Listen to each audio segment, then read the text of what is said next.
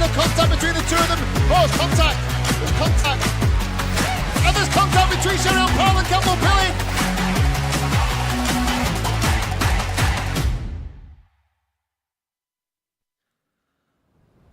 Good morning and welcome to round 4 of the Daniel Ricciardo Series. We're just slap bang in between Cheltenham and Oxford here at Little Rissington, the old RAF airbase, one of the fastest circuits on the calendar. 8 corners, just around about 1,000 metres of tarmac for the drivers to navigate their way around this weekend. We are live on Facebook and on YouTube, giving people the opportunity to see all the action here on a blisteringly hot, sunny July day. That is the circuit that the drivers will have to find their way around for their qualifying session, their heat, their pre-final and their grand final today. Let's have a closer look at what Little Rissington has to offer. So here we are on a lap of Rissington, just getting ready for the academy. Into the first corner. This corner's flat out, get next to the curb, run just over onto the curb on the left hand side, don't turn in too early here, little lift, get the kart straight in the middle here and then just turn in for the middle loop, push the gas but stay quite tight on the exit so you don't slide, top bend, turn in late, get next to the curb on the exit and run wide just onto the rumble strip, and now flat out down to the dogleg, look for the braking, brake straight, late, don't turn in too early, your front left wheel just misses the curb there and your right front just here, let the kart run out to the left hand side.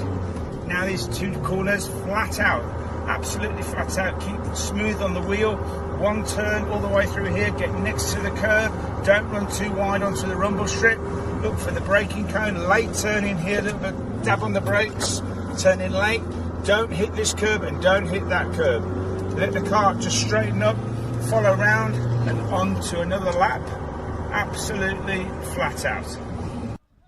A view of the Rissington circuit there by Andy Cox, a man who knows a thing or two about fast laps around Rissington and winning races around Rissington as well. So round 4, we've already been to the deep south at Clay Pigeon for round 1. We've been to the Midlands at Wilton Mill for round 2. We've been to Wales, which is where we were just around about a month ago. And now we are here for round 4. So this is the turning point of the season. Once we get through today's over to the south of Wales at the end of August to Landau for round 5 before we head back up to the northwest and Houghton Park in September for round 6, and it will all come to a dramatic conclusion at Fulbeck in Lincolnshire at the end of October, where the weather certainly won't be as it is here today. It is blistering hot, was certainly tipping around 28, 29 degrees yesterday. Something similar expected today, although there is quite a breeze here at Rissington as the drivers look for any last bits of shade they can get their hands on. That's why you'll see the umbrellas, not through the rain, but through the hot weather. Interestingly, when we were here last year for the Daniel Ricciardo Series in 2021, mid-pandemic, it was also blisteringly hot here at Little Rissington. So let's talk you through the day's activities. Let's talk you through how the series works for those who are new to the Daniel Ricciardo Series, those that may be tuning in for the first time on YouTube or on our Facebook page for the live stream. All the drivers will take part in a time qualifying session this morning. They'll have a heat as well before we have the lunch break, which is scheduled for around about 1:30. And then the drivers will, in a heat, will then have a pre-final. And then, as a result of the pre-final, that is where they will start the grand final. The 3 grand finals scheduled for 4 o'clock, 4:20 and 4:40, DRS 62, 125 and 100 respectively.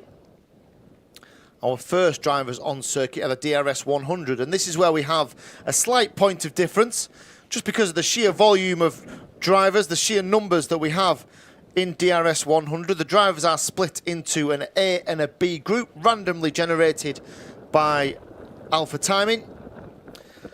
So they'll be split into those groups. They will do separate qualifying sessions, separate heats and separate pre-finals before the best of those drivers all come together for their grand final later on this afternoon. That's our last race of the day, the DRS 100 grand final, round about 22.5 expected.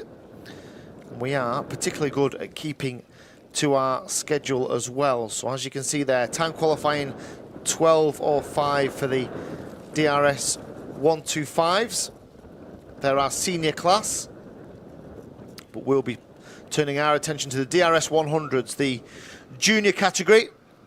They're on the dummy grid here at Rissington at the moment, just waiting for the clock to tick over to 11:05, and they'll get 10 minutes. So 10 minutes to do as many fast laps as they possibly can, put in their best possible qualifying time, in the hope that that gets them to the front of the field. And in terms of the championship, certainly very close indeed. All the classes very close indeed. When I was looking through the championship scores this morning, at the moment it's Max Salarski who leads the Daniel Ricciardo Series DRS 100 class. 636 points. He's won every of the 3 grand finals so far. Certainly the man to beat, but certainly not away and in the distance at the moment in this field. Second in the championship, Tristan Powell currently, and then Charlie Ratford just behind them. There's only actually 9 points that separate the top 3, and that's on best points scored as well. So all the drivers accumulate points for all activities when they are out on circuit during a race weekend, a race Sunday. But they do also have the opportunity to drop their worst score. So they can drop their worst qualifying, they can drop their worst heat, they can drop their worst pre-final and drop their worst final. So you get an average, if you like, of their scores throughout the championship season. And when you add all those up at the end of the year, we will have 3 brand new Daniel Ricciardo Series champions for 2022. Drivers just getting themselves ready. We've got, well, by my calculations, just around about 90 seconds or so before we see the A group, the drivers who have been drawn into Group A. Now, the other aspect of this qualifying session is the drivers can go out whenever they like. They don't need to go out at the start of the session. They can go out, if they like, halfway through or part way through. It's absolutely up to them when they decide to hit the circuit. But what they cannot do is they cannot go out, come in and go out again. So once you are in and you've posted your timed laps, you are in for the duration. So what a driver could do is head out there, do 3 or 4 laps and then come in, and they might preserve, for example, their tyre wear, keep those tyres a little bit fresher. It'll be interesting to see the different tactics. We've already seen this in this championship year, different tactics from different drivers with relation to qualifying. It's worked for some, not for others. If I remember rightly, when we were here last year, there was some different tactics used as well, certainly by the DRS 125 drivers. So let's see how this pans out. There is quite a real stiff breeze, a real cooling breeze, it has to be said, which is going up the main straight towards the first corner, the paddock bend here at Rissington. We'll talk you through the circuit. We'll give you an alternative view from Andy's track guide earlier on this morning. It's a circuit that I know particularly well. I won my first Senior British Championship here back in 1998. It's not changed an awful lot, it has to be said. Still very fast, a little bit bumpy in places. And overtaking here is generally at a premium as well. There's not that many really fast to real slow corners here. We don't have real tight hairpins. We don't have the bus stop chicanes you've seen at places like Fulbeck.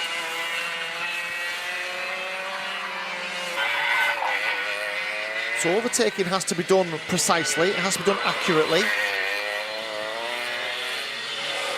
And you've got to pick your way around this circuit to carry as much momentum as you possibly can do and give yourself the best possible chance of linking corners together as the drivers head out on their familiarisation lap. So 10 minutes for these drivers. So we've got a couple that still haven't hit the front yet, or haven't hit the circuit yet. Eldon Holland is one of those, the 117, just sat on the dummy grid, just waiting for the opportune moment to go out there.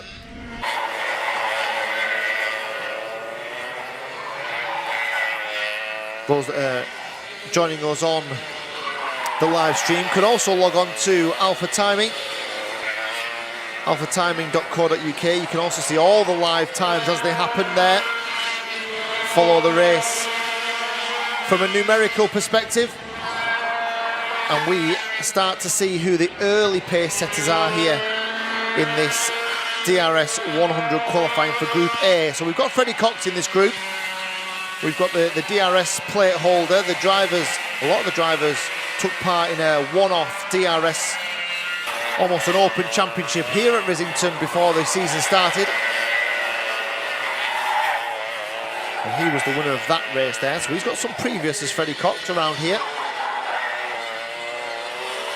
Daniel Weir is also in this group of drivers. Tristan Powell's also in Group A, the number 6. In terms of seeded drivers, they're the 3 that we have in Group A. But there's also drivers out there that we know are particularly quick as well, the likes of Maximilian Reed, Kai Newman's out there, Daniela Sutton's out there, James Kochalek, who's shown very good pace, certainly at Wilton Mill at round 2. So those drivers are on circuit at the moment, just trying to find that little gap of space, that little opportunity to either grab a toe from somebody or chase somebody down, whatever works for them to get the absolute maximum out of these DRS karts, all standardised karts, standardised engines, standardised tyres. So the emphasis becomes driver ability, setup. So the drivers have completed 3 laps so far. The fastest driver out there at the moment is Freddie Cox, 43.074. Now the other thing we need to do is be mindful to compare Group A and Group B, just to give us an indication of who the drivers that have pace in the 2 groups are. Remember, the Group A and Group B drivers won't see each other until the grand final, so the first time they'll come across each other, as that instant there will have cost Freddie Cox a little bit of time. He'll have had to abandon that lap. It was Eldon Holland who just held him up a little bit as they went through the elbow last time round. So Freddie Cox will embark on another lap here. That last one will have been scrapped. Indeed it was. He lost half a second in that battle with Eldon Holland. And whilst he was losing that time, he was also losing the fastest lap of the session, because Daniel Weir has done a 43.055 and now he's done a 42.978. So Daniel Weir is the only driver to duck under the 43-second barrier. And what's Freddie Cox got in return to that? He's just crossed the line now to complete another lap. Does he go faster? No, don't think he does on that occasion. Just waiting for our screens to refresh here. No, he did a 43.2.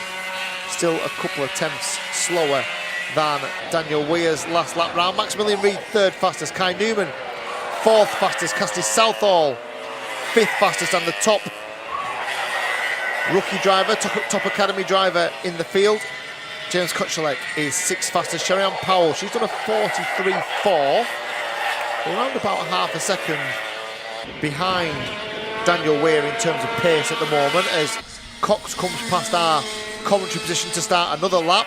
Does he go faster? No, 43.2 that time. A couple of drivers did make some movement though. Freddie Farrell moved up 4 places into the top 10, into 9th. Displaced Daniela Sutton, who drops down to 10th with a 43.5. So it's about half a second covering the top 10 here at the moment. And there is Freddie Cox, 2nd fastest, the DRS plate, but the fastest man on circuit is Daniel Weir, the number 9. And why are they all out there? Let me just have a quick look back to the dummy grid. Yes, I think they are all out on circuit at the moment as Weir goes faster again. 0.918 for Daniel Weir.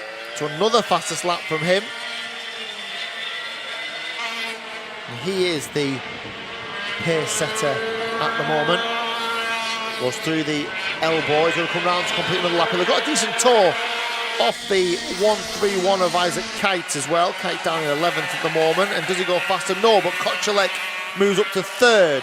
So a 43.1 for James Kotchalek. Jumps him ahead of Maximilian Reid and Kai Newman, who are 4th and 5th respectively. Ben Hoy's made 3 places as well, up into 10th place, and Eldon Holland's just displaced Jamie Scott at the back of the field, as Oscar Walmsley-Jones as well. So he's struggling a little bit, isn't he, Oscar Walmsley-Jones, in terms of pace. 6/10 off the leading times at the moment. But Daniel Weir's got himself about a 10th and a half of advantage here over Freddie Cox, who's 2nd fastest.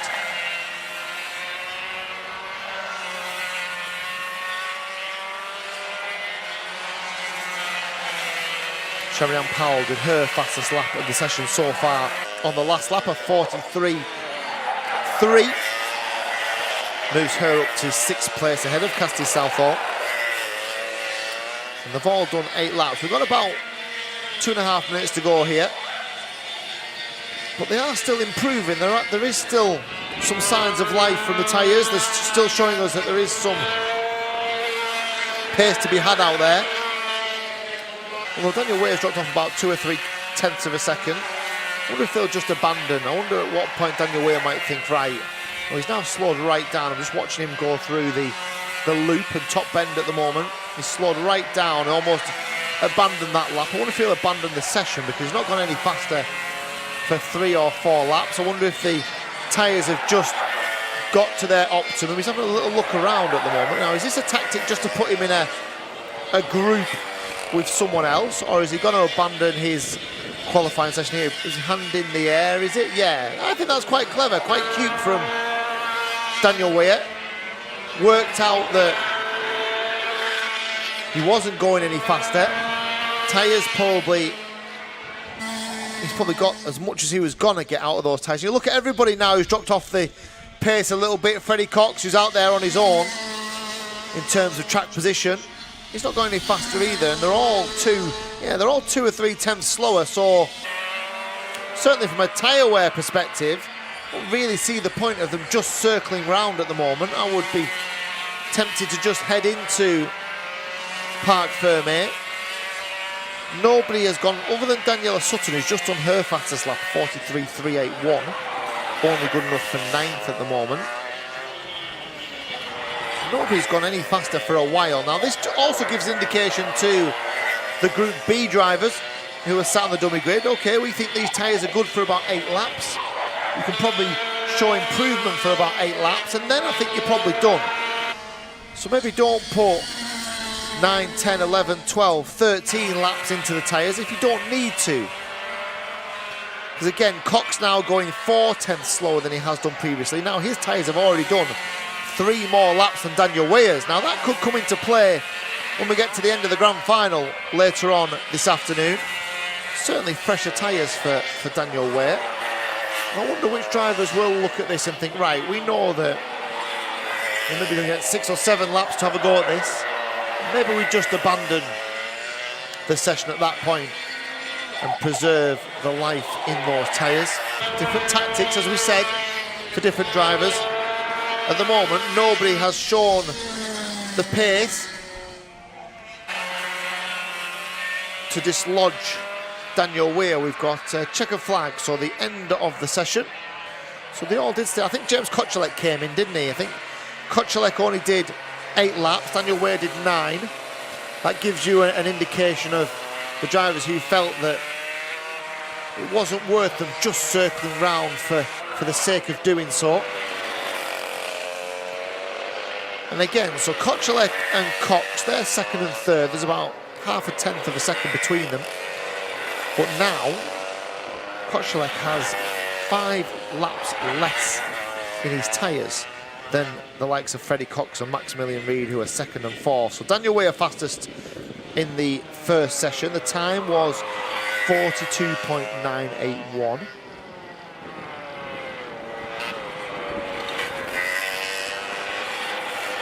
We'll see if we can maybe grab a chat with Daniel Weir and with the likes of James Koczelek later on, just to see how much that the tactics of qualifying has played a part in their decisions in that first session. So 42.981 is the time to beat. That's the time that the B drivers will be looking at, and lots of drivers within this B group who will, well, they'll fancy the chances. Lots of quick drivers in this B group. And let's see how they compare. Their qualifying session is scheduled for 25 past, so we've got 8 minutes or so before the start of that qualifying session, and we'll be back with you in just a few moments' time for qualifying for the DRS 100 B group.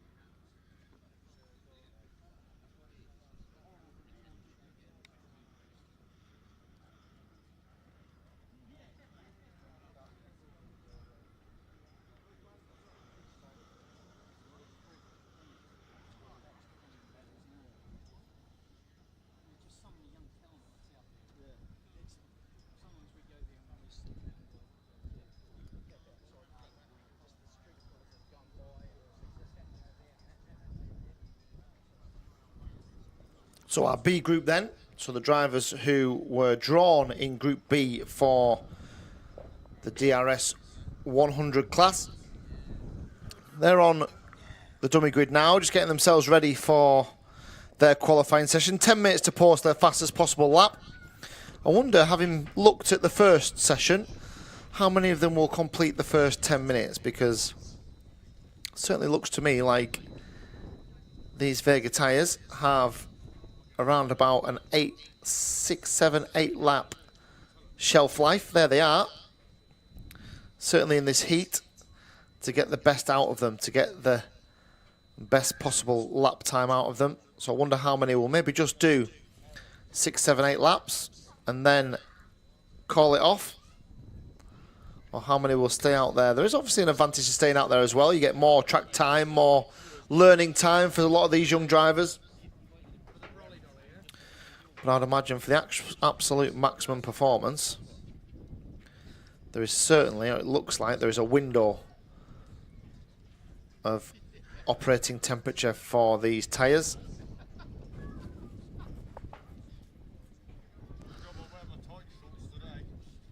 Ruby Smith there, the 151. Just behind Ruby is the 149 of Jake Woodrow. Will they all go out together? That's the other question. Will they all head out there for the start of this session, or will some just hang on a little bit? We've got the likes of Championship leader Maximilian Salarski in this group. There is the 7 of Bryn Calder. Behind him, the 139 of Ron Marsden. And then the number 5 of Henry Foote is also in this group. Also in this group is Charlie Ratford. So Charlie Ratford, the number 8. Not seen him, but he will be on that grid somewhere. There is Championship leader's kart. That tells us something, that Maximilian Salarski, this session's about to go. It's about to be released from Parc Fermé, and Salarski hasn't even got his helmet on. So that tells you a little bit of something about the tactics that Maximilian Salarski is going to employ here. 159 of Joe Wood at the rear of the field. So where was Charlie Ratford? Had he stuck himself right at the front and we just missed him as they went round? Oh, there is Charlie Ratford. He's not in his kart either. In fact, he's looking very casual and chilled with his race suit just around his waist at the moment. So Ratford and Salarski not going to come out to play just yet. That's their tactic. So of the drivers that are on circuit and will start the session at 25 past, which is the clock is already ticking on now, how many of these will do the full session? At what point will Salarski and Ratford join in? Will they join in together? Will they go separately? I'm just having a little look down now. I can see that Charlie Ratford is just starting to get himself ready, just put his balaclava on.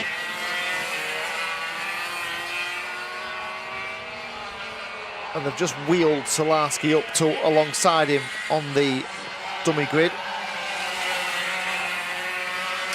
So let's keep an eye on the likes of Henry Foote, the number 5, who's out there at the moment. They're all just completing their first qualifying lap, or their first, oh, there's a little bit of contact there involving a couple of drivers. All quite well spread out at the moment around this Rissington circuit. We said before, about 1,000 metres of track for them to work their way around. It is super power here. It is very fast. It is very flowing. It's one of those that does tend to rattle you around a little bit. It is a tough one on the body. Now, who's fastest so far? Tristan Powell's done a 43.5. So he's the early pace setter. And then Sam Halley-Hinksman. Now, we didn't talk about Sam Halley-Hinksman, but he's also in this group. It does look like Group B this weekend certainly seems slightly stronger in terms of drivers who are up there in the championship.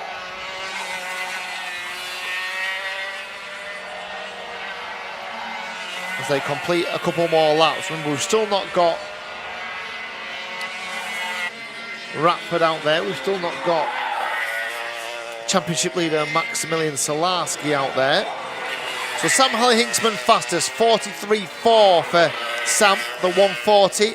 Brinkholder second fastest. Tristan Powell and Tuscany Groves third and fourth. Joe Jennings is fifth fastest, and then Liam Karbalov is sixth fastest, just ahead of Ruby Smith, as Jennings moves up another couple of places into fourth. But Joe Jennings now the top of the rookie drivers, the academy drivers. Henry Foote, 2 laps, 10th fastest at the moment. Certainly would expect him to be towards the sharper end of that. Where is he at the moment? Let's just have a look. He's just coming round the elbow at the moment. So let's just see what this fast lap is like for Henry Foote, the number 5, who crosses the line now. He doesn't go any faster, 43.8 for Henry Foote.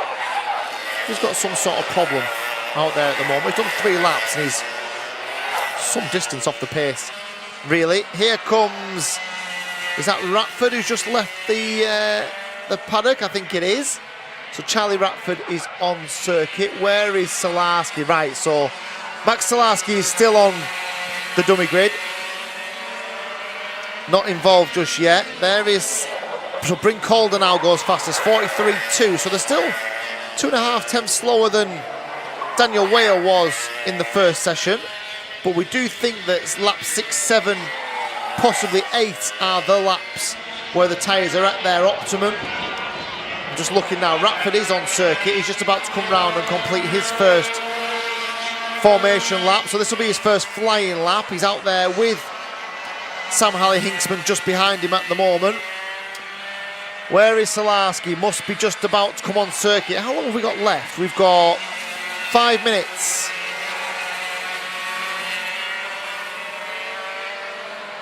It's certainly the tactic that I would be employing, whether or not you go out early and do it that way, or you hang on the way that Salarski has done. But I would certainly not be out there for the full session at the moment.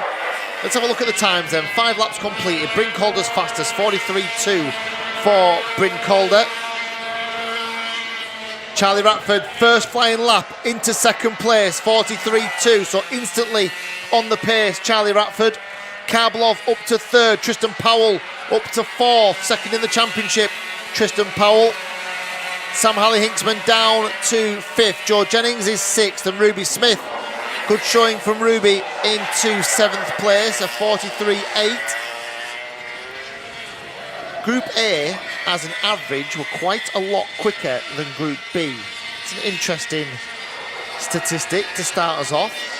Salarski, where's he at? Is he out there yet? Yes, he is. I've just seen him come round to start his first flying lap. Now, what sort of pace has Salarski got straight out of the box? What can he do on his first flying lap? As Ratford goes fastest, not just fastest of everybody. 42.7 for Charlie Ratford. He's 2 tenths quicker than Daniel Weir was earlier on in the first session. Ratford then is flying out there. Let's see what championship leader, the man who's won every single grand final so far in the DRS 100s, what has Max Salarski got? He's got a 43.1 on his first lap. Here he comes then to complete lap 2. Does he go quicker than Ratford? No, he doesn't. 42.9 for Salarski. Now then, he's going to need a little bit more, isn't he? He's going to need another couple of attempts to get on terms with Charlie Ratford, who is the fastest man out there. He's just done a 42.8, which is a tenth slower than his fastest lap of the session so far. Ratford and Salarski are the only two in the 42s. And add to them Daniel Weir as well, 42.9 from the first session. So here comes Henry Foote. Henry Foote must have some sort of problem out there, circling at 43.9, nowhere near the pace. He's a second slower than the fastest drivers out there. Ratford's crossed the line to complete another lap, not gone any faster. 42.9 for him. Where's Salarski? Here he comes. Let's see what he's got up his sleeve on his 4th flying lap. He's done a couple of 42.9s. He did a 43.1 last time round. There is second fastest driver. He is slightly quicker than Daniel Weir was in the first Group A qualifying session. Henry Foote gone any faster? No, 44 flat for him. Here comes Salarski. What's he got now? 43.2. Oh, I think he's done. Max Salarski. He almost worked in an operating window of 2 laps for the tyres, didn't he? Because he's now dropped a couple of tenths. Oh, okay, and I'm just being told through my earpiece that Charlie Ratford's flying lap, the 42.7, is a new lap record. So new lap record for DRS 100 from Charlie Ratford. That's going to take some beating, isn't it? 42.787, the fastest that any driver in DRS 100 has been around this Little Rissington circuit. How about that for pace this morning from that young man? So Ratford, fastest of them all. I think that'll be that. I don't think anyone's going to go much faster now. Henry Foote's gone a little bit quicker, but he's starting from quite a low baseline. 43.7 for Henry Foote, only good enough for 12th fastest. So Ratford, Salarski, Hinksman, Hallie Hinksman, Bryn Calder 4th fastest, Karblov 5th, Tristan Powell 6th, Joe Jennings 7th, Ruby Smith in 8th, and Ben Thorley is 9th, and then Tuscany Groves 10th, Jake Woodrow 11th, and Henry Foote is 12th, and Archie Potter, Rowan Marston and Joe Wood are the remaining drivers in terms of lap time. Nobody is going any faster at the moment. 42.9 for Salarski. Oh, has he got just one more push in there? If he was to outdo Charlie Ratford here, he wouldn't just be outdoing him for pole position in the first heat, he'd be outdoing him for a lap record as well. Let's just have a look at where he is. He's got to come across a back marker which might just impede him, or he might use him as a bit of a slipstream. Suppose it's how quick he lands onto the back of that back marker. He's going to catch him in the elbow. This probably won't help Salarski, so if this is a flying lap, it's probably not going to do him a world of good. Let's see. Might just give him a little lift up the start-finish straight. Has Salarski got one last push in the tank? No. 42.947, so consistent, but hasn't managed to hook things together and get himself towards the 42.787, and that is the end of the session. They're all going to come through to complete now. See if anyone goes faster on their last lap, shall we? We're looking for a blue highlight on the screen. I don't think we're going to get one. Salarski's the one to watch, second out there. Henry Foote last time did a 43.6, pushed him up to 12th. What a disappointing qualifying session for last year's 5th place driver. Here is Salarski, any quicker? No, really slow, 43.5 for Salarski. So Charlie Ratford then, fastest in Group B for the DRS 100s, but not only that, a new track record, a new fastest lap around this Little Rissington circuit, 42.787. Super stuff from last year's 8th place driver in the championship, the number 8 of Charlie Ratford, as the DRS 100 stream back into Parc Fermé. They will be weighed and the scrutineering checks will be carried out to make sure everything is compliant with the regulations here. And we will move fairly swiftly in around 7 or 8 minutes time onto our youngest drivers, our DRS 62s, who are due on circuit for their qualifying session at 11:45. We'll see you then.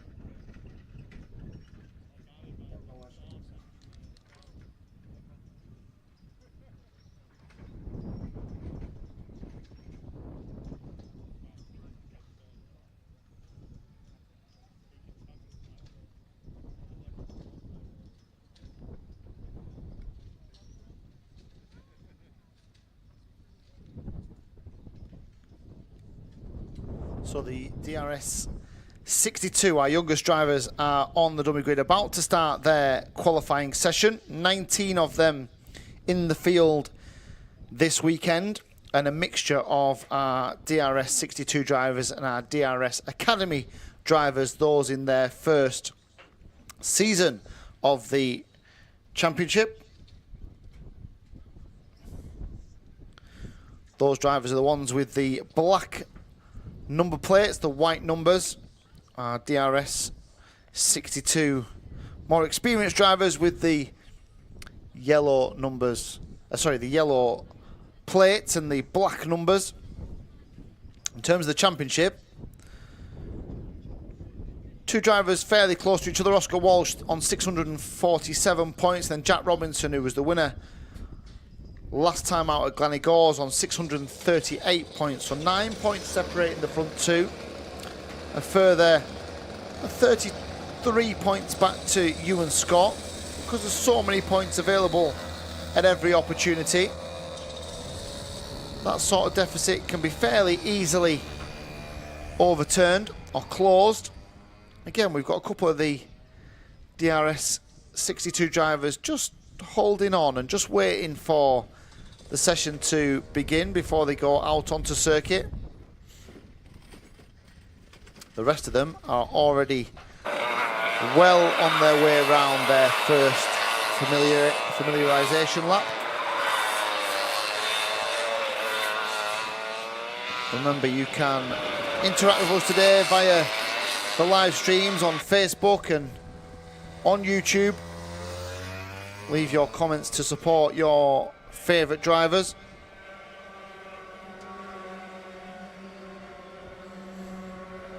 So a little bit more overcast here than it was before. There's Dorian Melek just about to come onto the circuit. I think he's going to be the last of the DRS 62 drivers to make his way out there.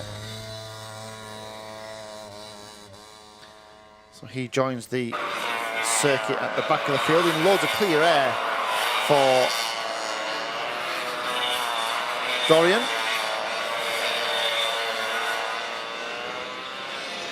Remember, you can keep up to date with live timing via alphatiming.co.uk. Click on the live timing link, click on the Daniel Ricciardo Series section, and you'll have all of the live timing as it happens here at round 4 of the DRS Series at Little Rissington. And Oscar Walsh it is who is fastest of all at the moment. And Bailey Wolf, the Academy Series leader, up into second place and certainly shown an ability to stay on terms with the more experienced DRS 62 drivers, has Bailey. As Jack Robinson goes faster still. So still in the early stages of this session, just starting to feel their way in. So Robinson, Walsh, and then Nat Johnston, who's up into third. And then the number 7 of Benjamin Baker.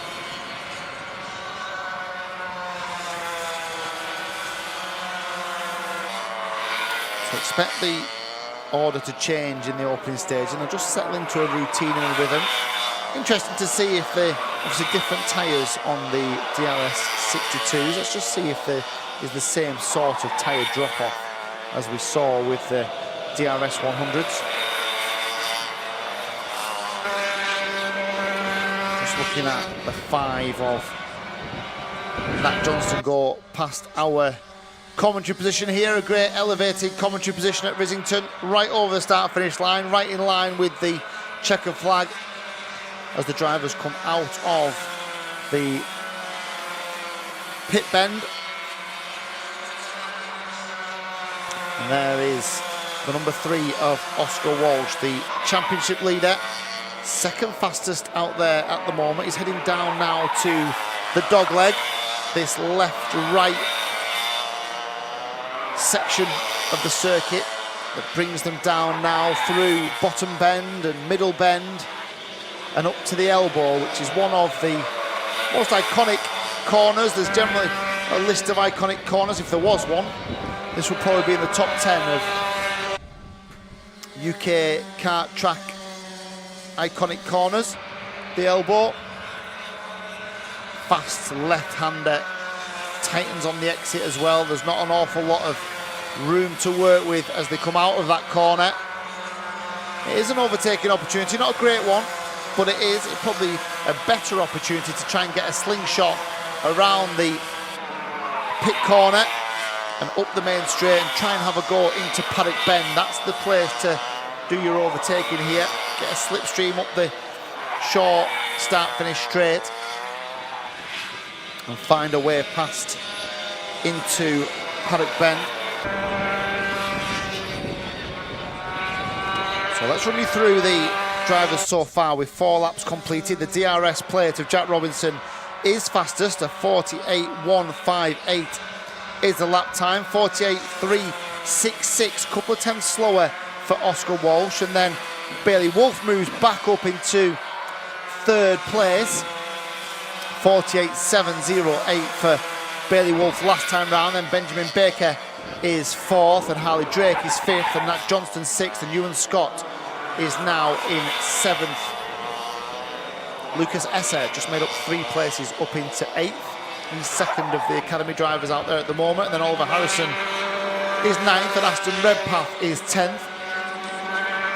Daxton Groves, 9th in last year's championship, just struggling down there in a 11th place at the moment. He's done a 42.9, which is around about a second off the pace. And it's a little bit more now because a new fastest lap for Jack Robinson, 48.114 for Robinson. It's the fastest of the session so far on lap 5. So they are still getting some operating temperature out of these smaller Vega tyres.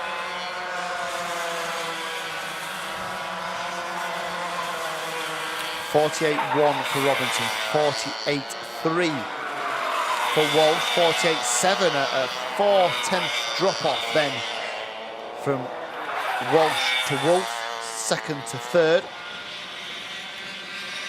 Ethan Whitlam just done his fastest lap of the session so far, up to 14th, and Indigo Pickering's done a 50.612, up to 16th at the expense of Jenson Woodhouse. And Ava Reynolds, the last of the runners at the moment, a 51.815, but going faster every lap is Ava. No change at the front, 48.114 is the lap time to beat. And the man who's trying to beat it is that man there, Oscar Walsh. He's got a couple just tucked in behind him, just trying to get dragged along by him.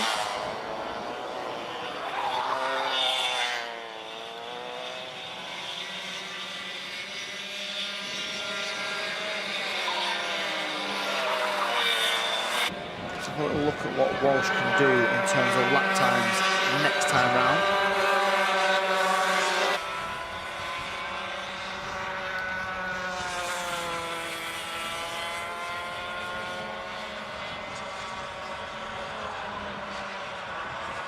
So has he managed to go any faster? No, he hasn't. In fact, he's dropped right off as Oscar Walsh, 51 flat, and we are about that time if we're considering a consistency of compound between the DRS 100s and the DRS 62s. We are at that point where the 7 or 8 laps complete, and if you don't go faster now, the only person that's gone faster in the last couple of laps is Ava Reynolds, and I think Ava's actually headed back into the pit. Has Aston Redpath under investigation as well. There's a big group of karts now, all trying to drag each other along. Here is that group, heading over start finish. They're not going any faster though. In fact, they're all going slower at the moment. So they might have turned it into a little bit of a race on track. Oh, there is Ava Reynolds just going over start finish with a very sick sounding DRS kart. Should be a yellow flag at 8. There is a yellow flag at post 8 just to, as they try and recover Ava's car back into Parc Fermé. It certainly didn't sound very healthy as it came past me here.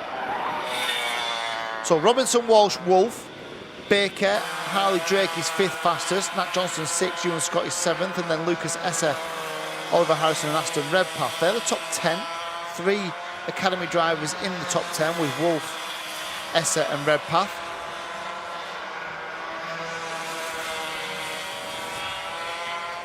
And the rest of them are just pretty much circling as they were. They might be more worried about the drivers around them than putting in fast lap times at the moment, because nobody has gone faster than their personal best for quite some time here, and with just 30 seconds or so to go in the session, I wouldn't imagine we're going to see anybody really make an impact on certainly the top placings. So Robinson, Walsh, Wolf, they are your top 3.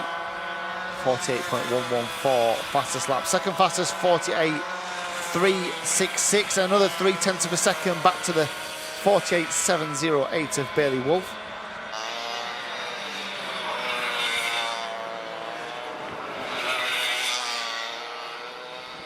Lots of messages of support on Facebook as well.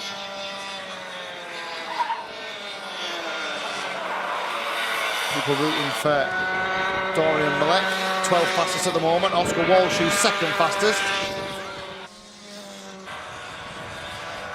Jenson Woodhouse also receiving some nice support on social media.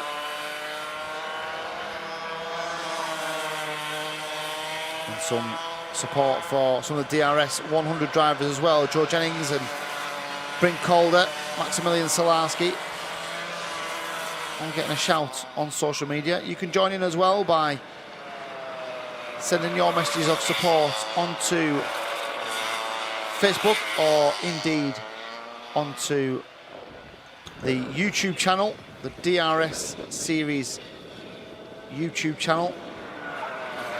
Put that into your search engine. You should find round 4.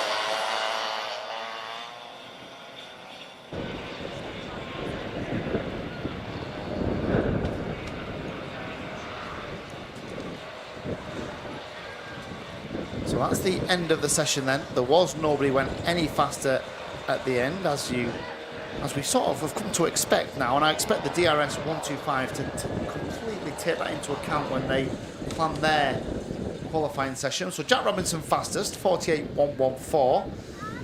Oscar Walsh second fastest, got a couple of attempts to find has Oscar, and then another few attempts back to Bailey Wolf in third. Benjamin Baker was fourth fastest, Harley Drake fifth. Then Johnston, Scott, Esser, Harrison and Redpath, they're the top 10. Daxton Groves 11th fastest. Dorian Malik was 12th fastest.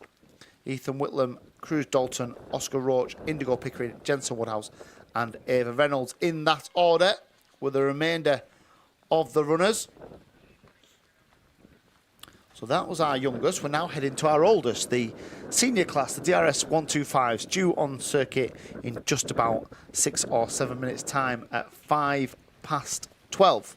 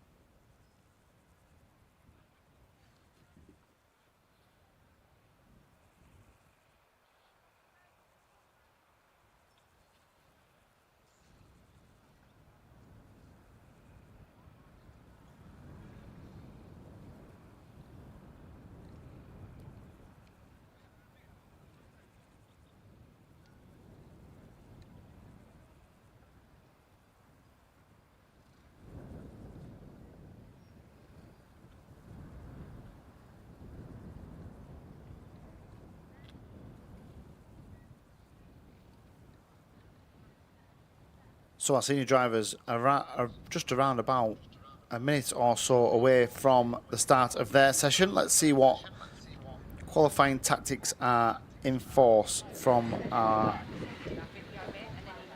DRS 125 drivers this weekend. In terms of the championship, very open here. We've had lots of different race winners. We've had lots of drivers showing pace at one circuit, maybe not quite as much pace at another. So it'll be interesting to see who has or can take the advantage this weekend. 15 DRS 125s with us. The only amendment to the schedule is Ralph King, who was the Club 100 guest driver. He suffered an injury yesterday, and therefore isn't out there in the field today. Championship leader is Tom Snape, 633 points. Oliver Owen is just 8 points behind with 625, and then Mark Lawrence is only another 5 points behind him with 620. They're your top three in the championship.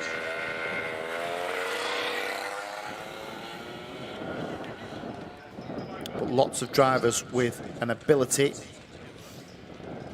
to win races, to win heats, pre-finals and finals, and to be fastest out there as well. We've seen good pace from Firas Belbezi here at Rissington. He's the DRS plate holder, won here at Rissington. We know that Jack Rigg has shown good pace at certain times during the year. Ben Gartside as well.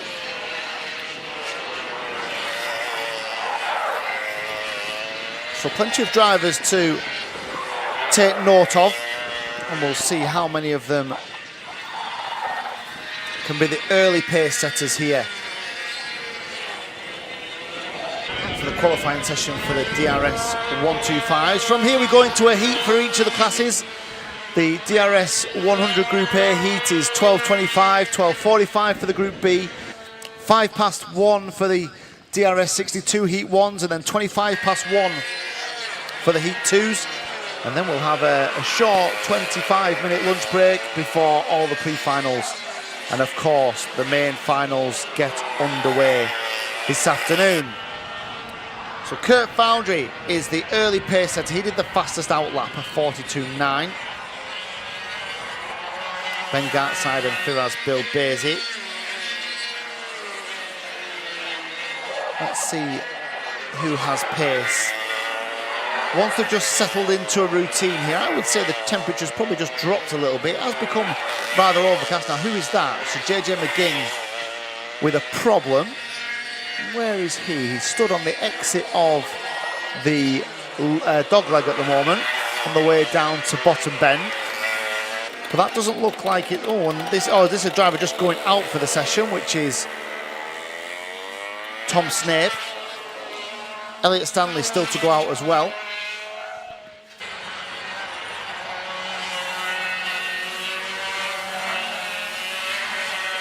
And Elliot Stanley does complete his first flying lap. He was just a little bit later out onto circuit than the others. A 42.9 on his out lap. Belbezi now fastest, 42.7 on his second lap. This will change every lap or so for a few. And then we'll start to see the degradation from the tyres. So this is a real key point in this DRS 125 session. This is the moment where one really good lap could really set you up when everybody else starts to drop off the pace ever so slightly. There's 5 drivers in the 42s. Belbezi, Foundry, Elliot Stanley's gone fastest in, and I said the 42s, 42.6 for Elliot Stanley on his second flying lap. He's just around about 7/100ths of a second faster than Firas Belbezi. Kurt Foundry a 42.8 in third, Tom Snape a 42.8 in fourth, and Jack Rigg a 42.8 in fifth. Very close indeed. And then Ben Gartside a 42.9 as Snape moves up into third. So Stanley, Belbezi and Snape, and then Oliver Owen. So on his first flying lap, a 46.6. Now that is very fast on your first flying lap. That's effectively an out lap for Oliver Owen. He's gone fastest of all. See if he can go faster on his second, his actual first flying lap. Let's see if he goes faster still.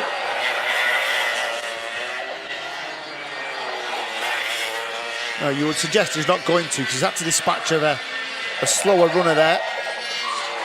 So if this is faster, he really has got things hooked up very nicely indeed, Oliver Owen. What does he do on his second lap? He does a 42.6. Now imagine that without the back marker. This could be very fast. If he hooks this up now, this could be very fast. He might come across another back marker. What I would say is Oliver Owen undoubtedly very fast, but they haven't actually put him on circuit in clear air, have they? They haven't really found a slot for him to come out without catching up on some traffic. He might just get away with it this time round. The driver who was in front has slowed down rapidly and he's got past him. So let's see. Could he duck under 42.5 here, Oliver Owen? This is his third lap out there. First really clear one. What's he done? Yeah, 42.5. 5.98. So he doesn't go under 42.5. He does a 42.5. He's a tenth quicker than Elliot Stanley, who has done his personal best as well, 42.699. And then Ethan Critchley, his personal best, 42.769. So very, very little between, say, first and, well, there's 0.2 of a second covering the top 5.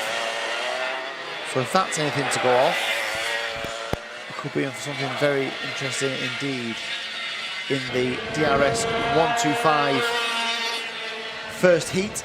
So Owen, Stanley, Bilbesi, Critchley and Snape are the top 5 of them. Kurt Fordry, 42.8 is around about 0.3 slower than Oliver Owen.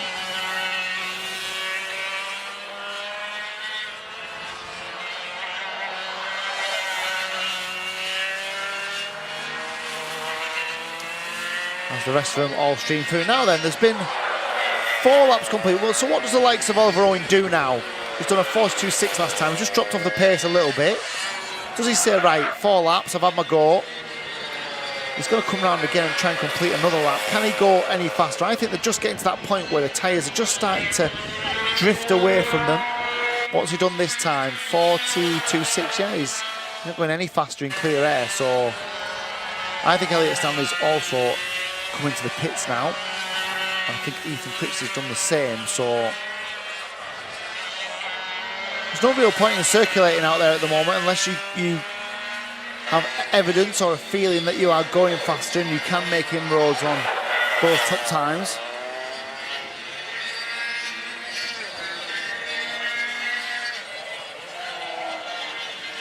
So Bilbesi, 3rd fastest, Ben Gartside, 4th fastest. In fact, Ben Gartside on lap 8 has booked the trend here, because he's done his fastest lap of the race, so of the qualifying session, 42.735, which is, well, it's just about 0.2 slower than Oliver Owen, but it's his personal best. It moves him up from 8th to 4th, and Ethan Critchley drops to 5th, and Tom Snape drops to 6th, and Kurt Fordry to 7th. So Tom Snape, championship leader, 6th fastest, only 6th fastest at the moment.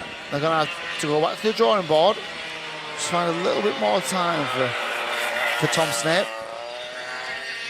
Jack Riggs, 7th fastest, 42.8 for him, and Kurt Fordry now 8th, and James Lane now 9th. And a lot of them are abandoning session, aren't they? A lot of them are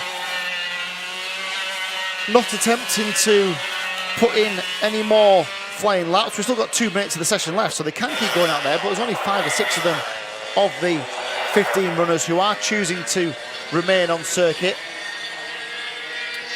And one of them is Tom Snape, because he probably knows that he just needs a little bit more pace. He needs a couple of positions would just put him up with the top group, but he's really struggled to find that pace as the number 6 of Jack Rigg goes through to complete another lap, and has now Tom Snape abandoned the session. He has. I've just seen him go into the pits as we look at Ben Gartside, who is the 4th fastest driver. I think he's probably finished for the morning as well, as he slows right down into... held a couple up there. They certainly held one up as he went the dogleg. But he has finished his qualifying session as well. So the last remaining runners, the DRS plate of Firas Bilbase, he's getting lots of laps in. He's done 11 laps, but you compare him to Elliott Stanley, so they've only 700ths of a second between the two of them in terms of fastest lap. But how significant will the fact be that Elliott Stanley has done 4 laps on his tyres and Firas Bilbase has done 11 laps on his tyres? So there's a 6-7 lap swing to be had there. In terms of the tyres, will they come around and complete another lap? They've still got a minute or so to get some times in, but there's only 4 of them circling at the moment. And now Bilbase comes into the pits, but he's put 11.5 laps onto those tyres.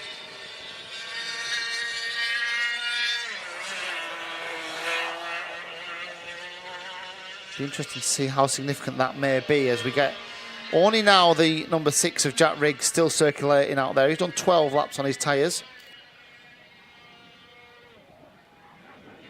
The fastest man of them all, Oliver Owen, 6 laps completed, 42.598. So he's got just around almost exactly a 1/10 of a second over Elliott Stanley. So it is close, and it certainly won't do Oliver Owen's championship challenge any harm at all, because Tom Snape all the way down in 6th fastest.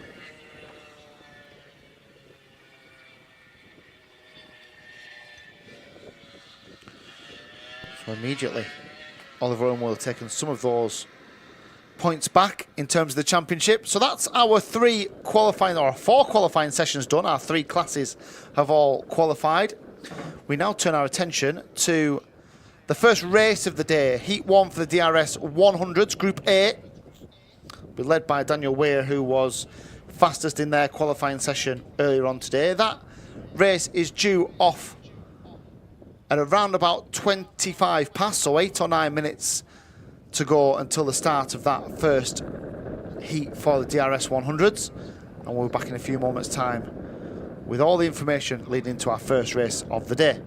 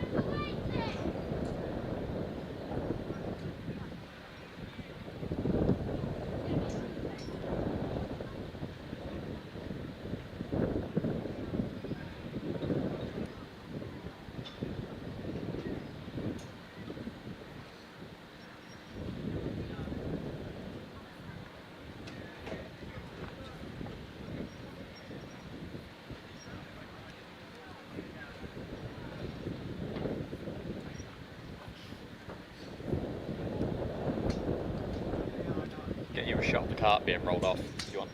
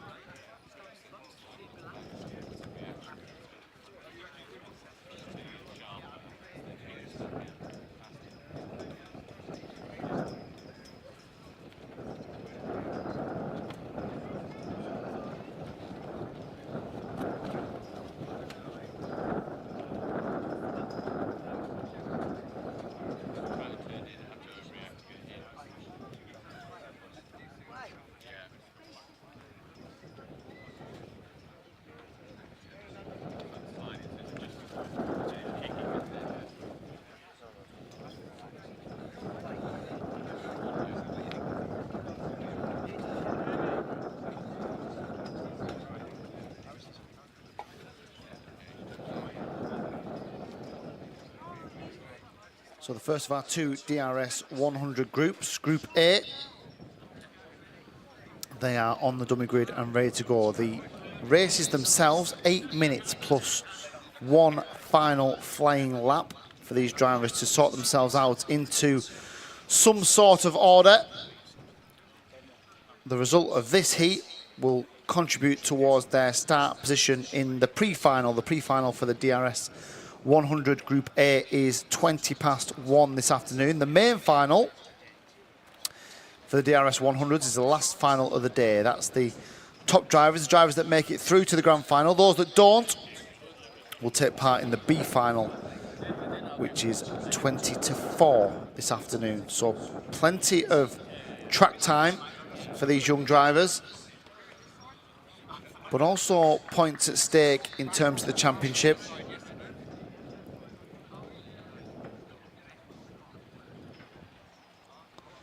And the likes of poleman Daniel Weir, keen to get as many championship points on the board as he can, keen to improve upon that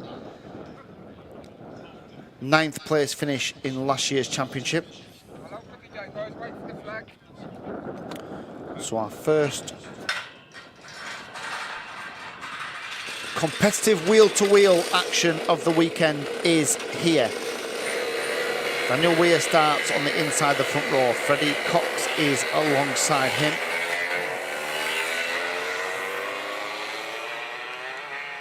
And they'll all head out on their formation lap. They'll go around and warm all of the component parts as the sun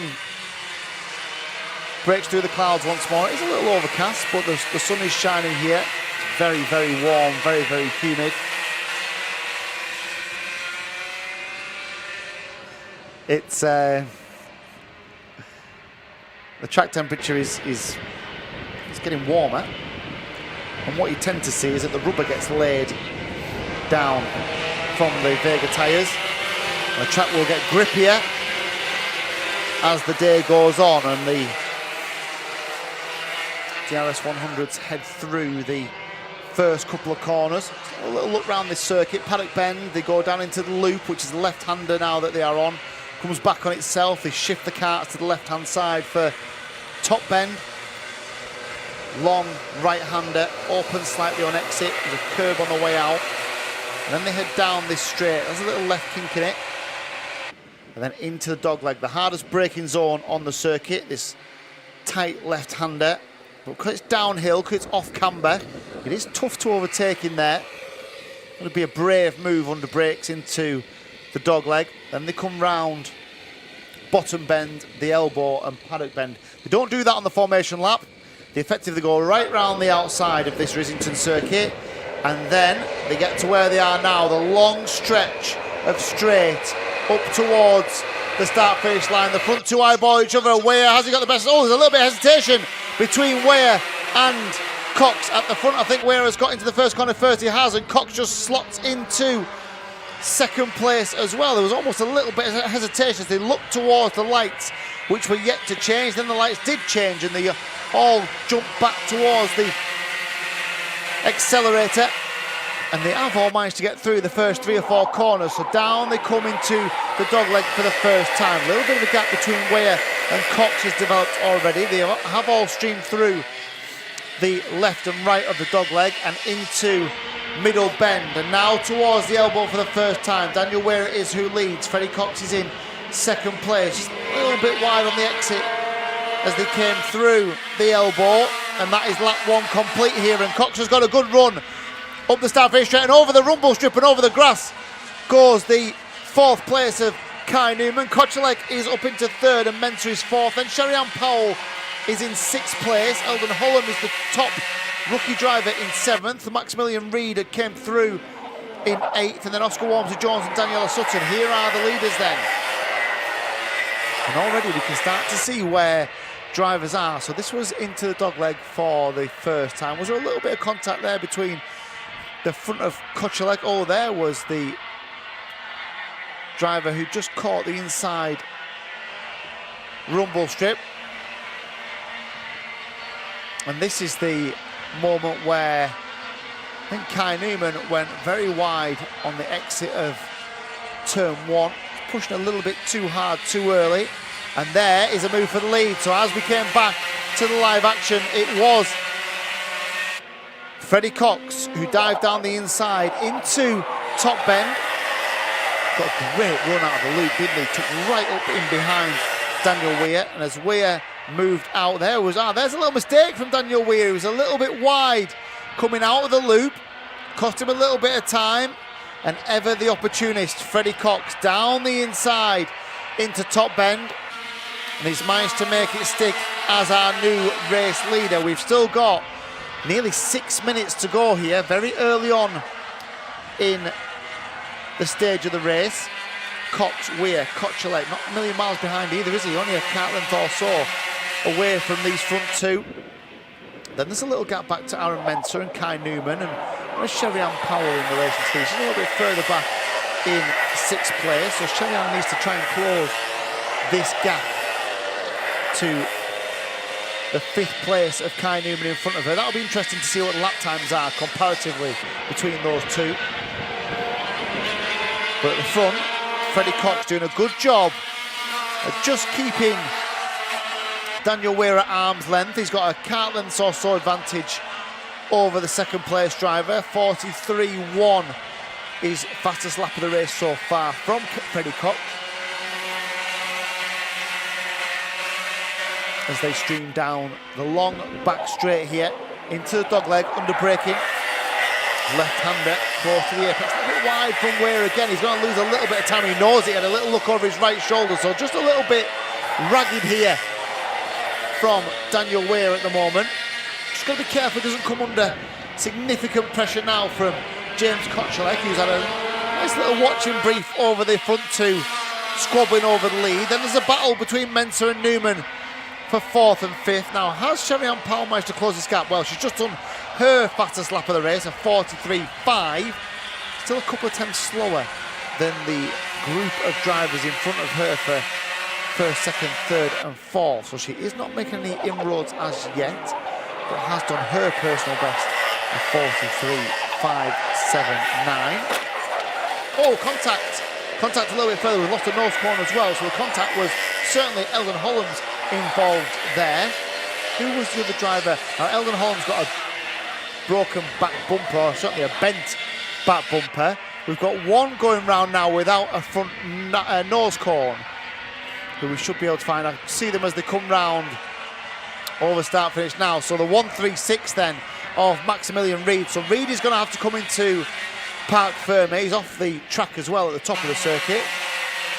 So no change at the front, but while it's all happening in behind, so Maximilian Reid and Eldon Holland involved in contact, I think they will both have to come into the Parc Ferme to have those mechanical problems fixed. Yes, I'm seeing the technical flag for 136 Maximilian Reid. I wonder if Eldon Holland will get away with it. It's got a bent back bumper. It's whether or not the officials deem it to be causing any significant safety risk.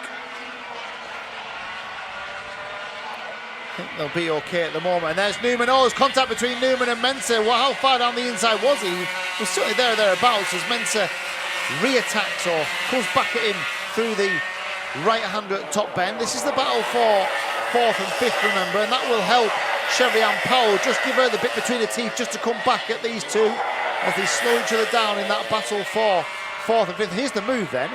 So how far up the inside was he? Oh, it's quite late. Oh, he's there though, isn't he? He's there though. So just doesn't manage to give that much conviction when he got onto the apex. Kai Newman. I don't think there'll be much done there in terms of the officials. They may have a look at it.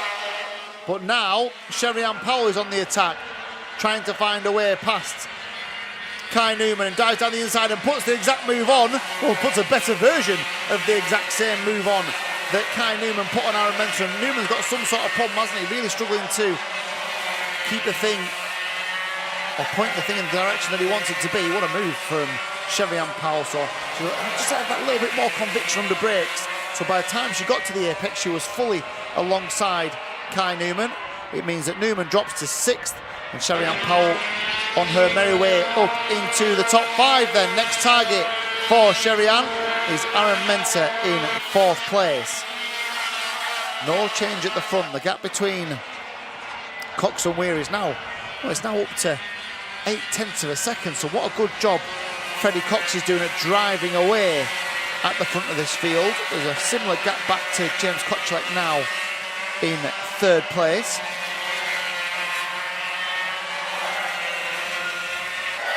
Then Aaron Mensah, who we've seen in 4th, who repelled the challenge of a couple of laps ago. He's a lot more comfortable now with a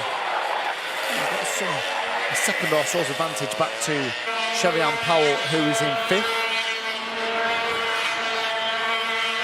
And Sherry-Ann has a recovering Kai Newman.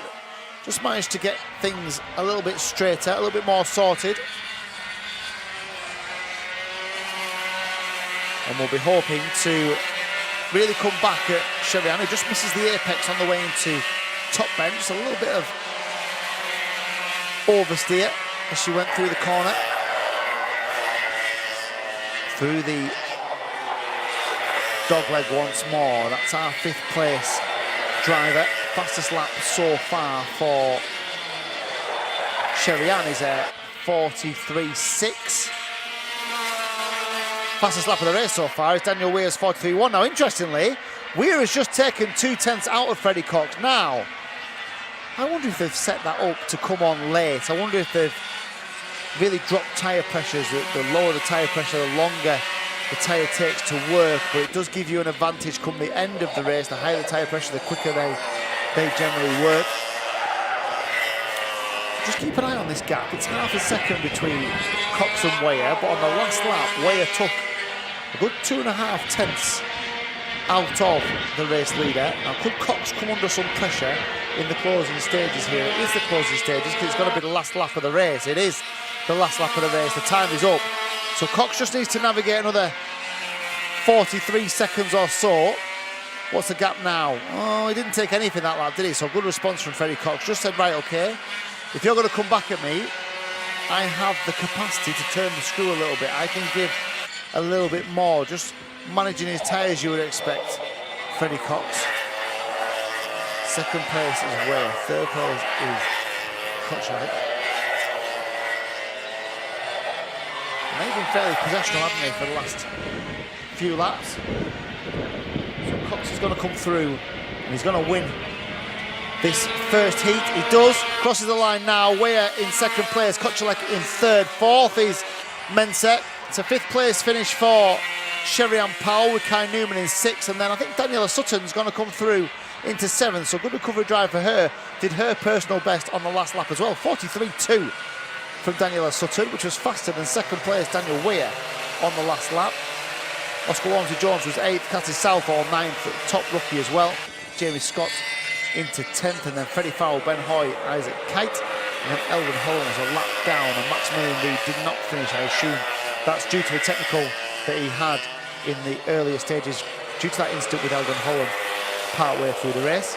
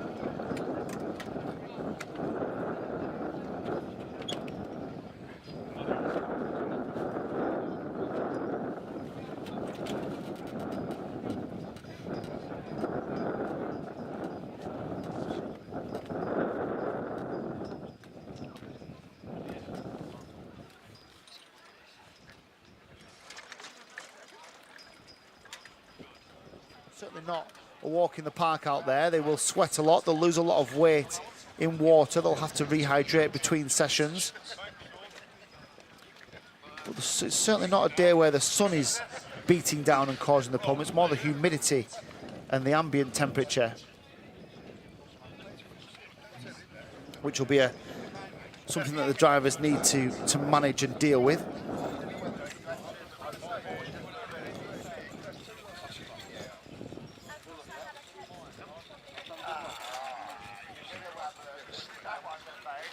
So the DRS Group B drivers just getting ready for their first heat. Heat 1 for them, scheduled to leave the dummy grid around about 5 minutes time, and we'll be back in just a few moments with Heat 1 for DRS 100 Group B.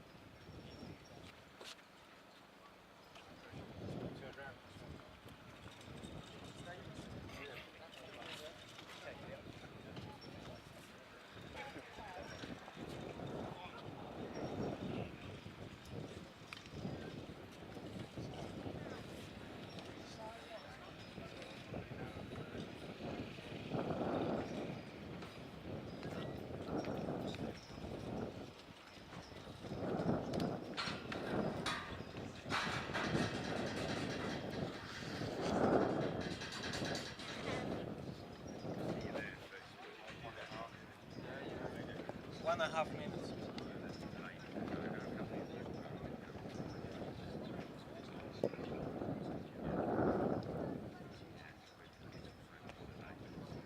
So what an interesting front row we've got here for Group B of the DRS 100. So Max Salarski and Charlie Ratford. Salarski championship leader, Ratford third in the championship. 9 points separate them at the moment. And Ratford, the current lap record holder. I don't expect that will be beaten today. We generally have seen a drop off in performance as the tyres get more life into them.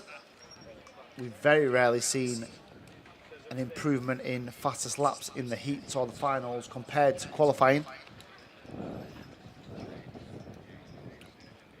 So it certainly could stand for another 12 months or so for Charlie Ratford, unless we see something absolutely incredible in terms of pace out there.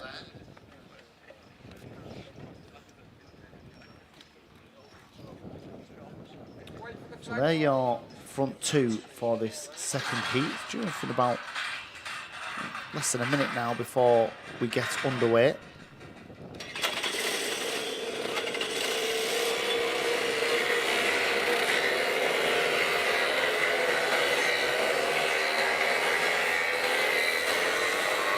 And here they come. So the second set of DRS 100 drivers out for their formation lap. Now, if the first one's anything to go by, we'll get 2 of these. So they'll get 2 laps round Little Rissington to get themselves up to speed, up to temperature.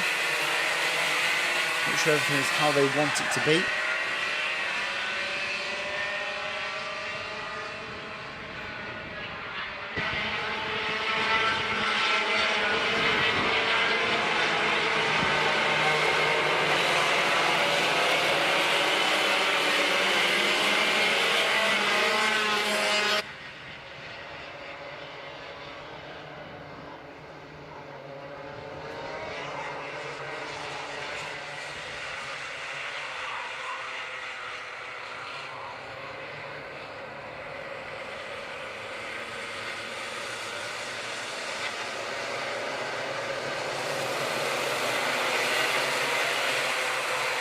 Ratford, Salarski, Sam Halley-Hintzman, Liam Carboff, Bryn Calder, Tristan Powell, George Jennings, Ruby Smith, Tuscany Groves, Ben Thorley. That's your top 10.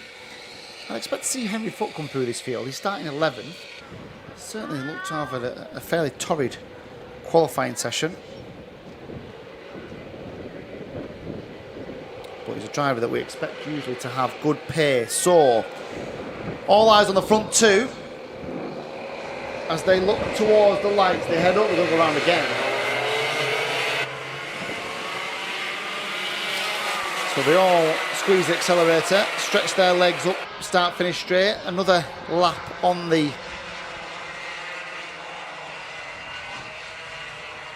formation.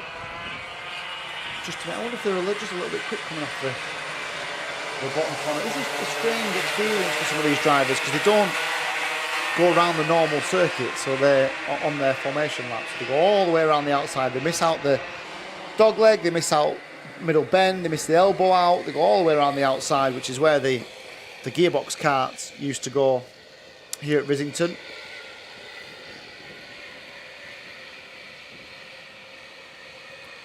So they're really well formed this time. So unless they break formation, which they're being told now not to do, eyeballing each other. I'm looking at the lights, which are red at the moment. They are gone green, and it's the better of the starts for Ratford.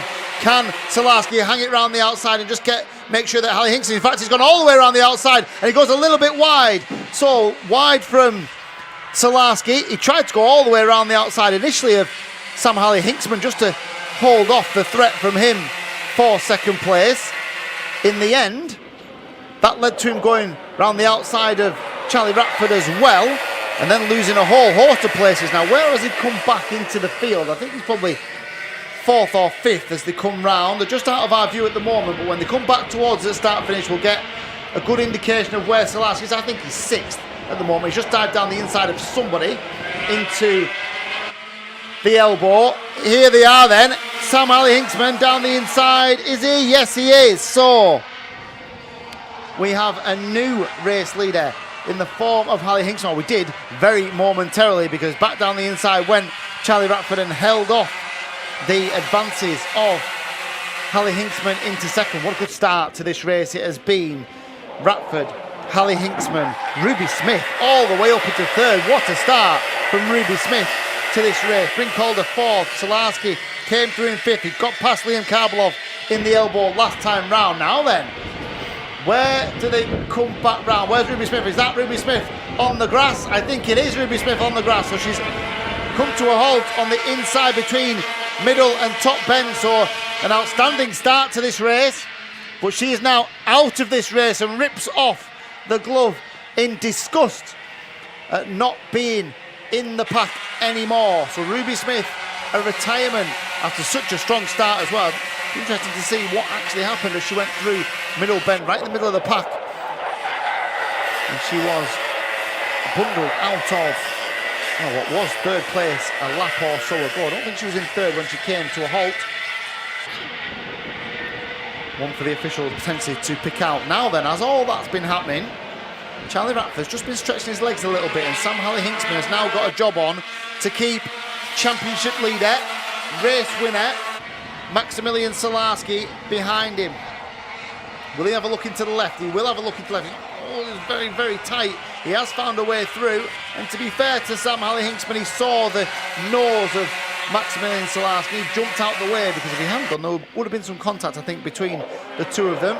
He's going to try and just shake to have a little look down the inside at the dog leg.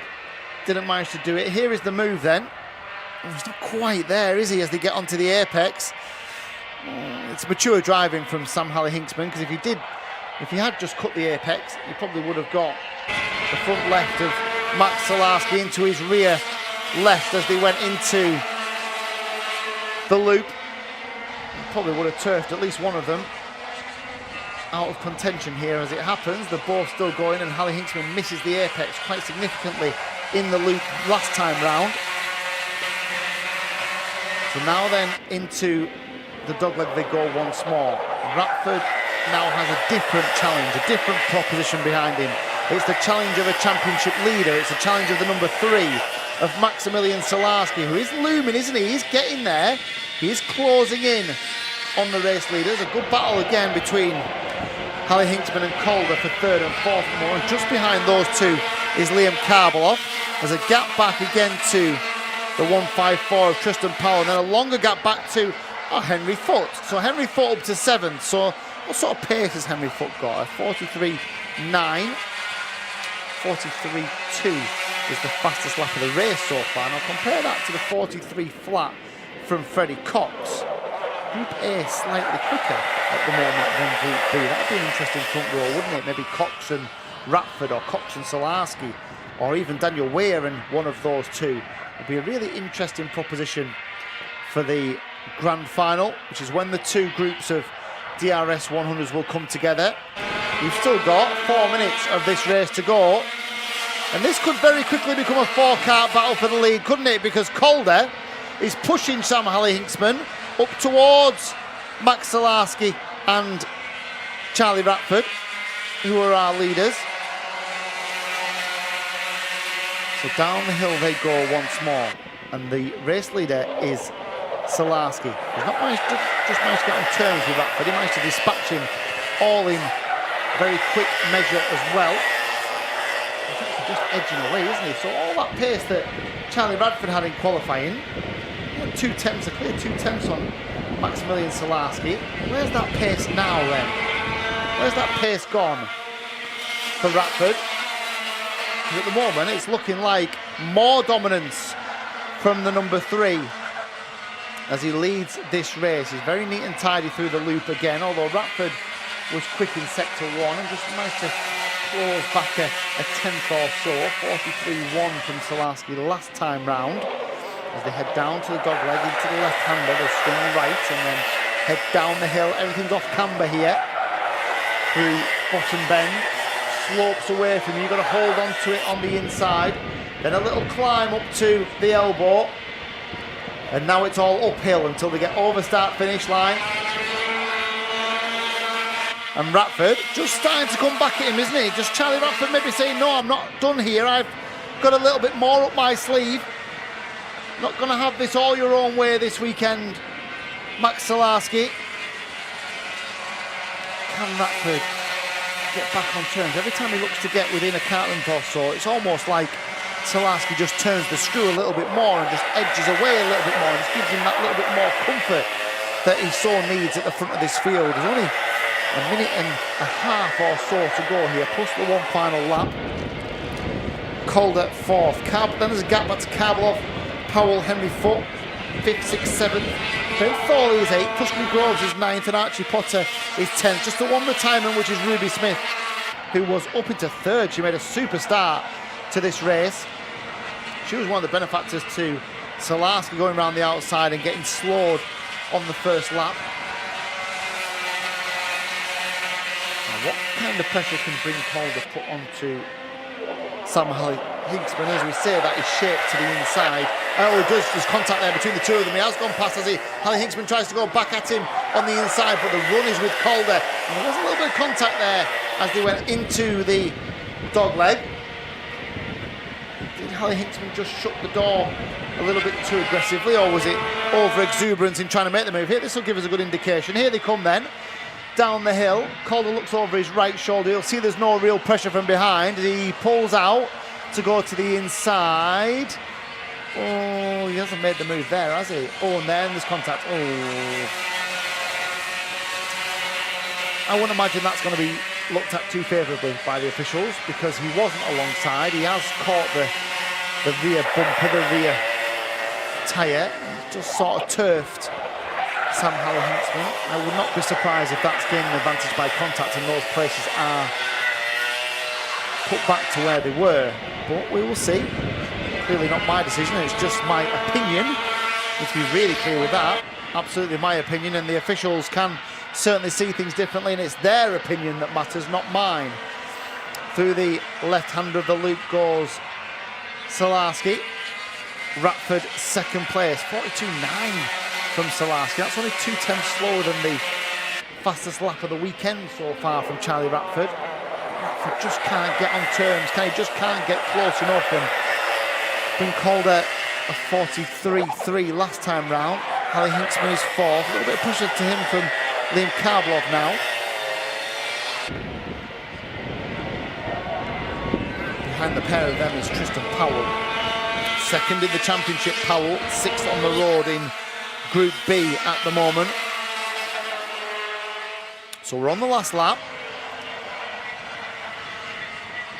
And Salarski has done absolutely everything that he's needed to do here.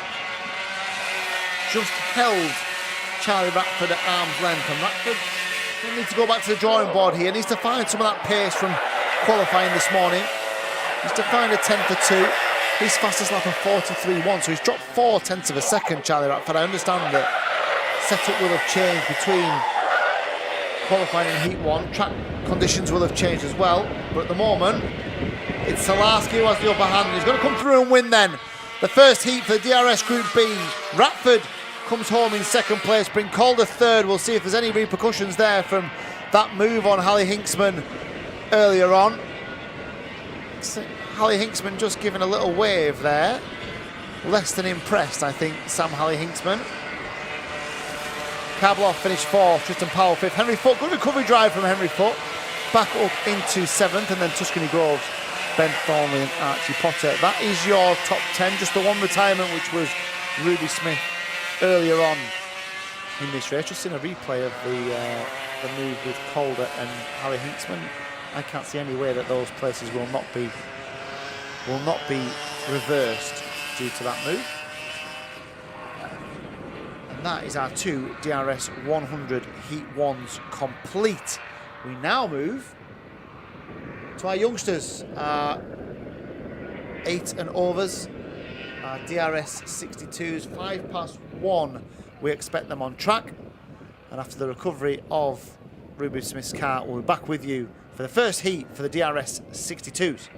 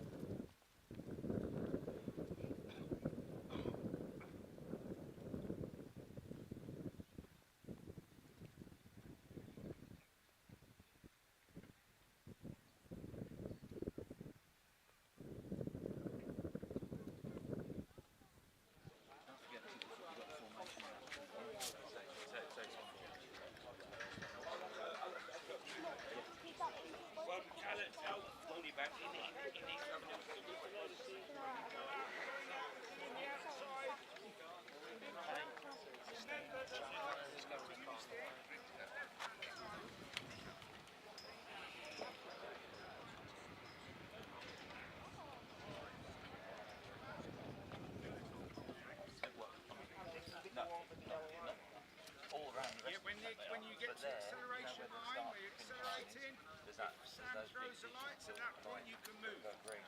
Otherwise you stay in your lane. Yeah. We'll do one lap. Cool. Go around again. And then bring them up nice and slow. And if we're good to go, we'll go. If not, we'll go around again. Alright? Andy? Yes, mate. So when the lights go on, You can move. Right. Yeah. The lights go, mate, the race starts.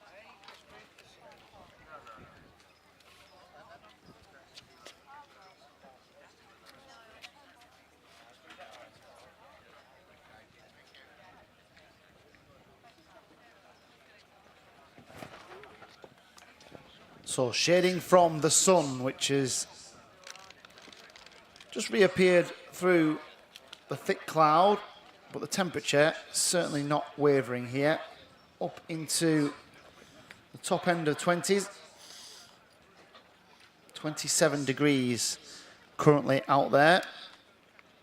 Precursor to the expected heat wave later this coming week.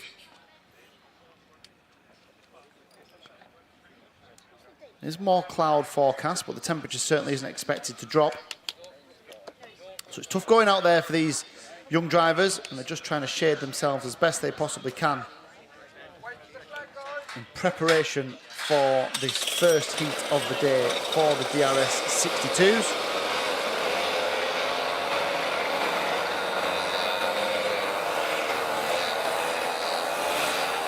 And they're just heading out towards their formation lap now.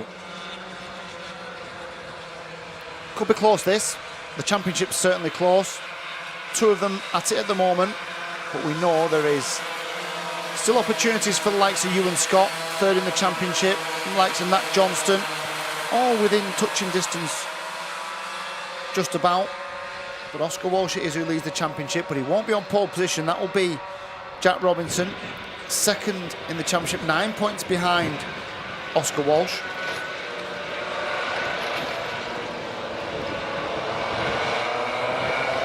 And they'll complete one of their two formation laps. Remember, from here we head onto the DRS 125s. They're the next race to complete their first and only heat of the day. That's scheduled for those tuning in at 25 past 1. Lunch break from 25 to 2 to 2 o'clock. We're then back with all the finals after that. Pre-finals for all classes and all drivers. A B final for the DRS 100s who don't make it through to the main final. And then our three grand finals. DRS 62, 4 o'clock. DRS 125, 20 past 4. And DRS 100 at 20 to 5 this afternoon. The prize presentation will follow shortly after, around about 5:15. And we'll be on the big pack up and the big head down towards Landau in a month's time for round 5. But we're still focused on round 4 and the start of the DRS 62 first heat. Who gets the drop into the first corner? First round the outside goes Walsh. Can he make it stick through the second part of paddock? I think he has. He's gone all the way around the outside and now has the inside into the loop. He takes the lead then.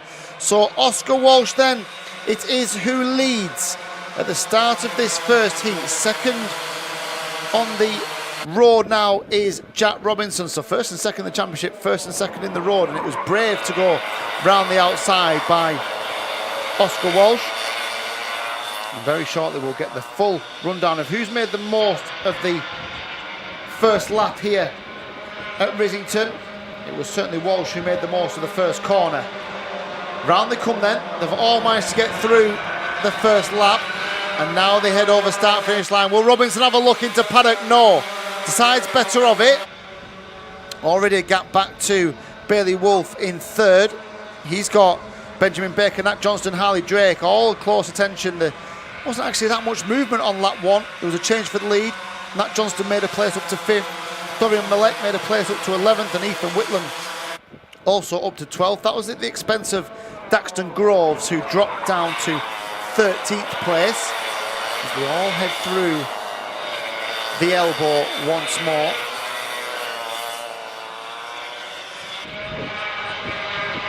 Here are the front two. There's no change as yet. Now, how does Robinson play this? Does he decide to just stay where he is for now, knowing that they are driving away fairly comfortably from Wolf in third, as Johnston moves up to fourth, and Ewan Scott is up into sixth as well. So Ewan Scott will be aware that he's got to try and get back on terms with these front two. Third in the championship at the moment. Certainly be keen just to try and get a few more points in the bag. Don't let these two run away with it at the front of the field, and don't let them run away with it at the front of the championship either. Here we go then. Is this Robinson down the inside? He got a really good run out of the right-hander, and he has managed to find a way past through middle bend. Will Walsh come back at him as they go through the elbow? He doesn't, he just holds on in behind. Now he'll spend a lap or two just working out where Robinson is quick now. Robinson will have other ideas. He'll want to break the toe, he'll want to get away from Oscar Walsh if he possibly can do. Knowing that there's an advantage to be taken here in terms of championship points as well. The battle's raging on behind between Wolf, Johnston, Baker and Ewan Scott. Harley Drake is 7th, and Lucas Esse is now up into 8th, and Oliver Harrison is 9th, and Aston Redpath is 10th. Indigo Pickering and Ava Reynolds have also made places up to 16th and 17th respectively, at the expense of Jensen Woodhouse, who's the last of the runners in 18th place at the moment. Here are the front two. A little bit ragged from Walsh. In fact, he made a mistake, didn't he, as he came out of the left-hander of the elbow. He ran very, very wide, and look at the opportunity it's now given Robinson, because Robinson just got a little bit of daylight between himself and Walsh. Just a kart length or so, and now Walsh has got to try and scamper in behind. He's got to rally, he's got to try and find a way back on terms with the race leader, otherwise he will disappear into the distance. And what we know is that we know Jack Robinson has a good ability to lead at the front of these races and really start to stretch his advantage over the drivers in behind. Robinson Walsh with a new third place driver as well in the form of the number 5 of Nat Johnston. So Johnston is up ahead of Bailey Wolf, who is still the first of the academy drivers, so he leads the DRS Academy race. Lucas Esse is 2nd in that, 8th on the road, and then Aston Redpath 3rd in that, 10th on the road. What a good battle between 3rd, 4th and 5th, and they're still at it, aren't they, as they go through the loop and head up, and I think he's just managed to hold on to that 4th place now has Bailey Wolf. He's got Benjamin Baker tucked in behind him. He's also got Ewan Scott, the number 4, in close proximity as well as they stream through. Scott is up into 5th place. And here is, so this is Johnston just holding off, or trying to hold off the advances. Oh, there was a bit of contact there, wasn't there? That's where Bailey Wolf lost a place. A little bit over exuberant to try and find a way past into paddock. He certainly wasn't fully alongside on the previous lap, and now he's having to fend a rearguard action against the likes of Ewan Scott and Benjamin Baker. Now back at the front, we said about how Walsh needed to close that gap back onto Jack Robinson. He's done that, and here he comes down the inside. Walsh to the inside, does he retake the lead? He does. Retakes the lead then through the dogleg on the previous lap. New race leader was our old race leader, so Oscar Walsh back up into the lead. Robinson then had a 3 or 4 lap stint at the front, but it looks like Oscar Walsh has had enough, and with 2.5 minutes remaining, here is the move. Just pulls out the slipstream, clean and clear as you like, down the inside. Not an awful lot of resistance from Robinson, and nor should there be at that point of the circuit once Walsh had managed to get that DRS car all the way alongside us. He's a little bit wide, isn't he? Walsh has made a mistake here. A little bit wide, he has to shut the door as they then go down towards the dogleg. He was just a little bit ragged coming out of the loop. That meant he didn't have the right line going into top bend. And Robinson just keeping him honest at the moment. You would imagine it's going to come from one of these two. The race win in Heat 1. A little bit wide on entry again into middle bend. A little bit wide again, so he's really struggling to get onto apex is Oscar Walsh. And that is going to put paid to his lead, I think, as they go side by side. Can Walsh stick it around the outside and hold on to this lead? He'll have the line as they go through the loop. He is going to hold on. Now then, can Robinson come back at him as they go into top bend? The side by side is top class. DRS 62 racing from these two young drivers as they head down the hill once more, and he has kept him at bay. Oscar Walsh, they were side by side for 2 or 3 corners, and it all came because Oscar Walsh really struggled to hit 3 or 4 apexes in consecutive corners. And now comes Robinson. He's gone a little bit wide again. Robinson on a carbon copy of the move he made a few laps ago, and he does make it stick this time. Robinson retakes the lead, and here comes Walsh back down the inside into the elbow. These two are absolutely at it between each other. They go then into the little kink up towards start finish, and Walsh reholds that lead. They're going to have 2 laps to go here. Next time round it will be the final lap. There's a battle going on for 4th, 5th and 6th, but we'll stay with our leaders because this is the action for the race win. Down the inside went Robinson. Made it stick through middle bend, and then quite cleverly Oscar Walsh just tucked himself back up the inside and got the run into the left-hander at the dogleg at the elbow, and then they were side by side. Ooh, a little bit of this is my corner here, Jack, from Oscar Walsh. And the pair of them are about to start their final lap. What have these two got in store then? Don't take your eyes off number 3 and the DRS plate. He goes defensive, does Walsh. It's fairly early in the lap to start with that sort of behaviour. Going to the loop once more. Will he try and undercut him on the way out? He is going to try and undercut him. It's a long way around the outside though. On the way, he switches to the inside. He switches to the inside as Robinson. He sold him a dummy on the way into the top bend that time. Now Oscar Walsh does have the inside line into the left-hander at the dogleg. He will hold on now. This is where he's been vulnerable. He's been vulnerable on the way out, and he's got to run him again.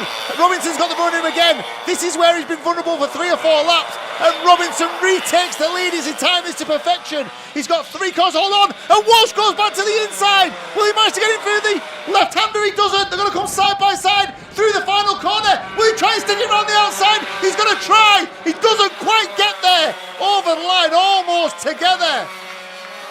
But it was Jack Robinson by absolutely a hair's width. 0.016, 1/100th of a second between Robinson and Walsh, who have delivered an absolute treat of a first heat for the DRS 62s. Super stuff between the pair of them. No quarter given, none taken, but all very, very clean, hard, tough racing between the pair of them. It's Jack Robinson then who does win the first heat by the smallest of margins. 3rd place, a super drive from Nat Johnston. Ewan Scott did get the better of Bailey Wolf for 4th place. Benjamin Baker was 6th, Harley Drake was 7th, and Oliver Harrison was 8th. And we might all need a rest. Here is the move down the inside.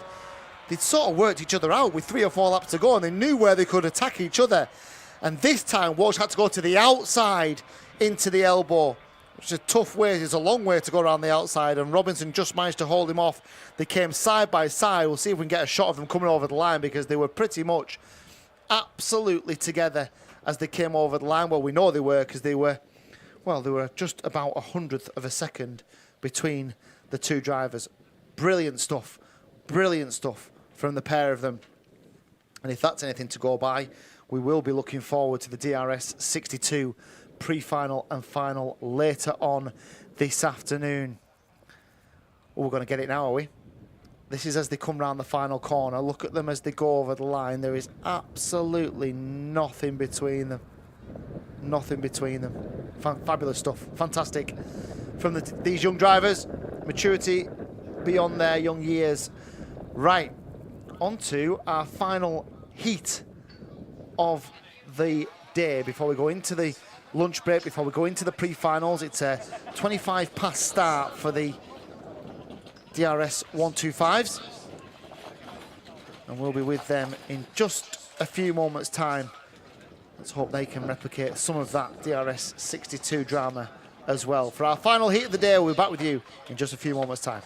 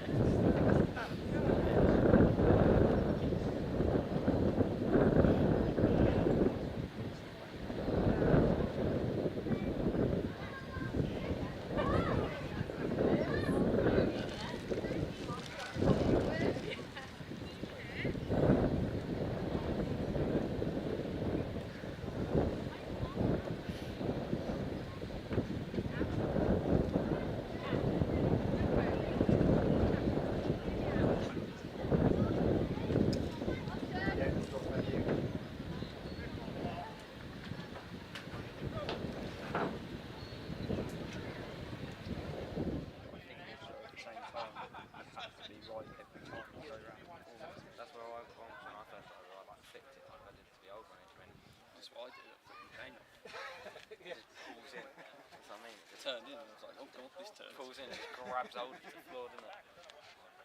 It doesn't mess about.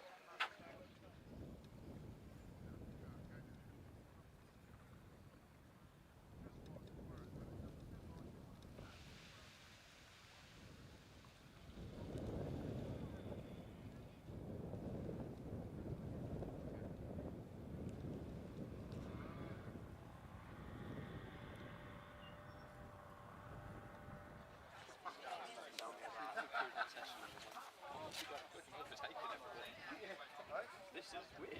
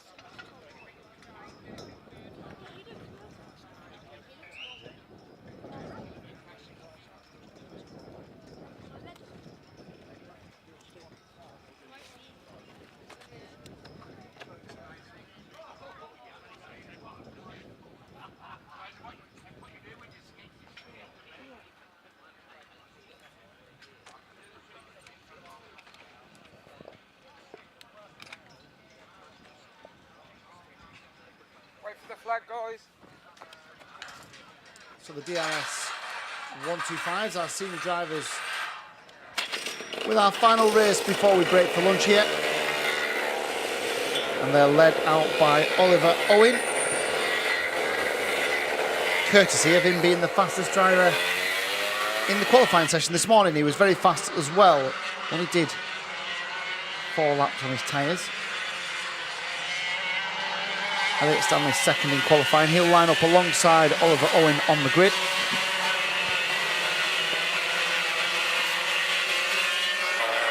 And from a championship perspective, keep an eye on Tom Snape, the number 4. Going to start a little bit further back in this race. A little bit of work to do for him.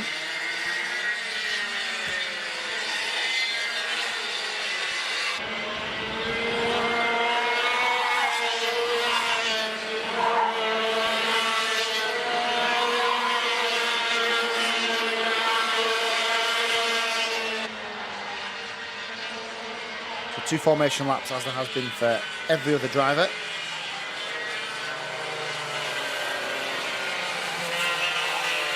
Gives them a chance to settle into a routine.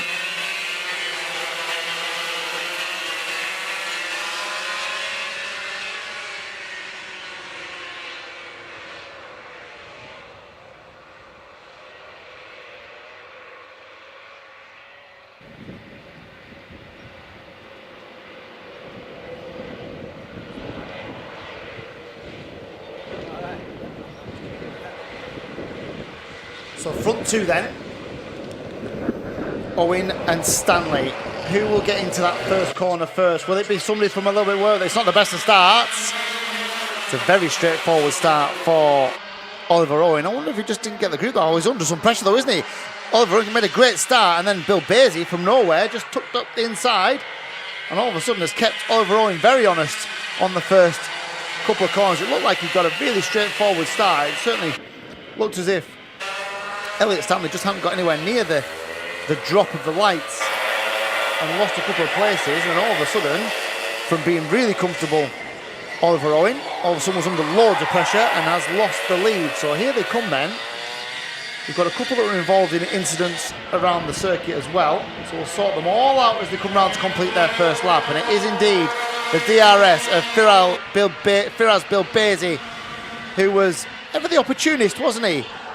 Just to slip down the inside, almost when Owen had thought he had a really comfortable start to this. Got a problem there for the 315 as well. 315? The driver has stopped. It might be JJ McGing, is it? Who has stopped. Oh no, it's not. It's the 311 of Kurt Fordry. So Fordry with something that looks pretty terminal. And he's parked up the wrong way down the start-finish straight, but not as part of the circuit that is being used today. So we've got a 5-car battle for the lead here, led by Firaz Bill Basie, Oliver Owen, Elliot Stanley, Tom Snape and Ben Garside are all absolutely in this at the moment. The 5 of them. There's a gap back then to Carl Watt, and Tommy Welsh is 7th, James Lade 8th, and JJ McGing is in 9th place. A couple of places made by Roberto Minoni on the last lap as well. So Bill Basie, first on the road. He's first of the Masters drivers as well, the older drivers. He's managing to hold off Oliver Owen. Now Oliver Owen's also got a championship to consider here, because as it stands, he's going to take some good points out of Tom Snape, who's currently in 5th place.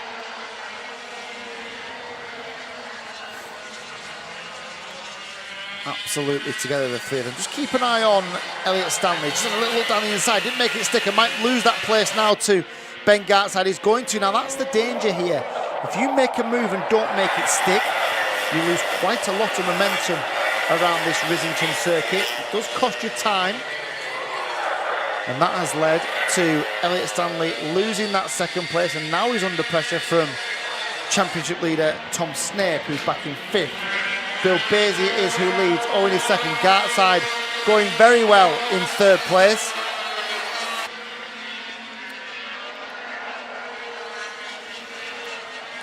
as they stream through to complete another lap. We've got 5 minutes of this 8-minute plus a lap race to go. The DRS 125s with their pre-final at 20 past 3 and their grand final this afternoon at 20 past 4. At the moment, Bill Basie, who's got some previous at Rissington, hasn't he? Won the DRS plate here in a one-off race at the start of the year. And he's showing great form as well. He made a super start. First couple of corners, did all his hard work. He's just about holding Oliver Owen at bay. Gartside is third and looking a little bit ominous, isn't he? He's just getting ever so menacing towards second place Oliver Owen, who looks over his shoulder just to check on the status of Ben Gartside. He'll see him coming, he'll be able to hear the additional engine noise of another kart in close proximity to him. There's now a gap back to Elliot Stanley and Tom Snape. Just dropped off the boil a little bit. The man on the move is Gartside, isn't he? He's got the pace here. Over the line they come. Is Oliver Owen's best form of defence to attack Firas Bilbezi? Is that the best way that he's going to keep Ben Gartside behind him? It's often the way in these closely contested DRS classes. Sometimes you have to attack or be attacked as they head down the hill towards the dogleg once more, left and then swing towards the left-hand side, take the long right-hander on the way out. It's all downhill now towards bottom bend and middle bend, and then up towards the elbow, which is where the leader is now. He'll come through pit corner, paddock bend, and over the line to start another lap. He's got 3 minutes here to hold off not just the advances of Oliver Owen, but the advances of Ben Gartside as well in third place. And if they all start to squabble, it will play into the hands of Elliot Stanley now. Stanley was up in second, made a half move, didn't he, for second place. Didn't quite make it stick with Oliver Owen. He cost himself a handful of time. And therefore, he's now back in fourth place. Here come the leaders back up towards us here at the commentary position at Little Rissington, through the elbow. And then this long right-hander over start finish, start another lap. Fastest driver on circuit at the moment is Ethan Critchley. And I'm saying that surprise because Ethan Critchley is last of all the runners, so the man in 13th place at the moment, the 325. I think he was probably involved in those incidents in the first couple of corners. He is the fastest man on circuit, 42.6, which is a tenth of a second quicker than Bilbezi, Owen and Gartside in the top three. So if Ethan Critchley can get some track position, which he certainly hasn't got at the moment, we know that he could run from a pace perspective up with these front three, who haven't changed in the last couple of laps. They cross the line to start one more lap. How many more will we get here? 90 seconds, so probably 3 to go from this point. Will Owen have a look into the left of the loop? No, he won't. He's got Gartside right there behind him. Any mistake here from Oliver Owen in terms of an overtaking manoeuvre on Firas Bilbezi will lead to Gartside profiting from any sort of mistake from not just Oliver Owen but from Firas Bilbezi as well.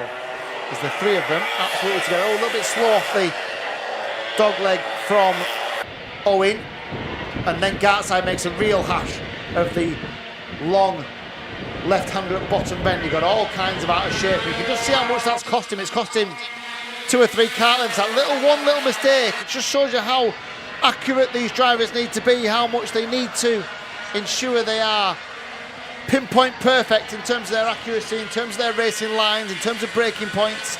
You make one mistake and you can spend the rest of the lap trying to make back the time that you gave to your opponents through your error. So into the dogleg they go. What have we got now? 34. So they'll probably get round once more, won't they? So there'll be 2 laps to go this time. Yeah, it will be. It'll be 2 laps to go this time. Bilbezi shakes his head. Is he just starting to feel the pressure here from Oliver Owen? They slip through the left-hander at the loop. Gartside closes back up again. So now Gartside's recovered from that little mistake a lap or two ago. He's got himself back in touch. Bill Bays is great off the top bend. He's fantastic at getting himself a little bit of an advantage. And here goes Gartside down the inside. So Gartside up into second. That could play into Bill Bays' hands here. If Bill Bays can put a couple of really good corners together, he'll be gone. He'll be 3 or 4 corners ahead with only a lap to go. And that move from Ben Gartside, whilst it's got him into second place, it may just have lost him the opportunity to win the race. He probably needed to put that move on a couple of laps ago. I don't think he's going to get there now. 1 lap to go. Has Gartside not only got the pace to get on terms with Bill Basie, but then find a way past? I don't think he's going to have time. That move in there, whilst it's a great move, it's a super move, moves him up to second, it loses you so much time at that place of the circuit because you're going from a really high to a low speed corner. You've got to build all that momentum back up, and he just can't get there now, can he? In fact, Owen is now pressuring Gartside to take that second place back. Bill Basie has timed this perfectly, and Gartside's done him a favour as well. He's not going to get there. It is going to be Firas Bill Basie. He did all his hard work in the first couple of corners. He's got to come through to take the first heat win. Firas Bill Basie wins then. Second place is Ben Gartside. Good drive from him, it has to be said.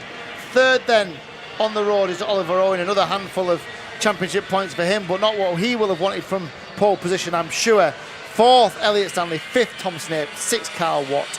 7th, Tommy Welsh. And then JJ McGinn was in 8th place. And the fastest lap of the race was indeed Ethan Critchley, who finished down in 12th place at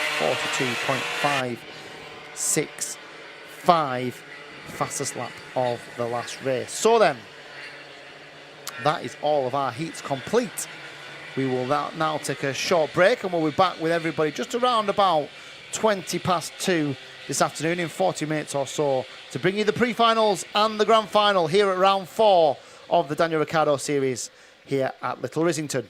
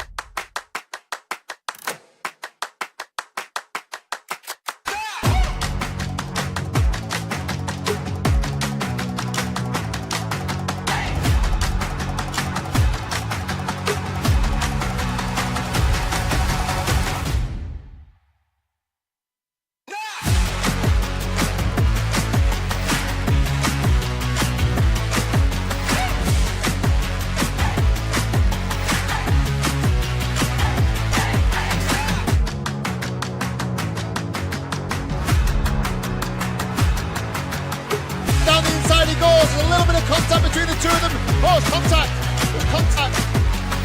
And there's contact between Tristan Powell and Campbell Pilling.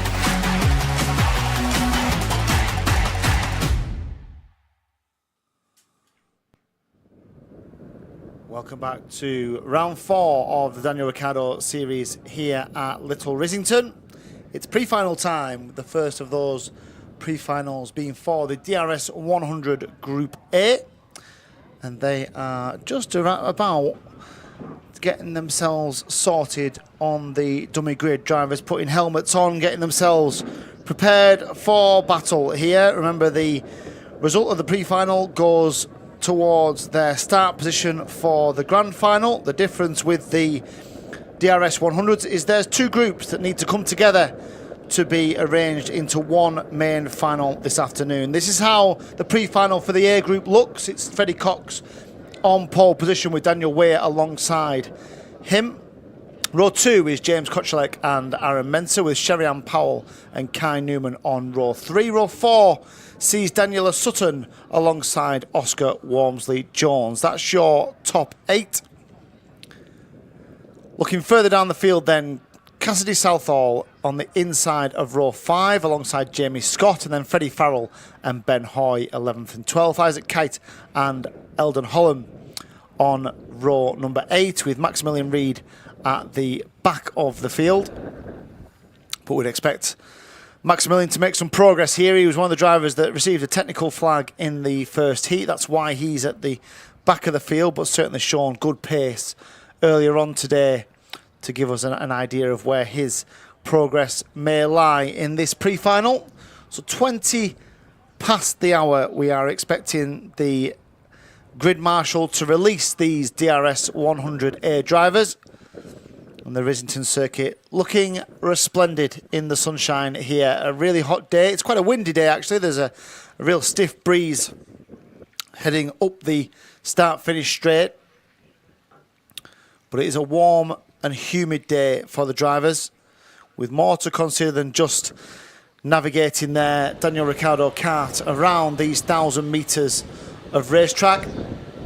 The physical and mental sides of the sport being tested for all of our drivers here in the 3 classes this weekend. From here we move on to the B group for the DRS 100s. They're the race that follows the A group. They're around about 20 to 3, and all of these pre-finals are 8 minutes plus a lap, in the same way that the heats were 8 minutes plus a lap earlier on today. A lap time at Rissington, depending on the class, takes between 40 and 45 seconds.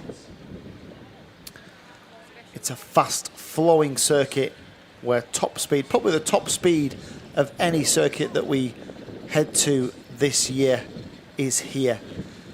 In terms of the championship, we're 4 rounds in. We're just around over the halfway stage now.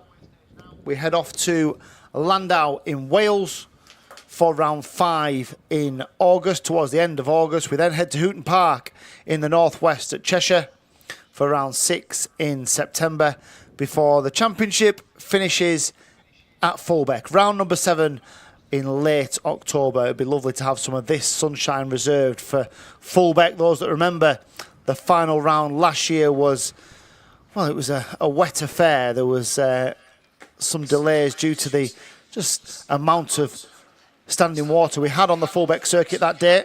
Hopefully we'll get a little bit more respite from the elements when we head there to conclude the Daniel Ricciardo Series for 2022. What we do know is that we'll have 3 brand new champions, and all the drivers are working towards gathering points to put themselves at the top of the tables and try and claim those prizes as DRS champions for 2022. We are live streaming, as always, here at the Daniel Ricciardo Series. We are live on Facebook today and on our YouTube channel. And those that want to follow the timing for today can go on alphatiming.co.uk and see all the times as they develop live during the races.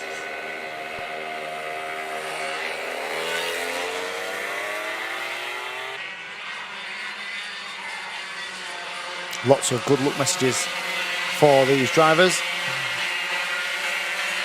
on our social media platforms. So get involved by passing on your best wishes to the driver that you want to see come out on top in these pre-finals. We'll get a couple of warm-up laps, as is the norm here.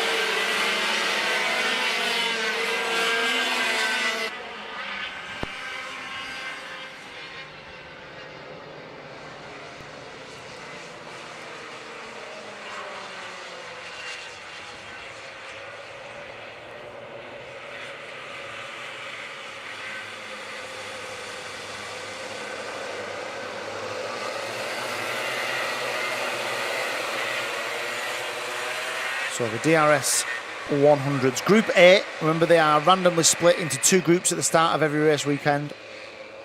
It's to enable the sheer volume of DRS 100 drivers to be catered for at the rounds of the championship. The drivers will come together at the end of today. So to start with, it's going to be between Cox and Weir into the first corner. They look towards the lights, which are red, and now they go green. Cox, I think, has just about got the best of the starts. Weir will try and go around the outside and decides to tuck in behind. The rest of them stream through paddock corner with a minimum of fuss. There has to be said, there's contact between third, fourth and fifth, and that's just going to allow Sherry-Ann Powell to come around the outside, I think, of Kai Newman again as they head down the hill towards the dogleg for the first time. Here they come then. Sherry-Ann Powell around the outside. She's going to claim a place, isn't she, over the, I think it's over the 146 of Aaron Mensah. Demotes him back to sixth place as they come round then to start their second lap of an 8-minute plus a lap race. Freddie Cox it is out front then. Daniel Weir going to try and keep hold of Freddie Cox here. One of the drivers who has had a torrid first lap, James Kotchelek, down to 8th place. He was the driver, I think, involved in the contact as they went through the loop last time round. So it's Cox and Weir and then Kai Newman up 3 places into third. Aaron Mensah and Sherry-Ann Powell. Daniela Sutton's made a good start up into 6th with Oscar Walmsley-Jones in 7th. Kotchelek, as we said, has dropped to 8th, and Freddie Powell is 9th, and Jamie Scott is 10th. Isaac Kite's up a place as well, as is Maximilian Reid at the expense of Cassidy Southall, who's had a torrid first lap and dropped 4 places all the way down to 13th.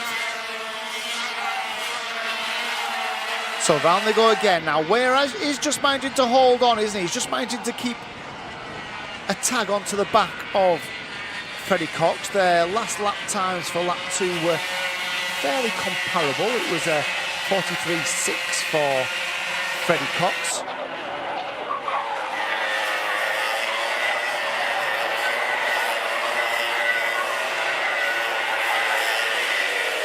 And the gap is still just around about 3 kart lengths between the two of them.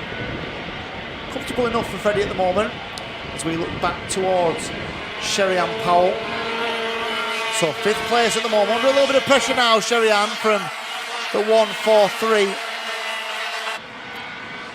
of Daniela Sutton. So Sutton up into 6th and looking fairly strong as well, although she's got some company in the form of, is it? James Kotchelek is certainly just in behind. I think then it's the number 128 as well of Oscar Walmsley-Jones. So Walmsley-Jones in a pack with Sutton and Kotchelek, all trying to take that 5th place away from Sherry-Ann Powell, who's going through the elbow at the moment as they stream through and then head back towards the loop and the infield. Here is that battle for 5th place. Sherry-Ann Powell just holding them off at the moment. Down the inside, I think, goes Walmsley-Jones on Daniela Sutton, and Sutton holds on, sticks it around the outside. And now Walmsley-Jones comes under pressure from Kotchelek. There's a little bit of contact between the two of them. This is the battle for 7th, 8th and 9th, and just looking behind them as well, because that's the 160 of Freddie Farrell just in behind them in 8th place. Here was the move, just didn't manage to make it stick. didn't Oscar Walmsley-Jones. And Daniel Sutton just sticks it round the outside and says, no, you're going to have to make a better attempt than that. And that means that he came under pressure then from James Koczalek. Here is that battle, and again, Sutton is now a little bit closer to Sherry-Ann Powell as they go through the loop, and we've got one stranded on the way out of the elbow. Is it Maximilian Reid? I think it is, the 136 of Maximilian Reid. It is indeed. So whatever's happened there, he will get restarted. He's going to rejoin, but he'll be rejoining a little bit further. He'll be rejoining in front of the leaders, actually. So Freddie Cox will lap this. We could do some blue flags out there, really. Blue flag at 2. Have we got a blue flag at 3? I don't think there's any blue flags, although the back marker, to be fair to Maximilian Reid, he just moved over very courteously and got out the way of Freddie Cox. Now back at the front, Freddie Cox has seen off any sort of advances from Daniel Weir. He dropped him a couple of laps ago. And since then, Weir hasn't really had a response, hasn't really had a reply to Freddie Cox. It does look like Freddie Cox is on a mission for a showdown, probably with Maximilian Salarski, it has to be said, as he was the one that won the B Group first heat. Although Charlie Ratford, if they can find those couple of attempts that they had in qualifying this morning, he will be there or thereabouts as well.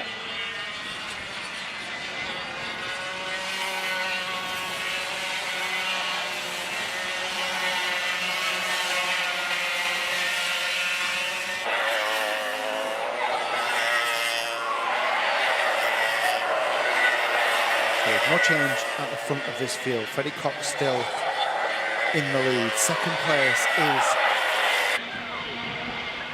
Daniel Weir. There is the battle for third and fourth between Aaron Mensah and Kai Newman.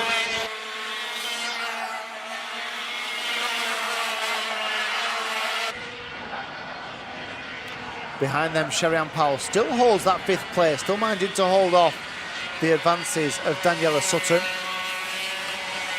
5th and 6th, a little bit wide from Sherry-Ann as she went through the top bend last time.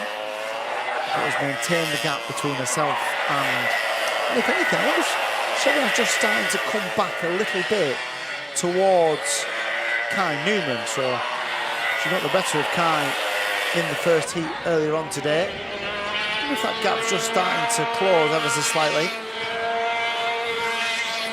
It's certainly, oh, we've got a technical flag. Where's the technical flag for? 146? Surely not for Aaron Mensah, was it? It's gone off the screen, so our angle here in commentary doesn't always tell us where it is on the screen. So let's have a little look. We have got mechanical flag, so Aaron Mensah, mechanical flag. I didn't manage to get a chance to look. He's put his hand up, so he is coming into the pits this time, so he's obeyed the flag signals, which is good. I wonder what the problem was. Chain guard, maybe? Quite a common one. He's still circling with pace, so it's usually something that's either fallen off or falling off. So that bumps everybody up one from third downwards. So third place is now Kai Newman. Fourth place is now Sherry-Ann Powell, with Daniela Sutton in 5th and James Koczalek in 6th. And we've got another retirement there, the 128. Oh, it's Oscar Walmsley-Jones. So Oscar Walmsley-Jones is off on the way into paddock. That looks fairly terminal as well, as he rather disconsolately walks towards the safety and security of the Marshal's hut. So the battle to watch here is, can Sherry-Ann Powell close this gap on Kai Newman? Because that's now for a top 3 place, which would be a super result in this pre-final. And she's closing the gap, isn't she? I wonder if Newman's got a problem as well, because there's a lot of time to Sherry-Ann Powell. He's losing a lot of time, almost within 3 or 4 corners. Sherry-Ann Powell has closed right onto Kai Newman. She's now within 3 or 4 car lengths. There's no change out the front, by the way. It's still Freddie Cox and Daniel Weir are 1st and 2nd on a fairly lonely mission to finish this race in that order. But look at the gap between third and fourth, Newman and Sherry-Ann Powell. And then look at Daniela Sutton, who's just creeping up behind for anything that gets left for her as well, any scraps that she can pick up. Newman must have had a problem on the previous. I wonder if he made a mistake, and the problem here is if you make a mistake at Rissington, it does generally cost you for quite a few laps. Very quick from Sherry-Ann Powell through the right-hander. She got almost on terms and made a little mistake herself though. She had half a nibble down the inside at Kai Newman. She was so fast off the top straight and into the second part of the paddock corner. She got a great run around the outside and then thought about an overtaking manoeuvre into the loop, and just don't think was close enough to do it. And cost herself a little bit of time, but she has recovered, and she is now back behind Kai Newman, who looks like Kai's got a fairly unhappily handling Daniel Ricciardo car. Certainly some sort of problem. He's going to hold on then, does hold on. It was the last lap, and maybe that's why Sherry-Ann Powell chose to have a little nibble down the inside into the loop, because she knew it was the last lap. There may have been better opportunities as the lap developed. Certainly seemed to be some sort of issue for Kai Newman though. But he has held on and comes home in third place. Your race winner then is Freddie Cox, a lonely win, just how you like them at the front of the Daniel Ricciardo Series. Not how we like them, but it's certainly how the drivers do. So Cox it is who wins the pre-final. He will get a front row berth for the grand final later on this afternoon. That's our last race of the day at 20-5. Daniel Weir in second place, Kai Newman in third. Fastest lap was also for Freddie Cox as well. Sherry-Ann Powell was fourth, Daniela Sutton was fifth. James Kochelek recovered from that first lap incident into sixth place, and then it was Freddie Farrell, Cassidy Southall. What a good drive from Cassidy Southall, was right down in 13th at one point and recovered all the way up into 8th place. Jamie Scott was 9th, and Isaac Kite came home in to 10th. So our second of the DRS pre-finals, the pre-final for Group B, will be on circuit in just around about 6 or 7 minutes' time.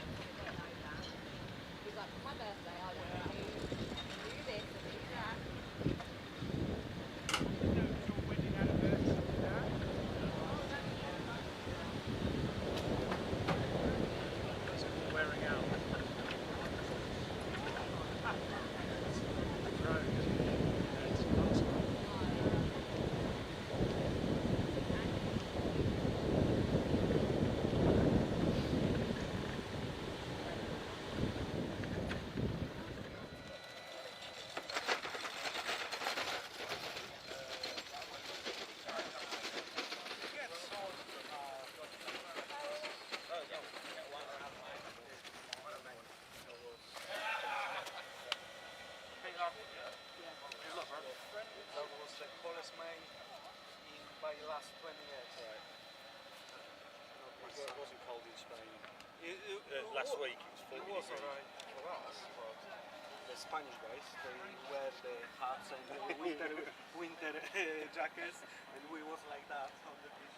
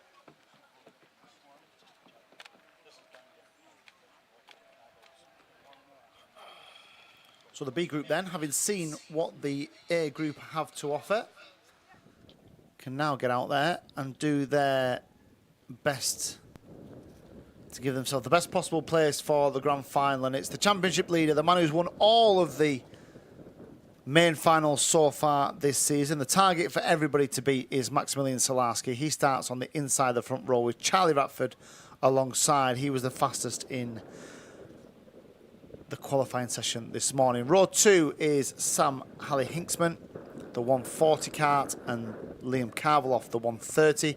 Row 3, Bryn Calder and Tristan Powell. I assume that the incident with Bryn Calder was a reversal of places because he's starting a little bit further back than he finished the previous race.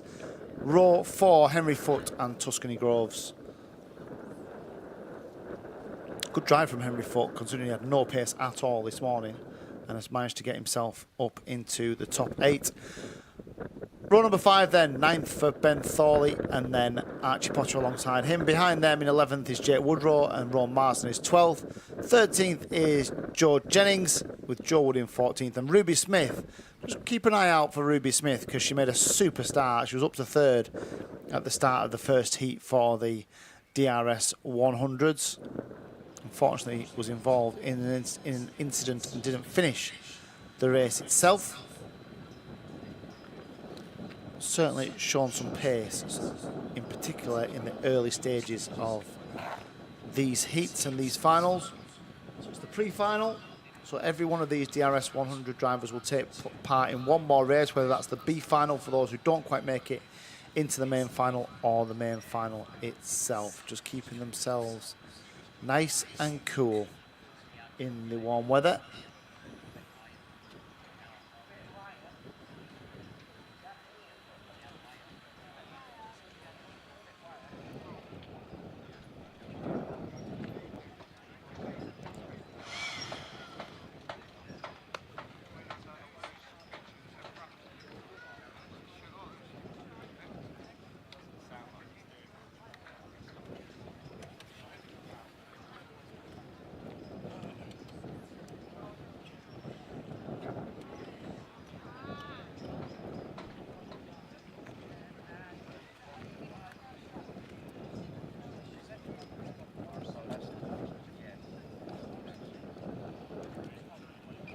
So the drivers just doing their final preparations, their final communication with parents, mechanics, engineers.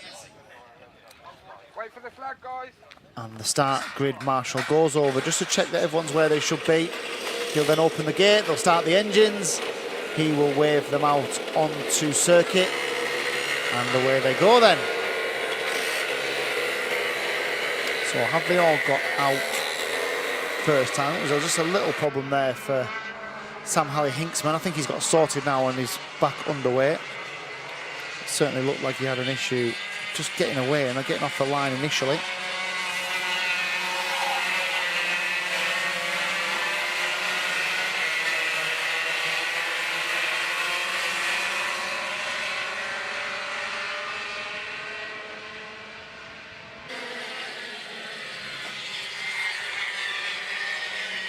So remember, you can see all the live timing.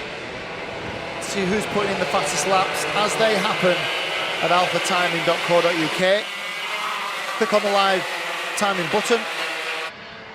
Select the Daniel Ricciardo Series. So they're on their second of 2 formation laps. Should go at the next time of asking. If they can keep themselves nice and neat and tidy. What this format does with the DRS 100s, it does keep us guessing, doesn't it? It gets us looking forward to that main final when we have drivers who haven't seen each other all day and all of a sudden are face to face to try and get onto the podium or to the top step of the podium for round 4 of this championship. Here we go then.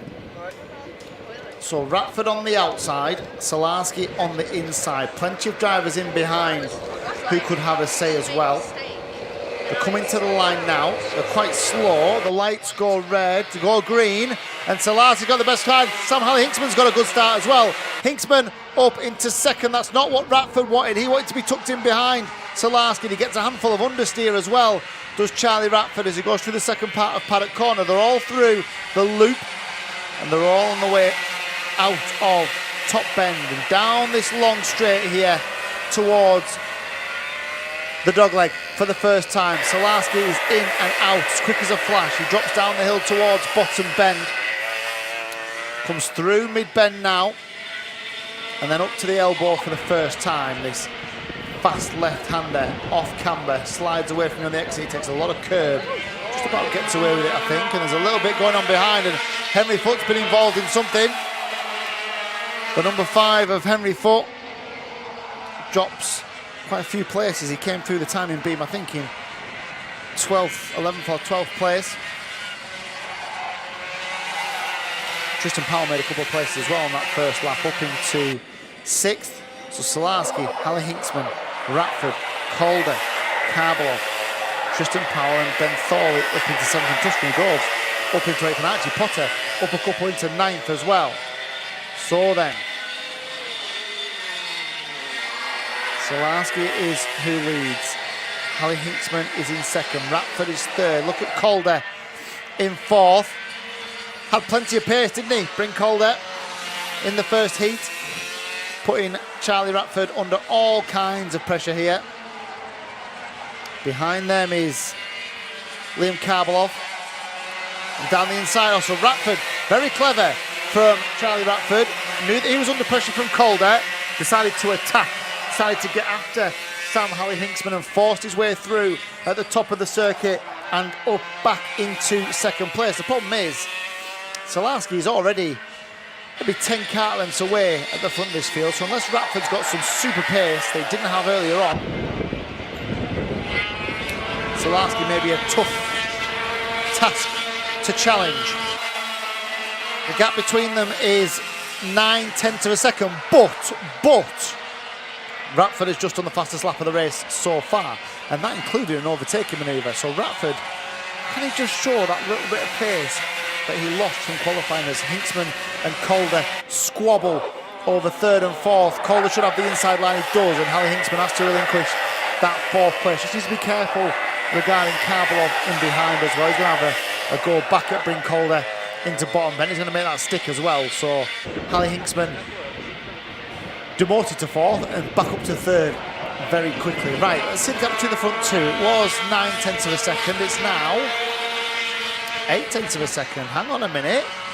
43.4 for Ratford, 43.5 for Salarski. So if he chipped away at a 10th a lap, would he get there? He'd be very close. He's got something under investigation as well. Oh, it's Henry Foot under investigation for, I wonder if that was for that incident a few laps ago. He's back up to 9th at the moment.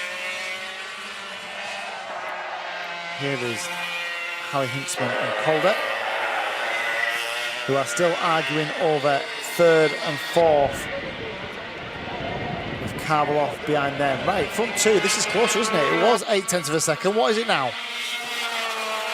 6/10 of a second, new fastest lap of the race so far for Charlie Ratford, 43.2. Now Ratford has got the bit between his teeth here. He is closing in on Maximilian Salarski. And Salarski's had it all his own way in terms of the championship so far. 3 grand final wins to his name. He wasn't dominant in qualifying this morning, but he was in the first heat. Now, for the first time really, this weekend, he's under a little bit of pressure from Charlie Ratford, who is cruising onto the back bumper. So Selarski, Ratford, the gap was 0.6 of a second. I can tell you it's now less than that now. 0.4 of a second. 0.2 of a lap being taken by Charlie Ratford.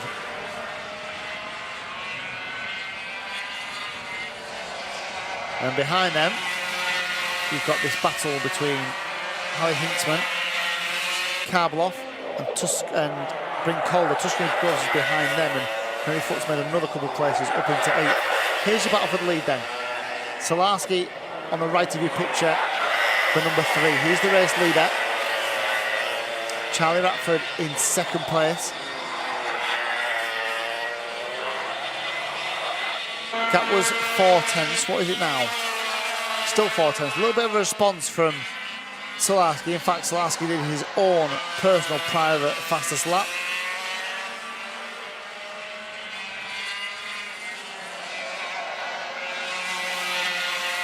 So the gap between 0.4 of a second, and this is the point where Ratford will just start to close in under braking. He'll just have that little advantage of being able to use braking points, turning points, go a little bit slower in and faster out if he needs to. Tuscany Groves receives a contact warning down in 14th.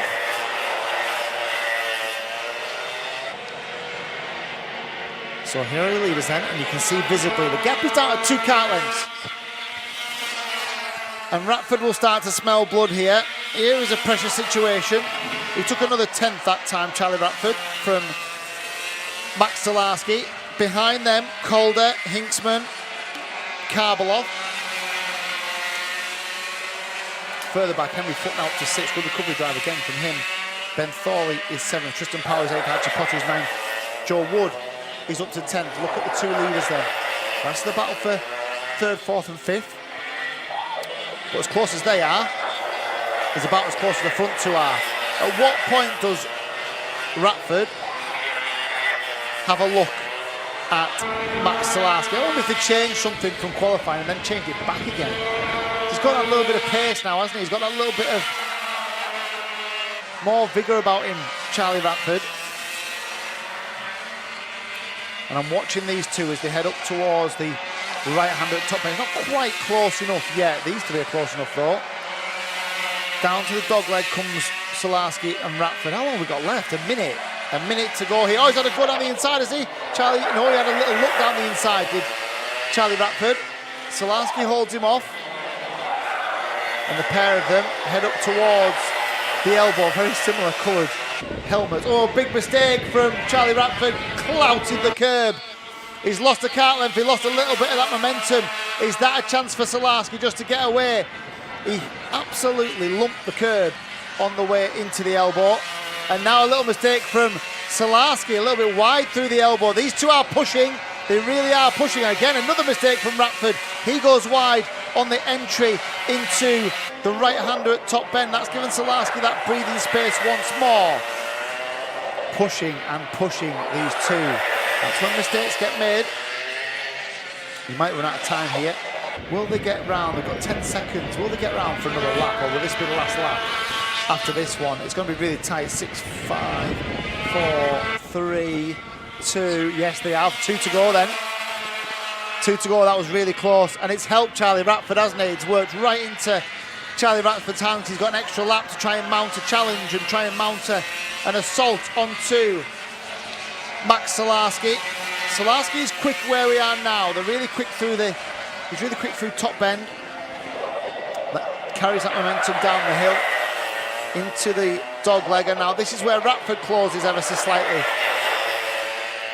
Round the bottom bend once more.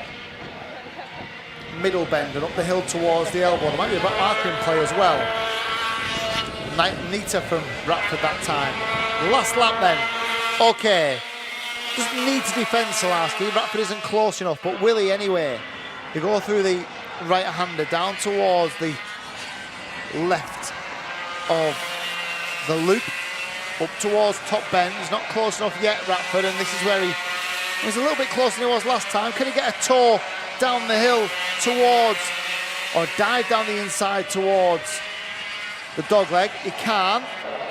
He's close, but just not there, is he? Just not close enough. He's just not really tucked right up under the rear bumper. Has he got one big move into the left hand at the elbow? I wouldn't have thought so, although he's made a little mistake, has he?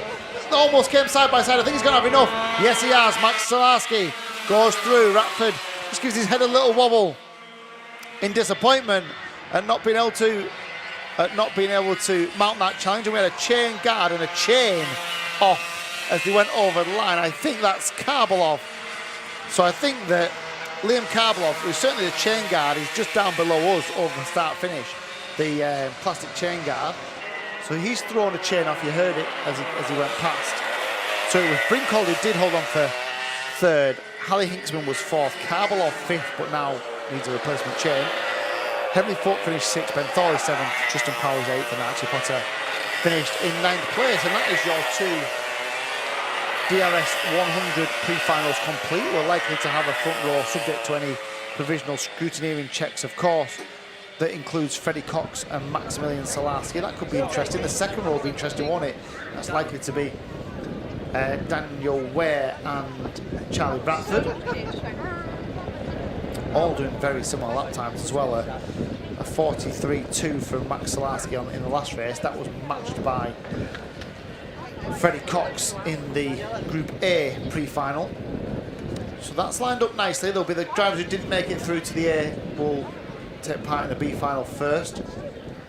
And we will have the pre-finals for our other two classes, starting with the DRS 62s in just around about 7 minutes.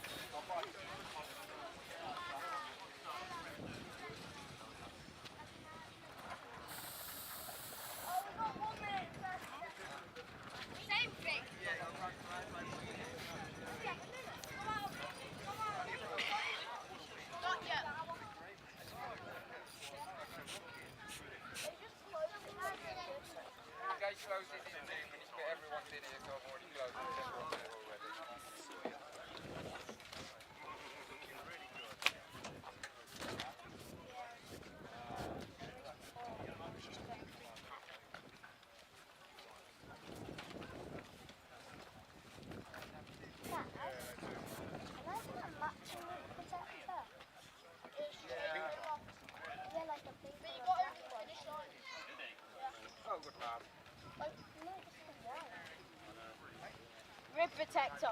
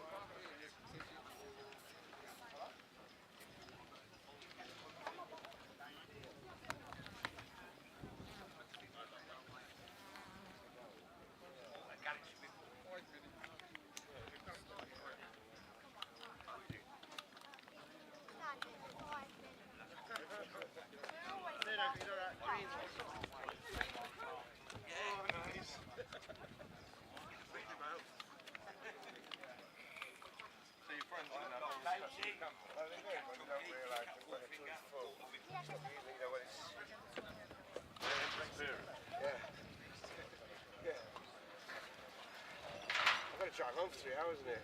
Hot day like today, now it's smelling right. Where are the yellow lines? I know. Oh, I see. See that there? Probably yellow, but it's not.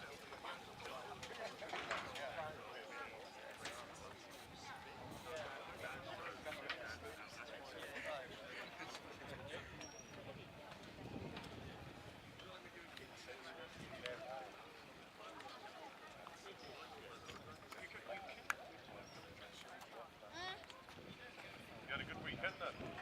No phone calls about the trust.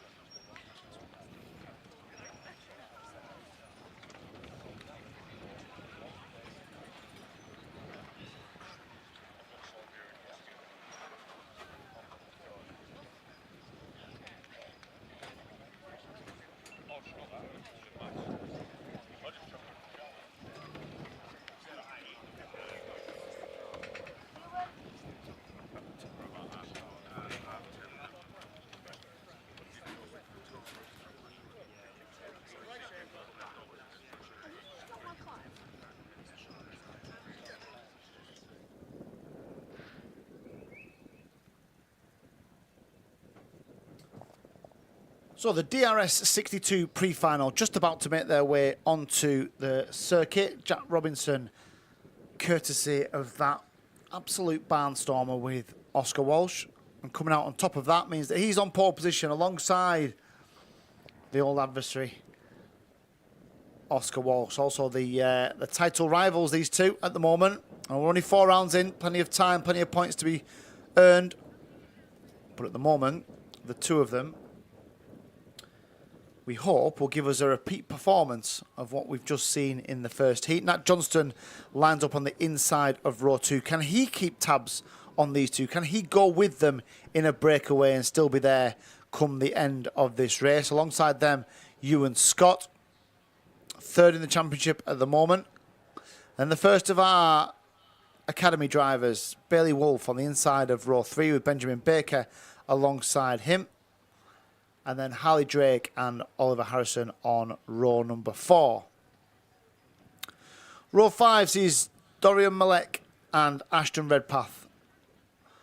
And then Daxton Groves and Lucas Esser on row 6 with Ethan Whitlam on 13th and Cruz Dalton on 14th with Oscar Roach and Indigo Pickering are the last two drivers in that section, and followed by Jensen Woodhouse and Ava Reynolds, 17th and 18th. So 18 of these DRS 62 drivers.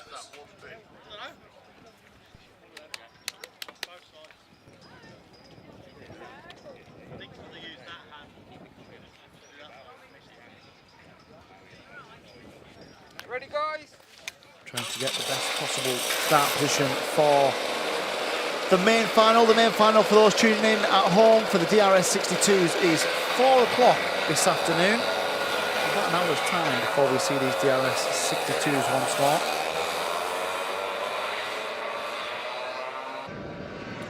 If you're following us on Facebook, watching the live stream on YouTube, feel free to post your support for the drivers that you are hoping to come out on top this afternoon.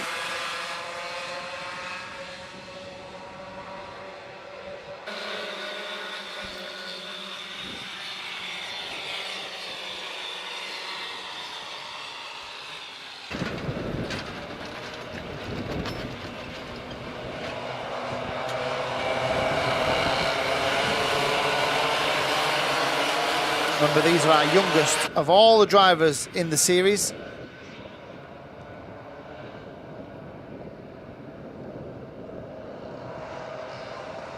certainly provide us with, if not the most entertainment, very close to it, it has to be said. So Robinson and Walsh on the front row. It'll be a drag race between the two of those into the first corner. What we have seen is we've seen an emergence, haven't we, of drivers from the second row starting particularly well and almost getting a tour, getting dragged a slipstream up towards the first corner from the front row. So let's see if the likes of Nat Johnston can take advantage of that, and Ewan Scott, who starts on the outside of the second row, the number 4. They're all fairly nicely formed as they go up towards the start-finish line. The lights are red. And they go green at the first time of asking. Look at Johnston down the inside. Nat Johnston down the inside. He's going to go into the lead. I think he is. A Walsh around the outside. So what's happened to Robinson there? Got a really slow getaway. I think he's back in 4th place at the moment. So it's Walsh who got the best of the starts. Johnston was a missile, wasn't he, from the inside of the second row as they all stream up towards the right-hander of Top Bend. And they swing back towards us now through the dogleg. What a dream start for Oscar Walsh in terms of not only the fact that he's in the lead, but the fact that his main title rival is a little bit further down the pack than he would have liked to have been at this point. I think he's in 4th place, Robinson. Check as they come back round. Oh, a little mistake from Nat Johnston through the left. He's going to come under some pressure here. It is 4th place for the DRS play. It's not going to be for long though, because he moves up, not one point, he doesn't move up 1 place at the expense of Bailey Wolfe, who now drops, is now under a little bit of pressure from Ewan Scott and Benjamin Baker as well. So Johnston is still in 2nd place. Oscar Walsh leads. Robinson then is in 3rd. Can he dispatch Johnston quickly? That's what he'll be thinking. Oh, his contact in the dogleg as well. It involves the number 55, which is Lucas Hezzer, who was the other driver involved. The 1-2-1 then of Harley Drake. So Harley Drake, who was, well, where was he? He was up into 7th at one point. That was the Nat Johnston error that just allowed for, he almost backed everyone else up, didn't he, to overtake each other.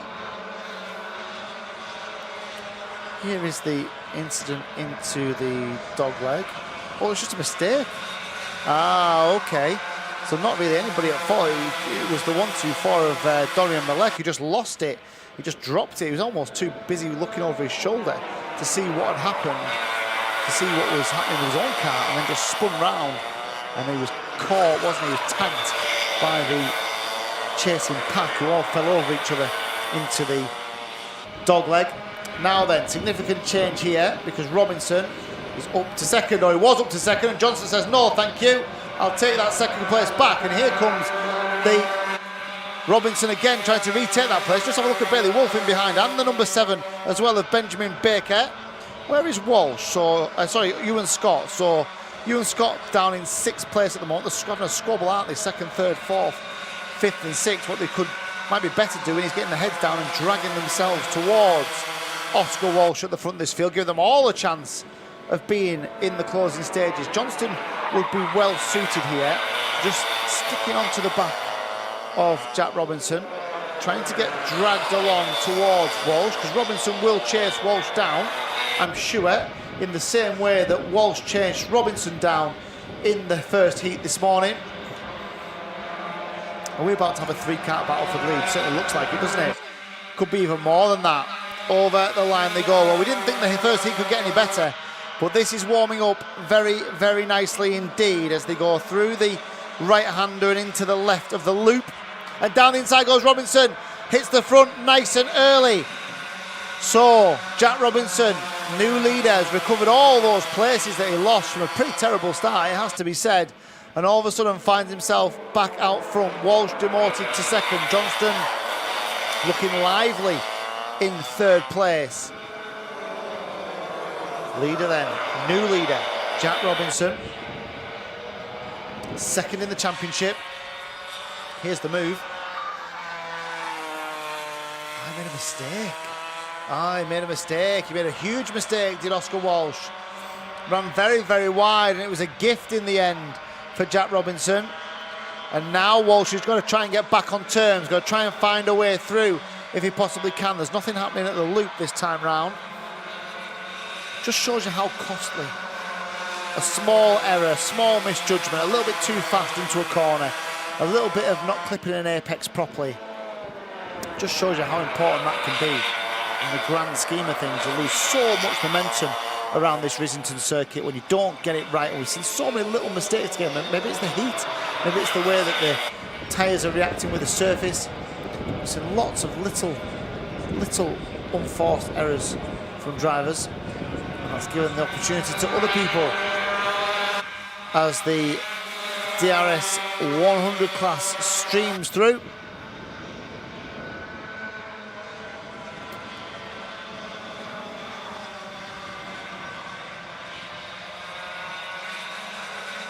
So there's your front two. Now the gap back to Johnston is interesting, isn't it? Because he just can't keep with the pace of these front two. Here comes Walsh down the inside. Did this in the first heat, didn't he? Walsh to the inside, retakes lead. Might help Matt Johnston this. If these two keep squabbling over it, might just help Johnston as Robinson slides back down the inside on the way to the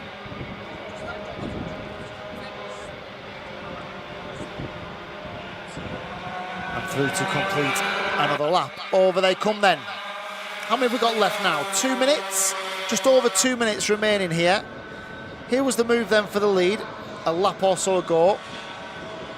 But anytime that Oscar Walsh does this, does leave himself susceptible for the retake on the way down towards Bottom Bend, and that's exactly what happened. We've got a contact warning for Ewan Scott. So Ewan Scott, who's down, I think he was in 6th place.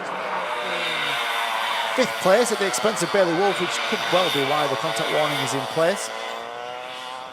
Nat Johnston's still 3rd. He'd love these two to squabble, wouldn't he? He'd love these two to start to scrap over this. Oh, and down the inside comes Walsh. They are going to scrap over it. Down the inside into the left-hander at the elbow. The new race leader is Oscar Walsh then. Johnston. Don't rule Matt Johnston out here. If these two fight like they fought in the first heat, they will bring Nat Johnston back into play here. No doubt about that. Ewan Scott is 4th. Benjamin Baker is 5th. Bailey Wolf is in 6th place. So Walsh is who leads. Robinson has now got to be the aggressor. He's got to find a way through. We've got a minute, probably 4 laps here still to go, or 3.5 laps still to go. Through the elbow, down the hill. You can see how the camber changes. You only start to see the top of the helmets because they drop so far at the far end of this circuit. So through the left-hander once again. What have we got now? 40 seconds. They won't get round, will they? So this will be 2 to go. This will be 2 to go. Where does Robinson plan his attack? Is it in here? Just seeing a replay. That was the overtaking manoeuvre into the elbow. He's got such a good run, didn't he, Walsh? He was all the way alongside by the time they'd hit the corner. Right then, has Robinson got any answer? He had an answer in the first heat, didn't he? Where he found a way past. Has he got an answer now? It's going to be the last lap, we think, this time round. Up they come then. Does Walsh go defensive? How close can Johnston get here? 1 lap to go. Walsh and Robinson. Then Johnston, who is getting closer as they start to defend. There's a long way to go around this circuit on the inside, but he's going to try it, is Walsh. Goes now to the inside to defend at the loop, and he's managed to do that successfully. He's halfway there, isn't he? Oscar Walsh done a good job so far. Does he run wide? Oh, a little bit. He ran a little bit wide through the right-hander. Managed to just keep it together. He's going to have to defend down into the dogleg. He does.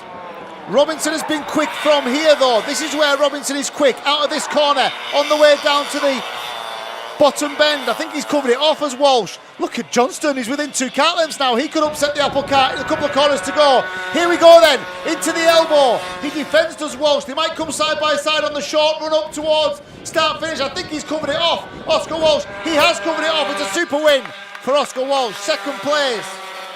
This time for Jack Robinson. Third, and a good third for Nat Johnston. Where did the rest come home? Ewan Scott was fourth, Benjamin Baker fifth, Bailey Wolf was in sixth, Oliver Harrison seventh, and Dorian Malek was eighth.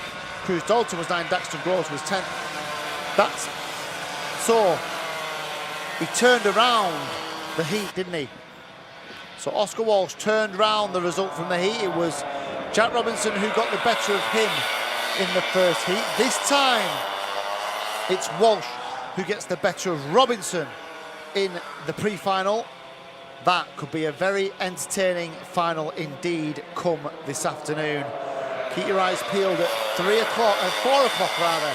The DRS 62 final will be with us. Before that, we've got the DRS 125 for their pre-final, scheduled in just around about 8 minutes' time.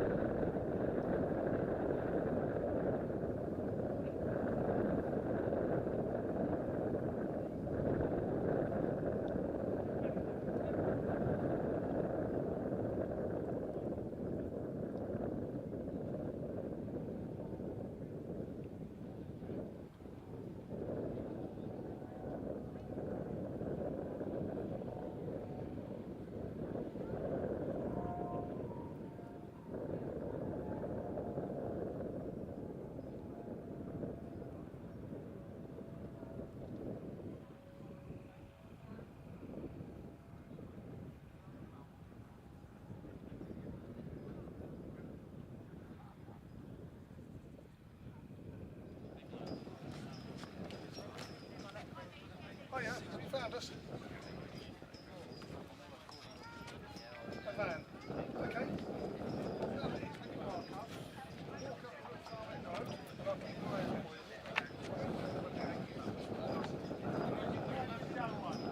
Get ready, he's done. He gets to go.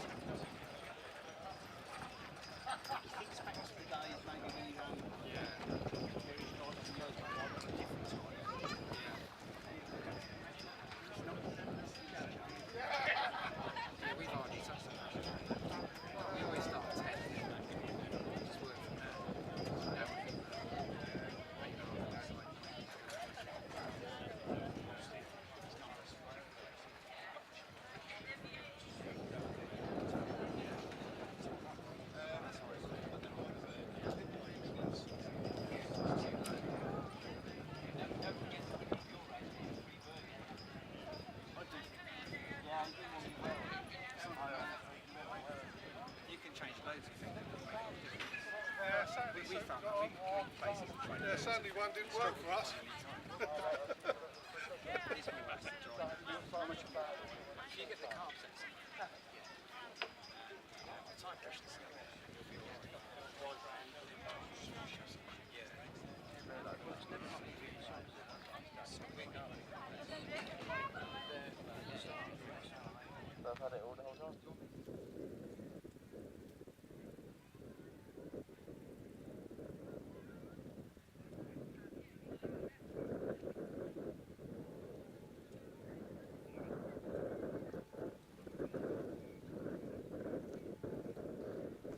So the last of the pre-final sees our DRS 125s on circuit.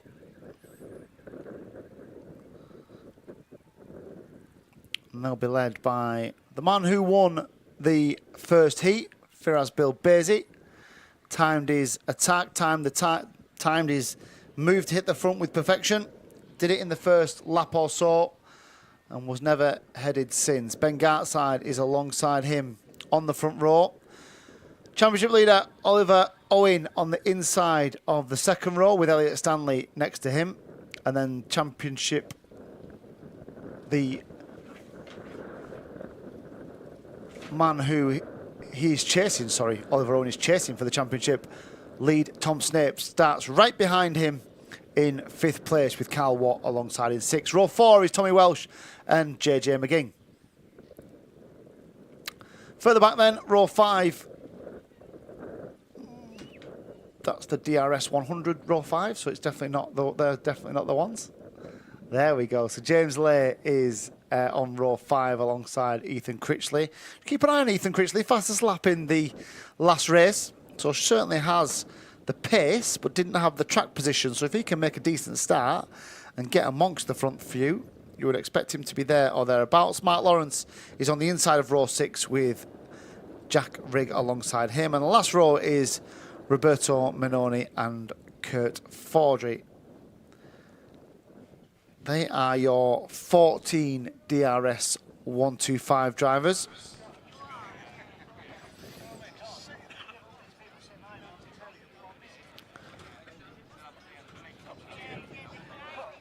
And they're just awaiting the green light from the start marshal. 3:20 is the off time. So any minute now, you will hear the noise of the engines being started. Ready, guys? Wait for the flag, though.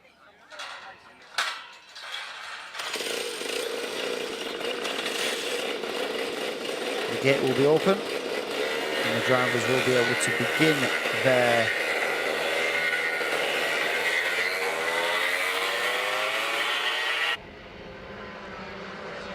formation laps.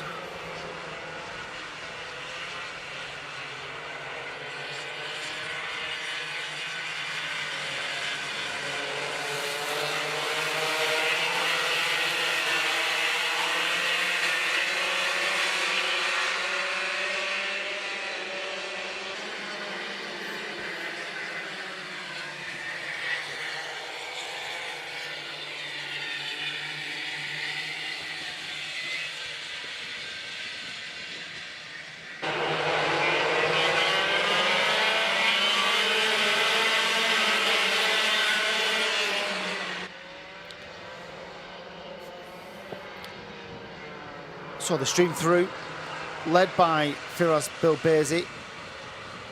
Sun's just popped out again. It's just become a little bit less hazy, a little bit less cloudy. Still very, very hot here. We were at 27 degrees, weren't we, when we last took a check on the conditions. We're now up to 29 degrees, so it's heading towards 30.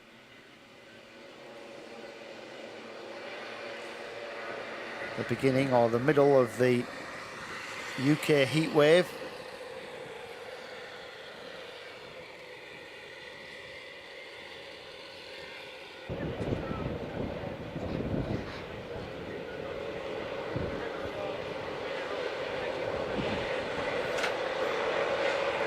So here they go then to start the pre-final. Bilbezi and Gartside 1 and 2 on the front row. He'll get the best of starts. Bill Basie by a mile. In fact, he got the best start last time round as well, didn't he? But he certainly gets the drop this time. They all stream through the first couple of corners without any problem at all and down to the loop for the first time. So then,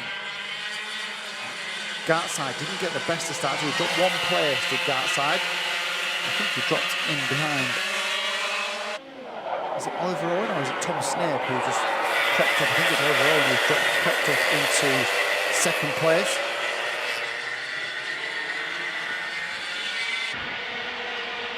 So 8 minutes plus a lap of DRS 125 action here. They're already through to complete lap number 1. Bill Basie is who leads. Second place is Oliver Owen, then Gartside, and then the number 4 of Tom Snape. Where's Elliot Stanley ended up? So Elliot Stanley is all the way back in. He's just making a move on the number 6 of Jack Rigg, but Elliot Stanley all the way down. He lost 5 places on the first lap, down to 11th place. So Elliot Stanley certainly not having the start that we've become accustomed to watching him have. The front 3 are pretty much together, aren't they? And Gartside slips to the inside. So on the right-hander at bottom bend, Gartside has moved up ahead of the number 5 of Oliver Owen, and now sets his eyes first. I mean, we did think that Gartside was probably the quickest, didn't we, in the first heat? Probably the quickest of the front 3. Just didn't get a move on Bill Basie. He's now trying around the outside into the top bend. Will he have a little look on the way into the dogleg? He won't, because Bill Basie defends, but he might have a decent look on the way out. He does, he grabs alongside on the way out. There's nothing that Bill Basie will do about that. And Gartside has set him up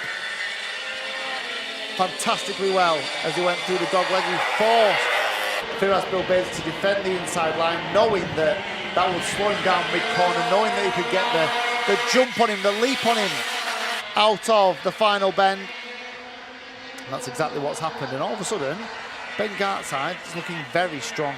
Even in half a lap, he's taken, what, 2-3 kart lengths on everybody else. So Gartside then now leads. Keep an eye on Ethan Critchley. Ethan Critchley is up into 6th. He's now got the fastest lap of the race so far. Not a million miles away from these yet, is he? Ahead of him. But Basie needs a reaction here. Here comes a replay here. Is this the scrap behind? It is the scrap behind, involving the likes of Tom Snape, James Lay, Oliver Owen. Because Owen has dropped back into 4th. 3:25 of Critchley. I'm just keeping an eye on his lap times. Every time he goes through, he did the fastest lap last time, 43.2. What's he got on offer this time round? The other driver to watch here is Tom Snape. So Snape's got past Oliver Owen, just edged onto the back of Firas Bill Basie. Critchley did a 43 flat last time, so Critchley's lapping about 3/10 quicker than everybody else out there. So before too long, if he could maintain that pace, he would get there. Certainly get there if these two continue to bump into each other, which is exactly what Oliver Owen and Tom Snape were doing. First and second in the championship, nearly ran each other off the road there as they went through the left-hander of the elbow. Worked right into the hands of Critchley though. He's now attacking Oliver Owen, and he's gone past Oliver Owen as well. This could be a real dark horse, couldn't he, here, Ethan Critchley? What he will have, if he was to stay in amongst this group, is he'll have track position, he'll have grid position for the main final this afternoon. The main final for the DRS 125 is due at 4:20. Just under an hour until that race is with us. Although he's under a little bit of pressure now as Owen re-attacks him and takes that 5th place back again. Their next target is James Lay, the 306, who's in 4th place. Just spread out a little bit more than they were a few laps ago. We're over half distance here. It's going in an absolute blink of an eye. We're now 3 minutes plus that 1 lap still to go.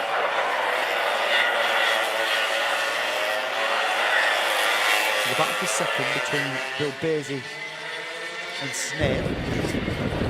Not an awful lot between them two. There's the battle behind, which includes James Lay, Oliver Owen, Ethan Critchley.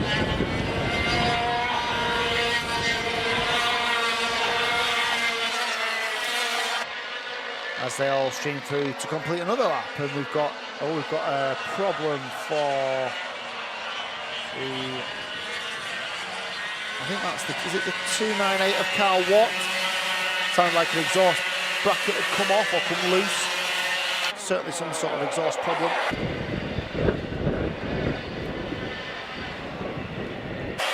will now retire from this pre-final. So no change at the front. Gartside really comfortable now. Bill Basie still got Tom Snape in behind. The real battle's in behind them. So you've got James Lay, you've got Ethan Critchley, who has now managed to make a move stick on Oliver Owen.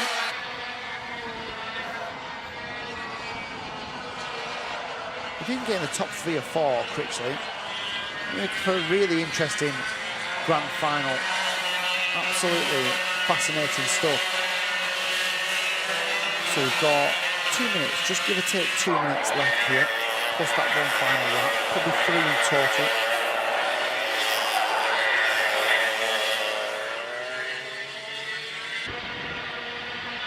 As up the hill towards the left of the elbow comes our leader. Been really comfortable, hasn't he? Ben Gartside, he'll know he's got a minute and a half to go, he'll know the distance between himself and Firas Bill Basie. He'll have been keeping tabs on that throughout.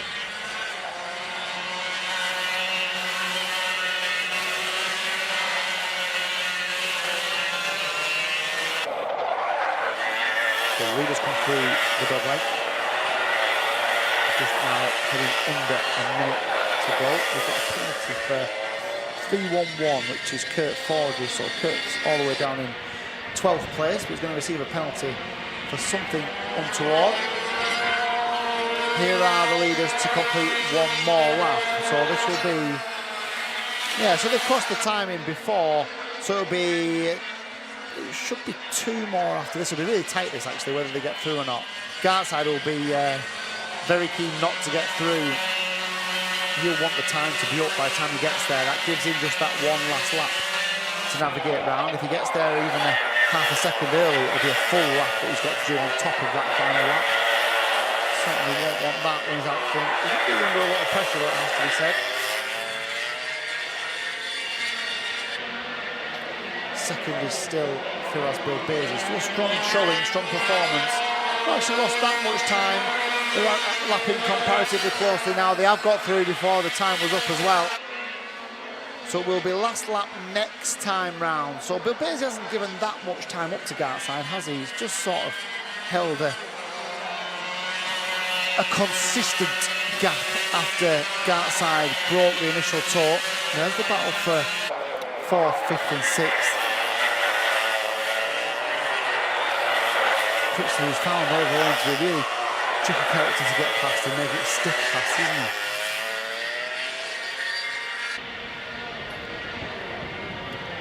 So leaders are around then. Now they will start their final lap, and it is Ben Gartside who will start it. Here's the battle.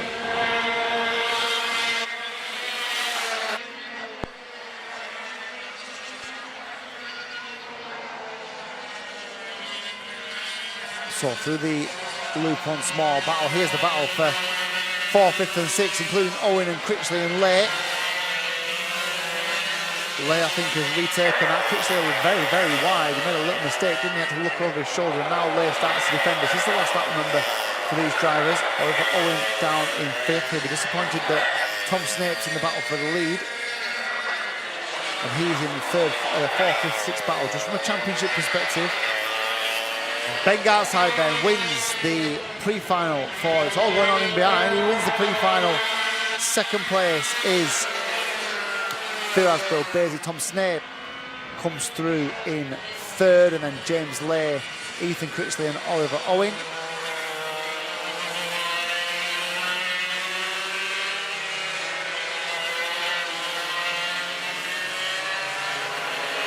Ben Gartside is the provisional winner of the DRS 125 pre-final.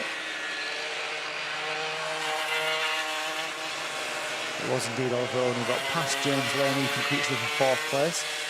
So Lay 5th, Critchley 6th, Roberto Manoni was in 7th place, Elliot Stanley in 8th, Jack Rigg in 9th, and JJ McGinn in 10th.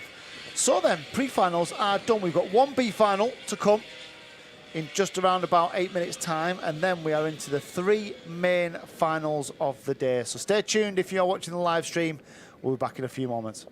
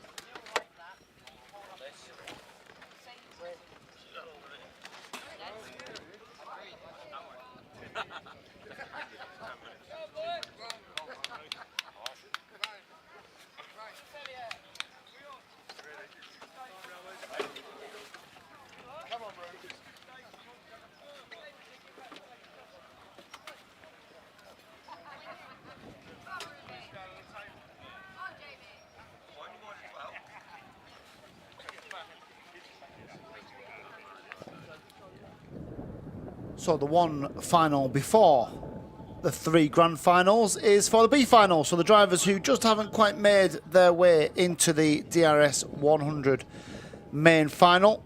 6 of them. Some big names in this as well, isn't there? Certainly names that we'd usually associate with being in the grand final, but still championship points to collect.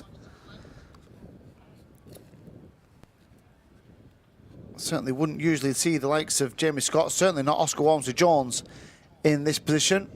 But that's kart racing. There are bad days. There are days where you get involved with incident and action out there. Got to feel sorry for Ruby Smith as well. She was right up into 3rd in the first heat. Was involved in a collision in that heat that led to her not finishing that particular race. That's undoubtedly contributed to her being in the B final today. So the grid is as follows, with Jamie Scott and Ruby Smith on the front row. Behind them, Oscar Walmsley-Jones and Rowan Marsden. And then row 3 is Isaac Kite and Joe Wood. So we've got a 10-minute plus a lap shootout between 6 drivers. You won't want me getting loose to your camera, mate. Try and get as many points on the board as they can.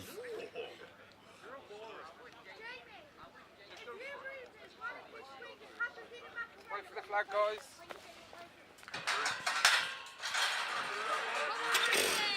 So the umbrellas are put down. The last of the sun shade that they can get.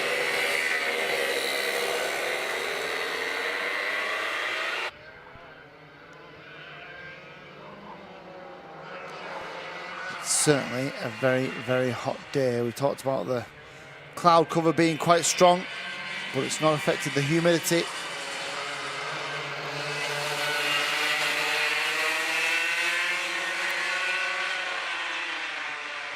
We've still got that breeze, although it has just dropped a little bit, the breeze that was going up the main straight earlier on today. So a couple of rolling laps, I assume, for the DRS 100B final drivers.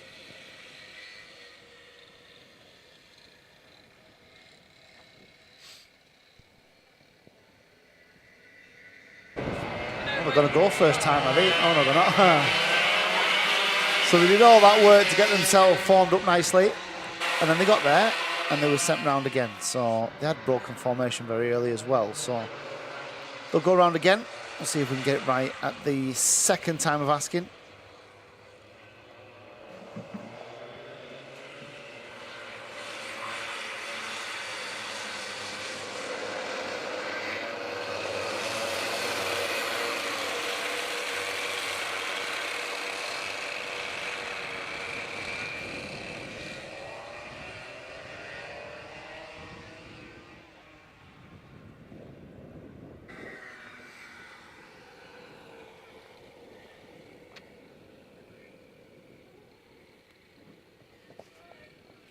The 3 grand finals coming up after this, so stay tuned if you're watching us on the live stream on Facebook or on YouTube. We should hopefully get down to the grid and speak to a couple of the drivers as well before they start their main finals. So here come the DRS 100 B final drivers. It looks like Scott has got the best of the starts, and round the outside goes Ruby Smith, just holds on to that second place this time. And then goes for the inside on Scott. So Ruby really aggressive in the opening couple of laps here, taking out some of that frustration from earlier on, but she's done it to good effect and has now found herself at the front of this B final. Heads now into the left-hander of the dogleg for the first time. So Ruby Smith, I think Oscar Walmsley-Jones is probably up into second. I think Jamie Scott is now down into 3rd place. It is indeed the 1-2-8 of Oscar Walmsley-Jones.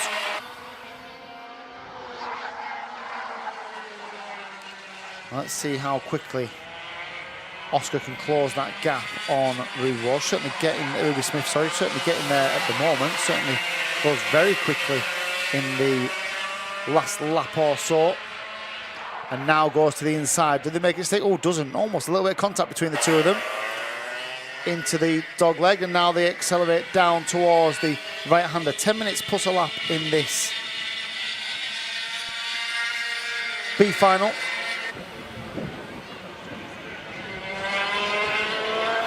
Over, start, finish, they go then.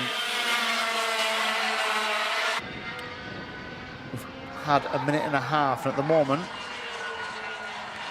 the number 151 of Ruby Smith doing a super job at keeping at bay Oscar Walmsley-Jones as he dives to the inside. Will he make it stick this time? She tries to hold on the outside. I think he will get it done this time, and he has got it done this time. So Walmsley-Jones moves into the lead. Oh, and down the inside goes Ruby Smith. Dives back down the inside, not willing to give up that position for more than a couple of corners. It's a super way of defending your position. Just go back on the attack every time. And what I would say is if Ruby is understanding that she probably hasn't got the pace to stay with Oscar Walmsley-Jones if he gets out front, it's the best chance of winning the race to re-attack at every opportunity you can do. And now Oscar Walmsley-Jones goes to the inside. Ruby dives back to try and get him on the undercut, doesn't manage to get it done, and that might be enough for Oscar Walmsley-Jones this time. Seems to have just broken a little bit of a gap between himself and Ruby Smith. And now Ruby Smith just might need to be aware of Jamie Scott just behind in third place. And there is the move that got it done.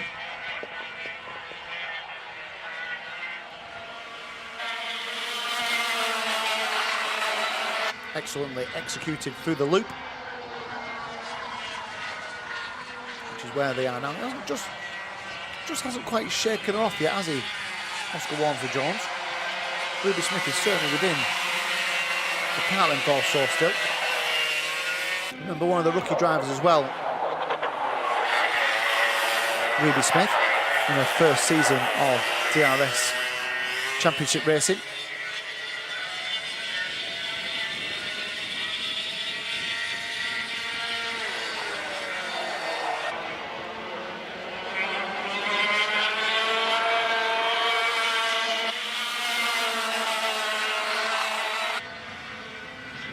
You do get the feeling that if Ruby Smith can get within half a kart length, she'd be more than happy to have a dive down the inside on the brakes. She's already looked very, very dangerous on the brakes into some of the slower corners. It's like she can really have a... She's able to stop the kart on a sixpence, isn't she, and get it down the inside. So driving very nicely indeed. And closing up to Oscar Walmsley-Jones. There are your front two.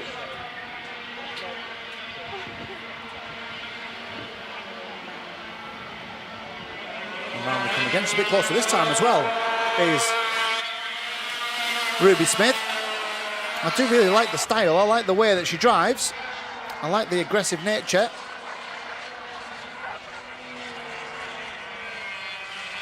Certainly, if she can just add a little touch of consistency with it. I mean, neither of these two should be in the B final, should they? They've both had pretty wretched days. But from a pace perspective, they are both very capable indeed, these two front runners. It's a shame we're not going to see them in the battle of the main final. Behind them is Jamie Scott, and then Isaac Kite and Ron Martin and Joe Wood are the last two of six.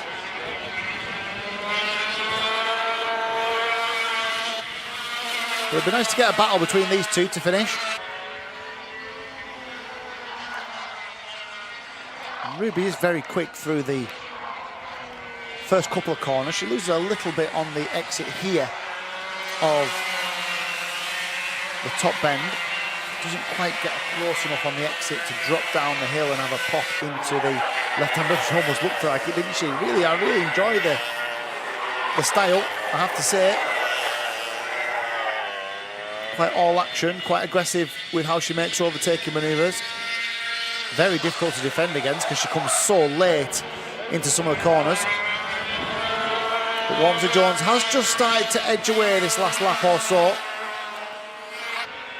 Just going to need a couple of consistent corners here. Just needs to settle it down, Ruby Smith. Just try and edge a touch closer get within striking range once more. She has a look over her left shoulder just to check the status of Jamie Scott. She'll see that Jamie is quite a distance behind her at the moment.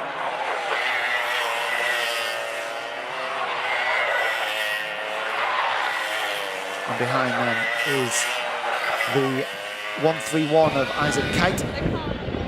Fastest lap of the race so far, a 43.4 for Oscar Walmsley-Jones. And lapping consistently around those times as well. Just took 2/10 out of Smith on that last occasion. So I think in terms of pure pace, I think Ruby Smith has got the answers to get back on terms with Oscar Walmsley-Jones.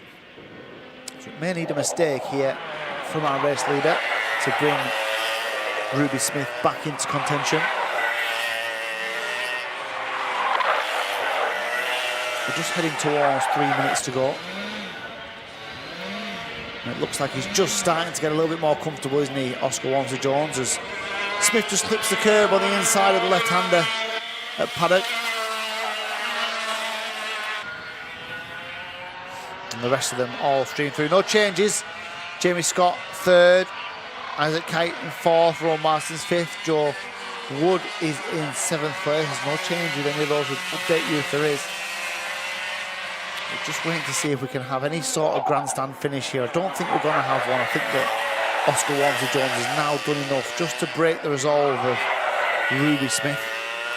Just kept her at arm's length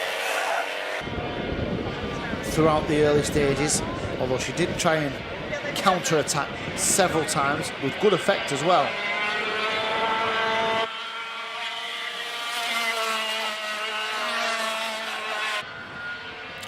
Over the line they go, 2 minutes left.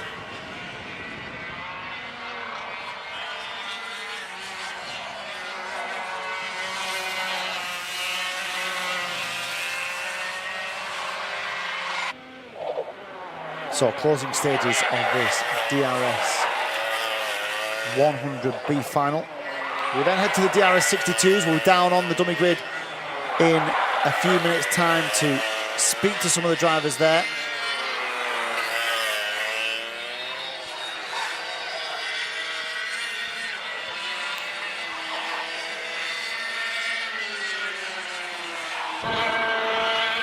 As Jamie Scott completes another lap up into third place. Pace has dropped a little bit, so from 43.5, Ruby Smith has dropped to 44 flats from a 43.1 for 43.4 for Oscar Walmsley-Jones. He's dropped off a couple of attempts as well, and Jamie Scott, who was doing 43.8s, is now doing 44.4s.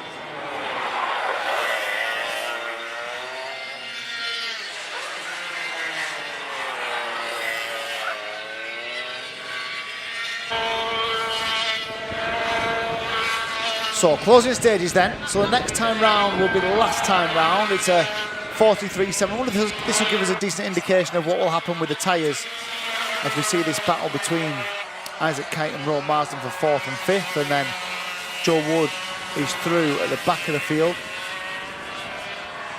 So next time round will be the last time round. We'll get the last lap ball off the starter.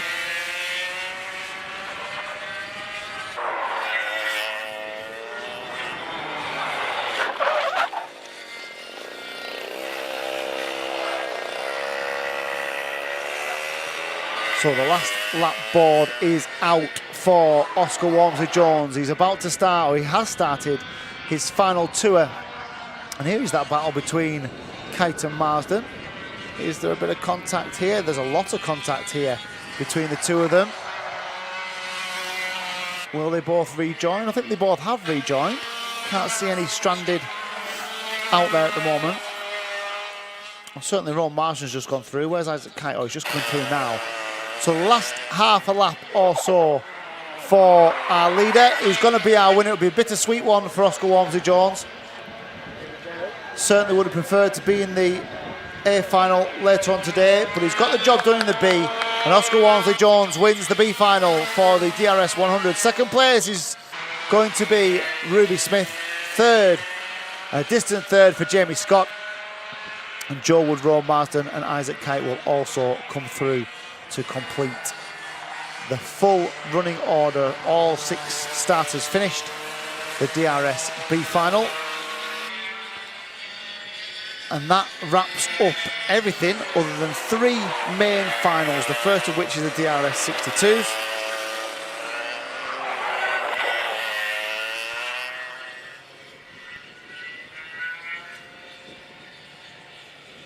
And we'll be down the Dublin grid in a few minutes to speak to some of the drivers.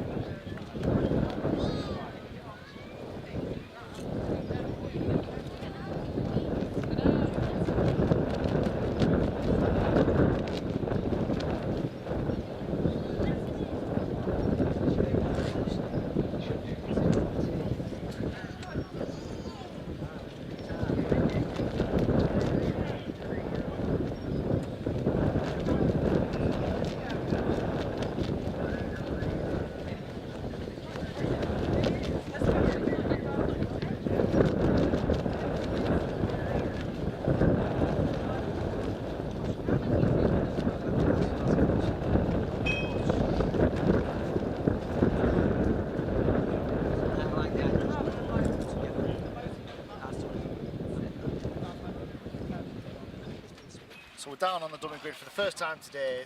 You can sort of hear and see, I'm sure, that the wind here, it is incredibly windy down here on the Dublin grid. It's incredibly warm as well, particularly humid. So the drivers have got to deal with all these different elements as they begin their preparation for their main final. The drivers are just getting themselves into karts. They've got just about 3 or 4 minutes to go before they start their main final. The 2 drivers that we obviously are looking towards, or we expect to be battling it out for the race win here, are the 2 that are fighting for the championship as well. So you've got John Robinson, who will start on the outside of the front row, the DRS plate, and then you've got the number 3 of Oscar Walsh, who set a new lap record today as well, of 48.006 earlier on today. So Robinson, who was fastest in the qualifying session this morning, won the first heat, but then we had a row reversal in the pre-final where Oscar Walsh managed to find his way through. Behind them on row 2, you've also got the likes of Nat Johnston. Now Nat benefited from these 2 fighting it out, and if they do fight it out again, I'm sure that young Nat will think he's got a chance of being up there at the front of the field as well. So as they fall over each other, if you like, and slow each other down, that will allow the drivers from the row behind. And don't just think about Nat when you consider that. Also think about Bailey Wolf on the outsider, straight from our DRS Academy. So he's the first of the Academy drivers. They're the black plates with the white numbers. So he's on the outside, or sorry, the inside of the the outside of the second row as well. So we could see drivers come from a little bit further back as well. You look at the quality that we've got on row 3 here with the likes of Oliver Harrison and Benjamin Baker, and then all the way through this field we've got high quality. Look all the way back to the inside of the 6th row. You've got 4th place in last year's championship, Ewan Scott, 3rd in the championship so far this year. So anything could happen here, especially if the 2 at the front start to fall over each other. We are literally 2 minutes away from our first grand final of the day, the DRS 62 grand final. We'll be back with you in a few moments.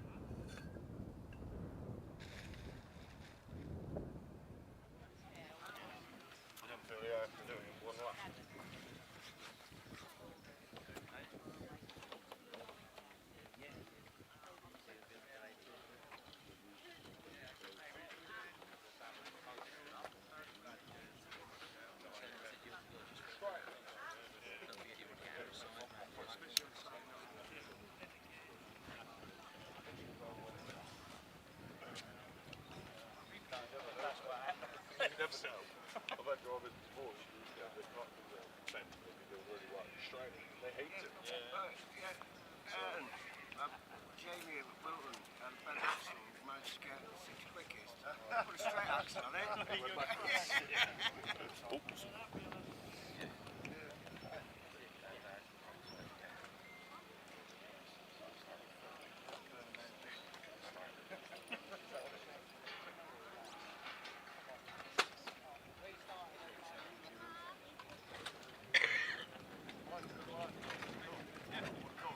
Jack, let me put just a tiny bit.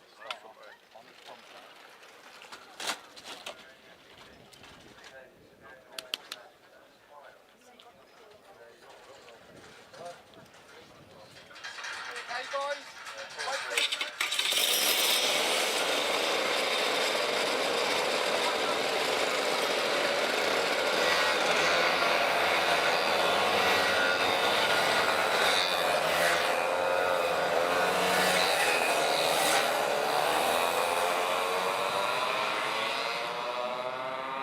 So first final is on circuit, led by our pre-final winner, Oscar Walsh. Our championship leader, Oscar Walsh, our new lap record holder, Oscar Walsh. But he won't have it all his own way, we can be sure of that. Jack Robinson alongside him was first in qualifying, was first in the first heat as well. And was just behind him in the championship. So they are the two that you would instantly look to. There could be quite a few more who have a say. What about the fast starting Nat Johnston, who usually gets away ever so well?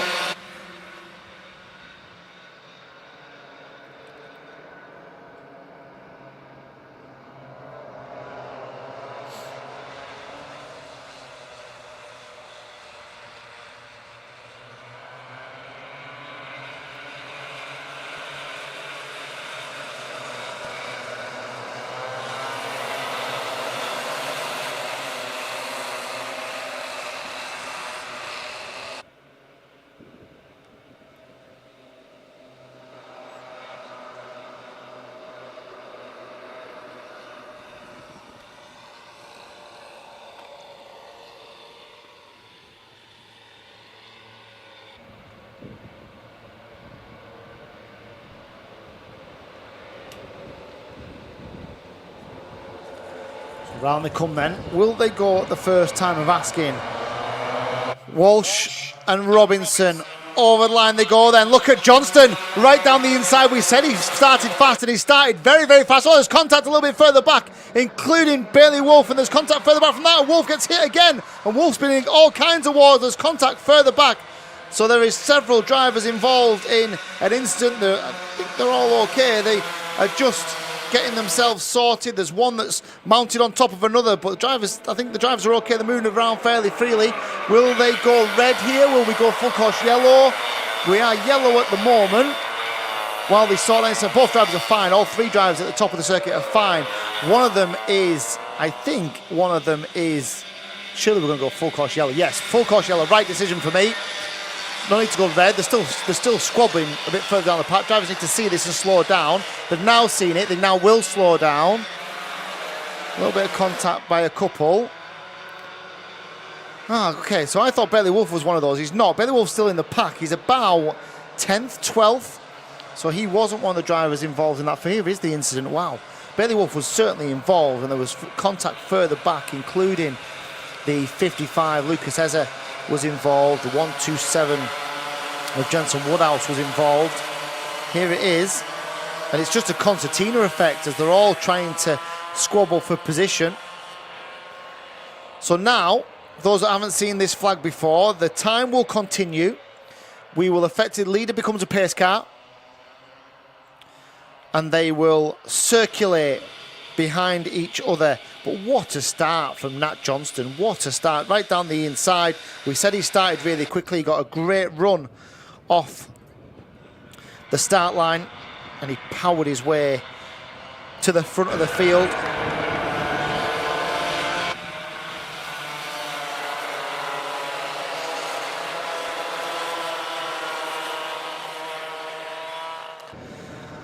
So they will stay under this flag until the officials are happy that the circuit is clear.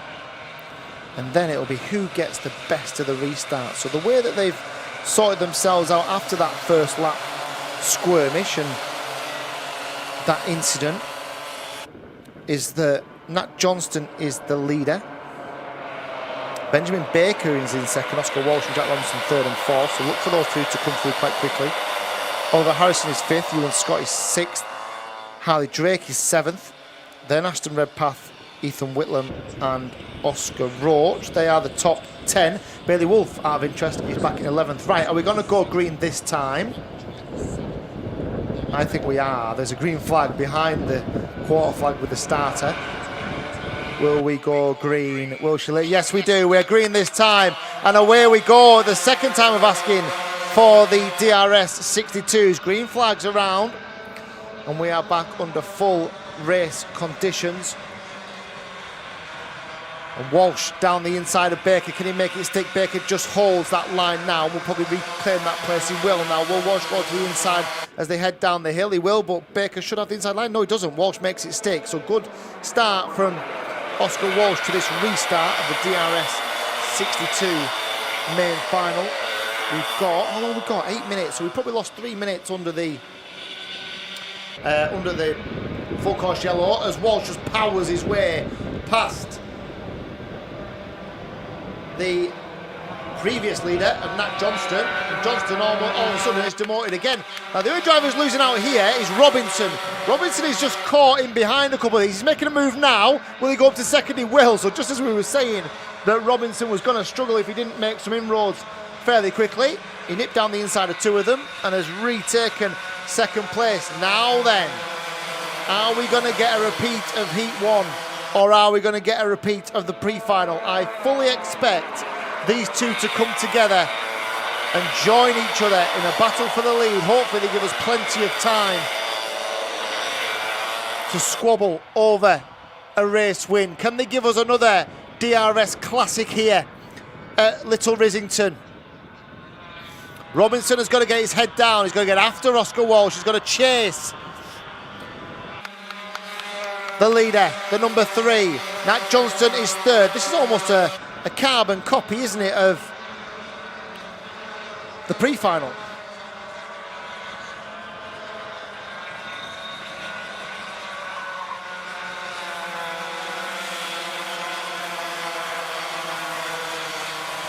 Keep an eye on the gap between the front two.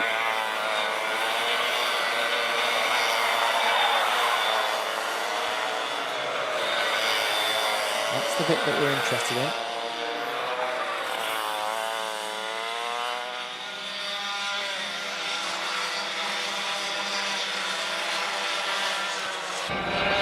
And last time round, the gap was 9/10 of a second between Walsh and Robinson. What is it now? 8/10 of a second. So he's taken a 10th. He's taken a 10th out of Oscar Walsh on that previous lap. That would be enough, wouldn't it? If he just chips away at it, he would have enough.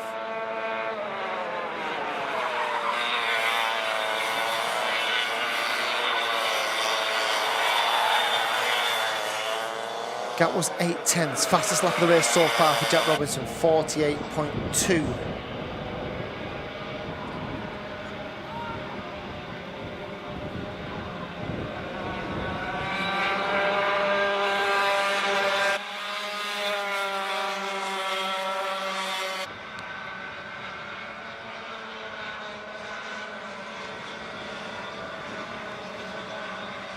Gap now is 6/10, so yes, it is coming down now, as we expect. It's obviously always easier to chase when you are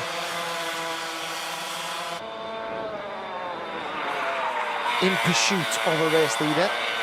Always easier to use them as a marker, especially if there's very little between the drivers in terms of overall pace as well. And we haven't seen an awful lot between Jack Robinson and Oscar Walsh today, have we, in terms of outright pace? Just keep an eye on that Johnston now. What Johnston's done well here is he knows he's not as quick as the front two, but he probably is quicker than everybody else. So he's just put himself in a position where if he keeps pushing, he keeps this gap as minimal as he can, he can hope that these two fall over each other and bring him right back into play. If they'd have carried on for another lap in the pre-final, Nat Johnston would have had a say in the outcome of that race. No question of that at all.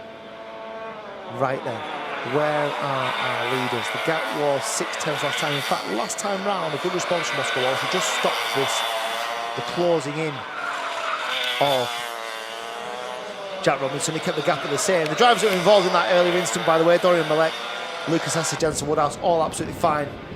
Karts will be recovered after this race. Well, the leaders then, gap was 6/10, now 4/10. Good lap from Robinson. 48.112 from Jack Robinson. That's the best he's seen today, I think.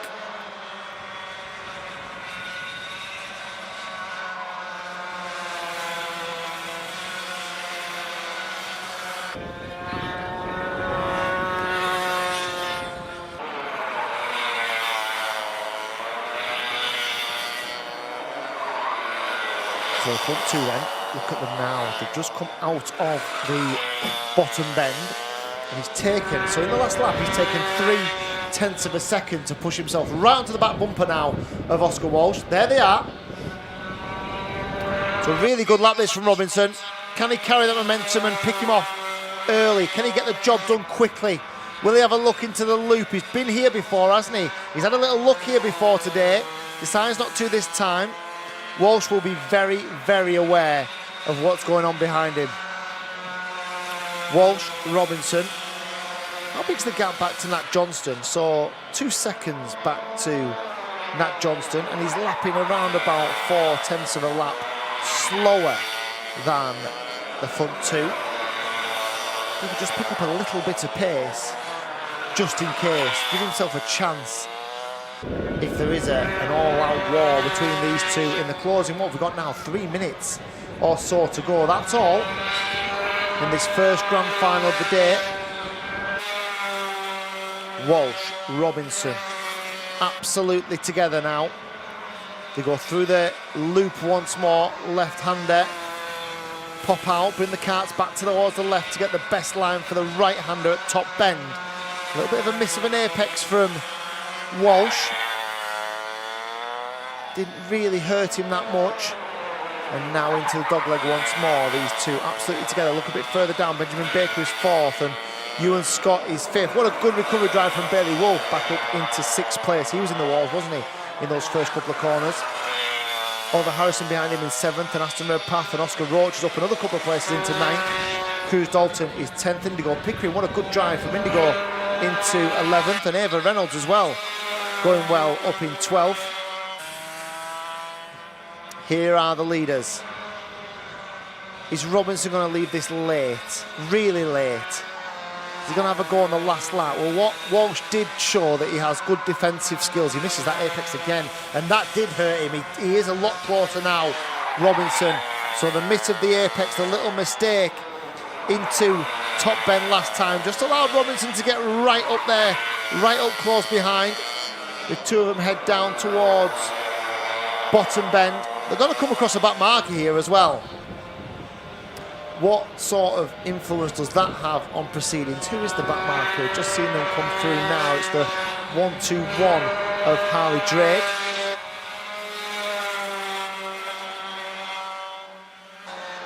You might come across him in a lap or so. There's no change with these two at the moment. Through the left-hander again. What have we got left? 45 seconds, so it's going to be 2.5 laps from here. 2.5 laps. When does Robinson decide he's had enough?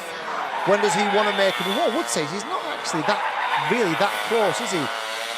Walsh, oh, he's made a mistake there, Walsh thought. Little mistakes, just little tiny ones. Just allowing a little bit more hope for Robinson. Allowing him to get back on terms when he gets a little buffer, and he has been. I think he's slightly quicker, Oscar Walsh, when he puts consistent lap times together. When he makes those little errors, those little bits of mistakes, misses an apex here, runs wide there, then he's got problems. Right, 2 to go then. 2 laps to go. There's no change further back. Nat Johnston is now a distant 4 seconds away from these front two who are setting a blistering pace. Bailey Wolf is up to 5th.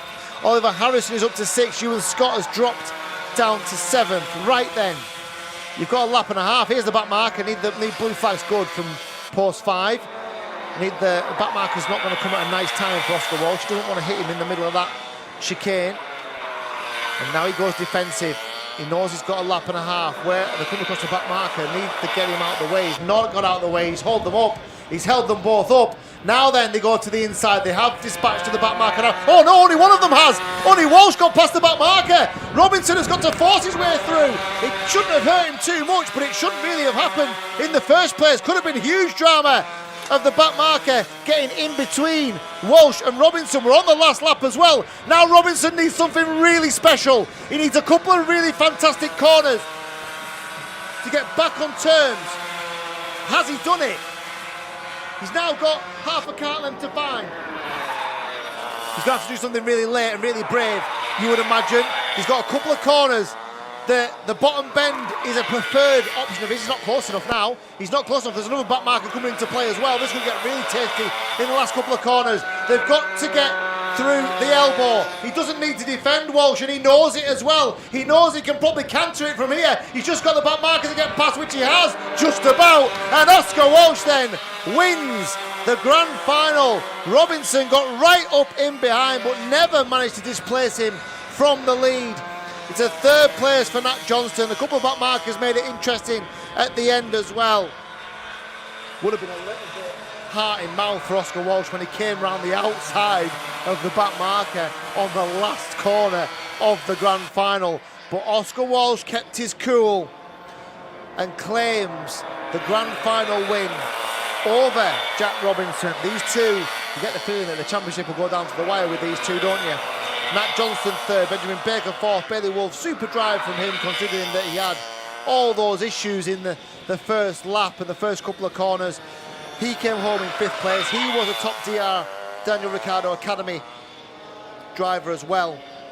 Oliver Harrison was 6th, Ewan Scott was 7th, Aston Redpath, Oscar Roach and Cruz Dalton were the top 10. Just outside of the top 10, Indigo Pickering and Ava Reynolds.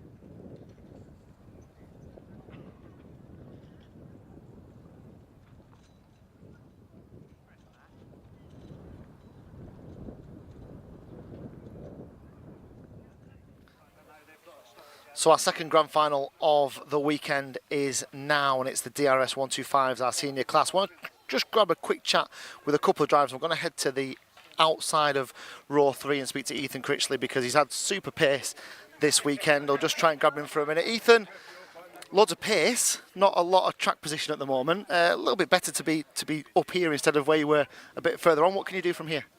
Well, yeah, we've had the pace all weekend, to be honest. Like, we were second yesterday in practice, but yeah, I think maybe a podium's possible. We'll just try and see what happens ahead of us and make our positions as quickly as possible.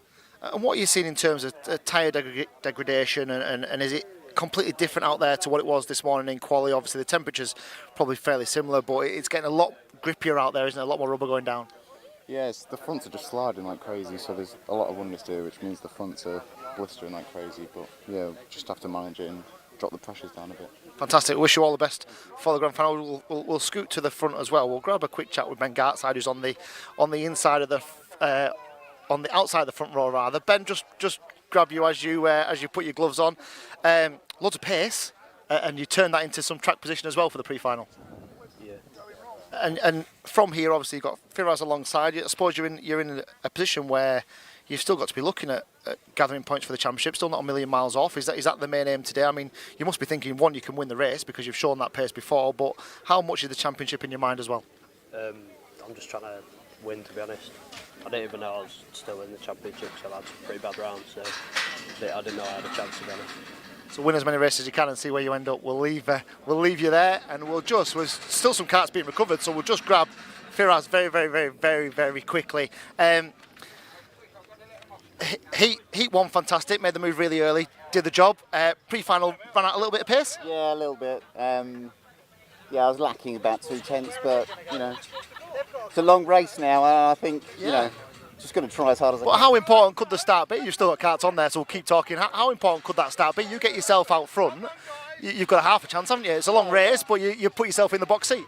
Yeah, I mean, I like going on slow rolling up laps, which I know this lot hate, but to be honest, I like the cold tyres. You get to dictate the pace as well, so we wish you all the best.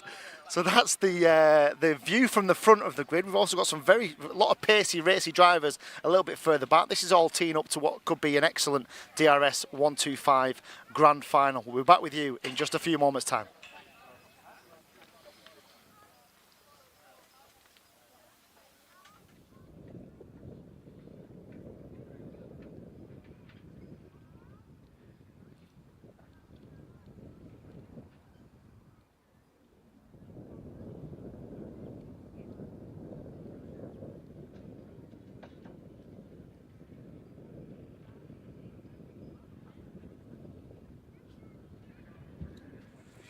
On the camera, didn't you?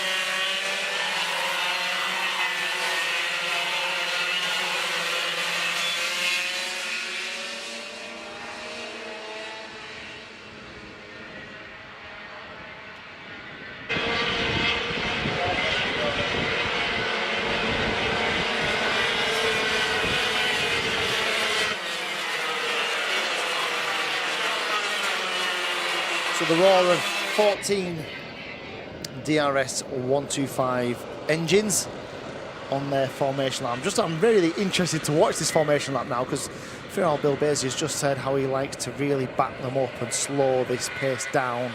He knows they don't like it, knows that others don't like it. It's just gamesmanship. It's all part of the sport. It can certainly play to your advantage if you get things right. So he's obviously looking at this as an opportunity, being on the front row of the grid. Let's see how it develops. They are quite slow, it has to be said. Ben Gartside on the outside of the front row. Lots of pace from Ben Gartside. There's lots of pace in behind as well. There's lots of drivers that could be in this. Even back to the outside of the third row, we spoke to Ethan Critchley. He's got lots of pace. Didn't have track position. Here they come. They are slow. Looking to the lights. 12 minutes plus a lap. Now they hit the gas and they're away. Bill Basie's got the best of the start by an absolute mile. Gartside involved with Oliver Owen in a battle for second place. The rest of them all got through as they stream down towards the loop for the first time. It's Bill Basie who leads from the front. Second place, Oliver Owen, then Ben Gartside. As they stream down now towards the dogleg for the first time. No overtaking maneuver. One or two just having a little look down the inside as they continue. Under investigation 5 and 4. So Oliver Owen and Tom Snape both under investigation. Must be something to do with the start. Got to be. So Bill Basie is who leads. Now we spoke to Firaz on the dummy grid there, and I was sort of teeing him up to say how important the start was. because he dealt with the start in the first heat really, really well. He did his work early, gathered a little gap, he was consistent. And he's sort of done the same here, hasn't he? He's sort of tried to mimic what had worked for him, and it certainly did work for him. And now he's got a gap over Oliver Owen. Oliver Owen's got to worry about Ben Gartside, who's behind him. The more that these two fight over second and third, and that's what they are doing at the moment, by the way, as Gartside drops into second place, the more Bill Beasley will get away. Now, the threat to Firas now is Ben Gartside, because we know he has pace. Now, where is Ethan Critchley in all this? Now, here's the move for second place. It was a little bit leisurely, wasn't it? Oh, was there a bit of contact there? I was going to say it was very forgiving from Oliver Owen. He didn't put up much resistance. Where was Ethan Critchley? He was all the way down in 9th place last time out. So Ethan Critchley's had a shocker of a start, and when we were talking to Ethan about not having track position, and there's contact between a couple in the dogleg as well, that may well have been Ethan Critchley involved at the same time. So when we talk about Ethan about not having track position, he then gets himself involved in a couple of scraps in the opening lap, and he certainly hasn't got track position. So unfortunately, all Ethan Critchley's pace is being put to waste at the moment, because he's all the way down in 10th place. We've got a battle though for the lead, because Gartside has cruised up rather predictably onto the back of Firas Bilbezi. Gartside then second at the moment, but he's there, isn't he? He's within striking range, striking distance of Firas Bilbezi. Battle behind is between Owen and Snape, and they're the front two in the championship as well, so keep an eye on those two. Wouldn't it be good if all four of these came together and we had a real scrap on our hands? I think Bilbezi has to keep Gartside behind. I think he's got to go on the defensive now to give himself the best. He'll know that he hasn't got the pace. He'll know that Gartside has more speed than him. So if he can keep him behind, if he can make no mistakes, if he can go a bit on the defensive, that's probably his best chance. What it also does is it also raises our interest, because it means that we could end up with a 4, 5, 6 car battle for the lead here, because it will allow your Owens and your Snapes and your James Lays, Tommy Welsh, they'll all become involved in this if we back the grid up a little bit. At the moment, Bilbezi, big handful of understeer for Firas Bilbezi there. He is struggling to get this DRS kart to do what he wanted to do. It's been a long, hot day for those Vega tyres.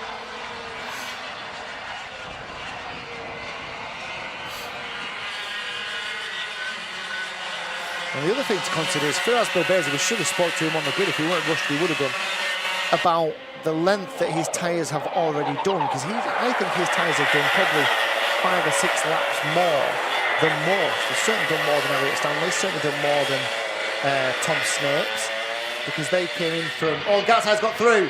So now there's a big risk to the rest of them. So Bilbezi's either got to attack quickly, or the rest of them need to dispatch of Firas Bilbezi as well to get after Ben Gartside. Has Bilbezi got anything left in the tank to get on terms with Gartside? He really needs to attack and keep himself in this race here. There's the move on down the inside into bottom bend. And he could disappear, couldn't he? Owen has to get past Bilbezi quickly. He's going to give himself a chance. Or Snape needs to get past the pair of them if he's going to give himself a chance, because look at Gartside already, just stretching away, just gently stretching away from Firas Bilbezi at the front of this field.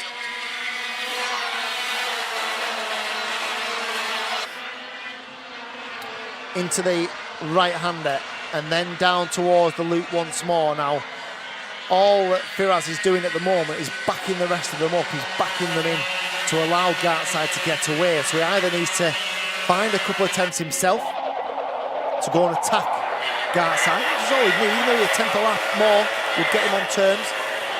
Owen's made a mistake there, hasn't he? Yeah, so Owen makes a mistake. Snape is then through. Or Tom Snape needs to dispatch of Firas Bilbezi as quickly as he possibly can do.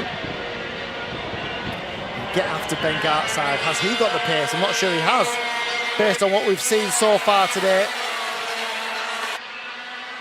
So there's the mistake from Owen. He just got a little bit tight, a little bit narrow into the corner. Sacrificed a lot of exit speed. Not what he would have wanted. To be down in fourth. A little bit of pressure from behind as well from Late in 5th place. Late Stanley's down in 7th. Let's just see where the gaps are. So he's not running away, isn't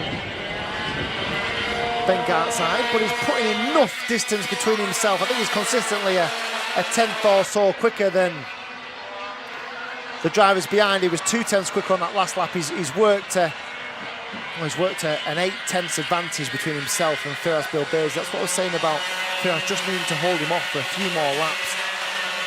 Bring others into play, then it could get really messy behind him. Would have given him a better chance. James Lay's in 5th. Tommy Welsh into 6th. Elliot Stanley's now 7th, and Jack Rigg, Ethan Fitch's recovered up to 9th, and then Carl Watt and Mark Lawrence not had the weekend that he would have wanted in 11th place at the moment. Roberto Manoni was the driver who was a retirement at the far end of the circuit.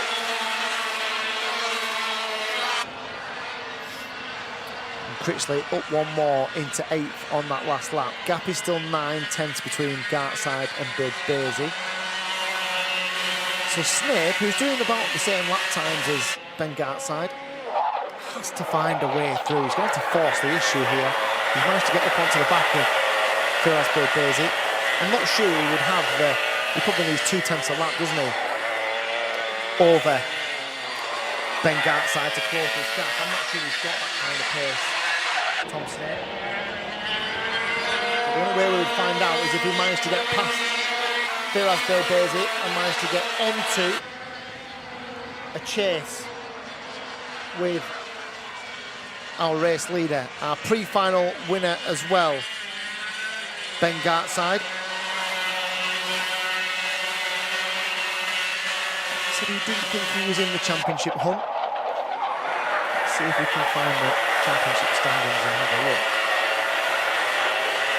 Exactly where Ben Gartside is. And he's had some really strong races this season. Probably had a little bit of inconsistency. Probably why he doesn't think. He does get to drop his worst rounds, remember. So from a championship perspective, he's currently in 5th place, but he won at round 3. Yeah, he's absolutely well in it. He's telling me he's not in the championship. He's got about 37 points to catch up. Well, you could do that in one weekend for sure, and he will have claimed an awful lot of points, especially over the likes of Snape and certainly Mark Lawrence. He'll have picked up loads of points on Mark Lawrence. He'll have picked good points up with Jack Rigg. I won't be surprised if Gartside finds himself in the top 3 after today's points haul is all put together. I think he's absolutely in the championship hunt at the moment, and showing this sort of pace as well. Why not? Why not indeed? Still 3 rounds of the Daniel Ricciardo Series still to go. Now, interestingly, Firas Bilbezi's just done his fastest lap of the race so far. He's reduced the deficit by about 1/10 of a second. Has he got a late spring in his step? Has he got a surprise up his sleeve? Could he come back at Ben Gartside? What Ben Gartside does know is that he can't make any mistakes. One mistake from Ben Gartside, he would have Bilbezi very, very keen in behind him to make a move. We go through the left-hander of the elbow and then head back towards us here. The gap was what, 8/10 of a second? What is it now? 7/10 of a second. So he's taken another 10th out of him on that last lap. It's a good lap as well for Tom Snape.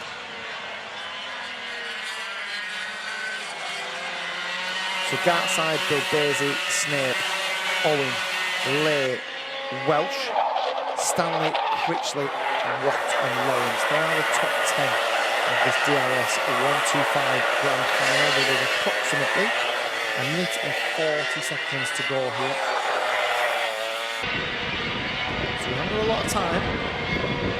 These two are getting slightly closer, you know. 7/10 last time round. What is it now? It's exactly the same, 7/10. They've pretty much done identical lap times last time round. I just think there might be a little bit of hope here. Firas Bilbezi, if he's got a couple of unbelievable laps of your life type laps, could get there, couldn't he? Could get within striking distance and then have just a dive somewhere. Yeah, that's perfect. My trained eye tells me that he's just a little bit closer than he was on the last one, so there we go. I think he's getting there. I think Firas Bilbezi is just starting to believe a little bit in the closing stages here. He's going to have 2 more laps after this one. The gap is down, no doubt about it now. What's the gap now? Half a second. It is coming down. He took 2 tenths. Has Firas Bilbezi got an absolute grandstand finish for us here? Because he is reeling in Ben Gartside. I wonder if they've set Ben Gartside's car up to come on strong for 10-lap races, and all of a sudden we're in a 12-minute race. And is he starting to go off? The gap's now, what, 4 kart lengths? One big push from Firas Bilbezi and he would get there. This could be a cracker. If you're in your awning or you're watching the live stream, do not go away from this. Do not go and make a cup of tea now, because these two, with 1 lap to go, are pretty much together. There's about 2 tenths in it, 3 tenths in it. Needs a lap of your life then, Firas. What have you got? Give yourself half a chance. Oh, is it a little mistake from Ben Gartside as well? The pressure's just told. Little mistake through the left-hander at the loop. He's about a kart length away. Firas, have you got a big lunge then into the elbow, into the dog leg? No, he's not quite going to get there, is he? He's half a kart length away. He's probably just recovered enough. Has Ben Gartside, but what an effort from Firas Bilbezi. He's closed and closed and closed and closed. Just forced a little error, but to be fair to Ben Gartside, he gathered himself together. He composed himself and he comes through to win the grand final of the DRS 125 here at round 4 of the Daniel Ricciardo Series at Rissington. It's a win for Ben Gartside. Second place, Firas Bilbezi, a very honourable effort as well. Came on really strong at the end. Tom Snake came home in 3rd place.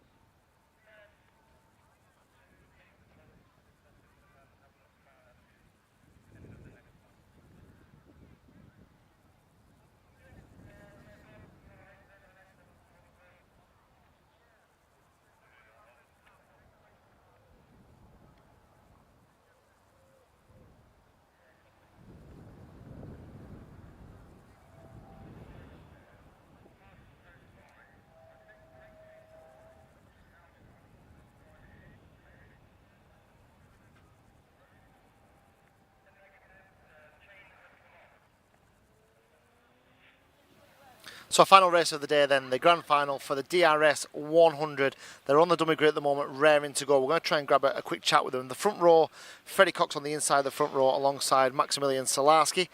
Just behind them, Daniel Weir, who was fastest in the Group A qualifying this morning. And then Charlie Ratford. I'm going to go round and speak to Charlie first because Charlie has a new lap record. So he's the fastest driver that's ever driven a DRS 100 car around this circuit. Charlie, we were just saying that you are the fastest man to ever drive a DRS 100 car around this little Rissington circuit. I'm sure you would exchange that for a race win, would you? Yeah, definitely. What sort of chance have you got from there? Obviously, really quick in qualifying this morning. I think as the weather's got a little bit warmer, maybe the tyre degradation has impacted some drivers, probably you included. What can you do from here? Longer race? Yeah, because I was on Max last race, we're basically setting the same times the whole time, so it's difficult to overtake him. So I think a longer race would give you a better chance, especially now I'm starting from fourth, which is still near the front. So I think I still got a good chance. And you've also got to add in that you two have been together all day, but all of a sudden you've got these lot as well that you hadn't seen before. Yeah, it just gives it a better challenge. It makes it more exciting as well. Hopefully closer battling with more people. Absolutely. Wish you all the best for the final. Well, I'm just going to have a quick look and see how many are being recovered, see how much time we've got. We might just get another minute. We'll just grab Freddie on the inside of the front row. Fred, it's a perfect place to be, isn't it? How can you convert this into a race win? Yeah, I hope so. I mean, really good track, my favourite track. It's gone well all day. Hopefully bring it home in the final.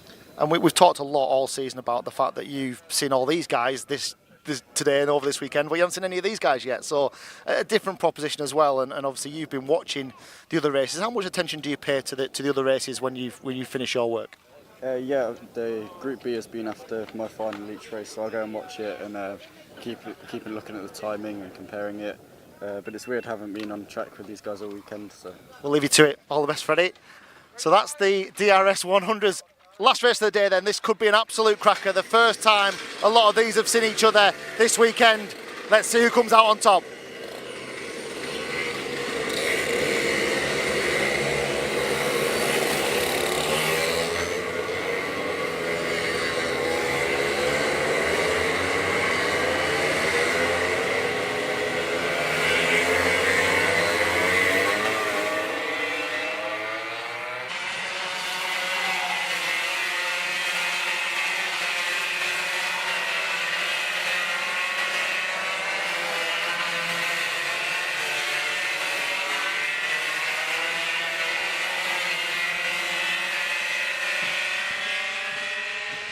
So this is it then, last race of the day, the final of the DRS 100s. Group A and B come together in one grand finale. This could be a cracker. Settle in, if you're at the circuit, come and have a watch live. There's not much better than this sort of entertainment. If you're at home, enjoy the stream. Put on some comments supporting the drivers that you want to see do well. We'll try and get to them if we possibly can do. But this could be one that you don't want to take your eyes off. It really could. The front row of Freddie Cox and championship leader Maximilian Salarski. Behind them, drivers who we know have got the pace to be there or thereabouts. The likes of Charlie Ratford, the likes of Daniel Weir.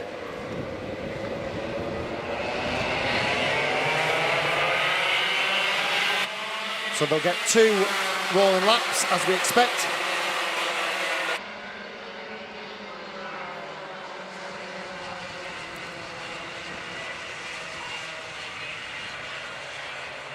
Be a few with some nerves here.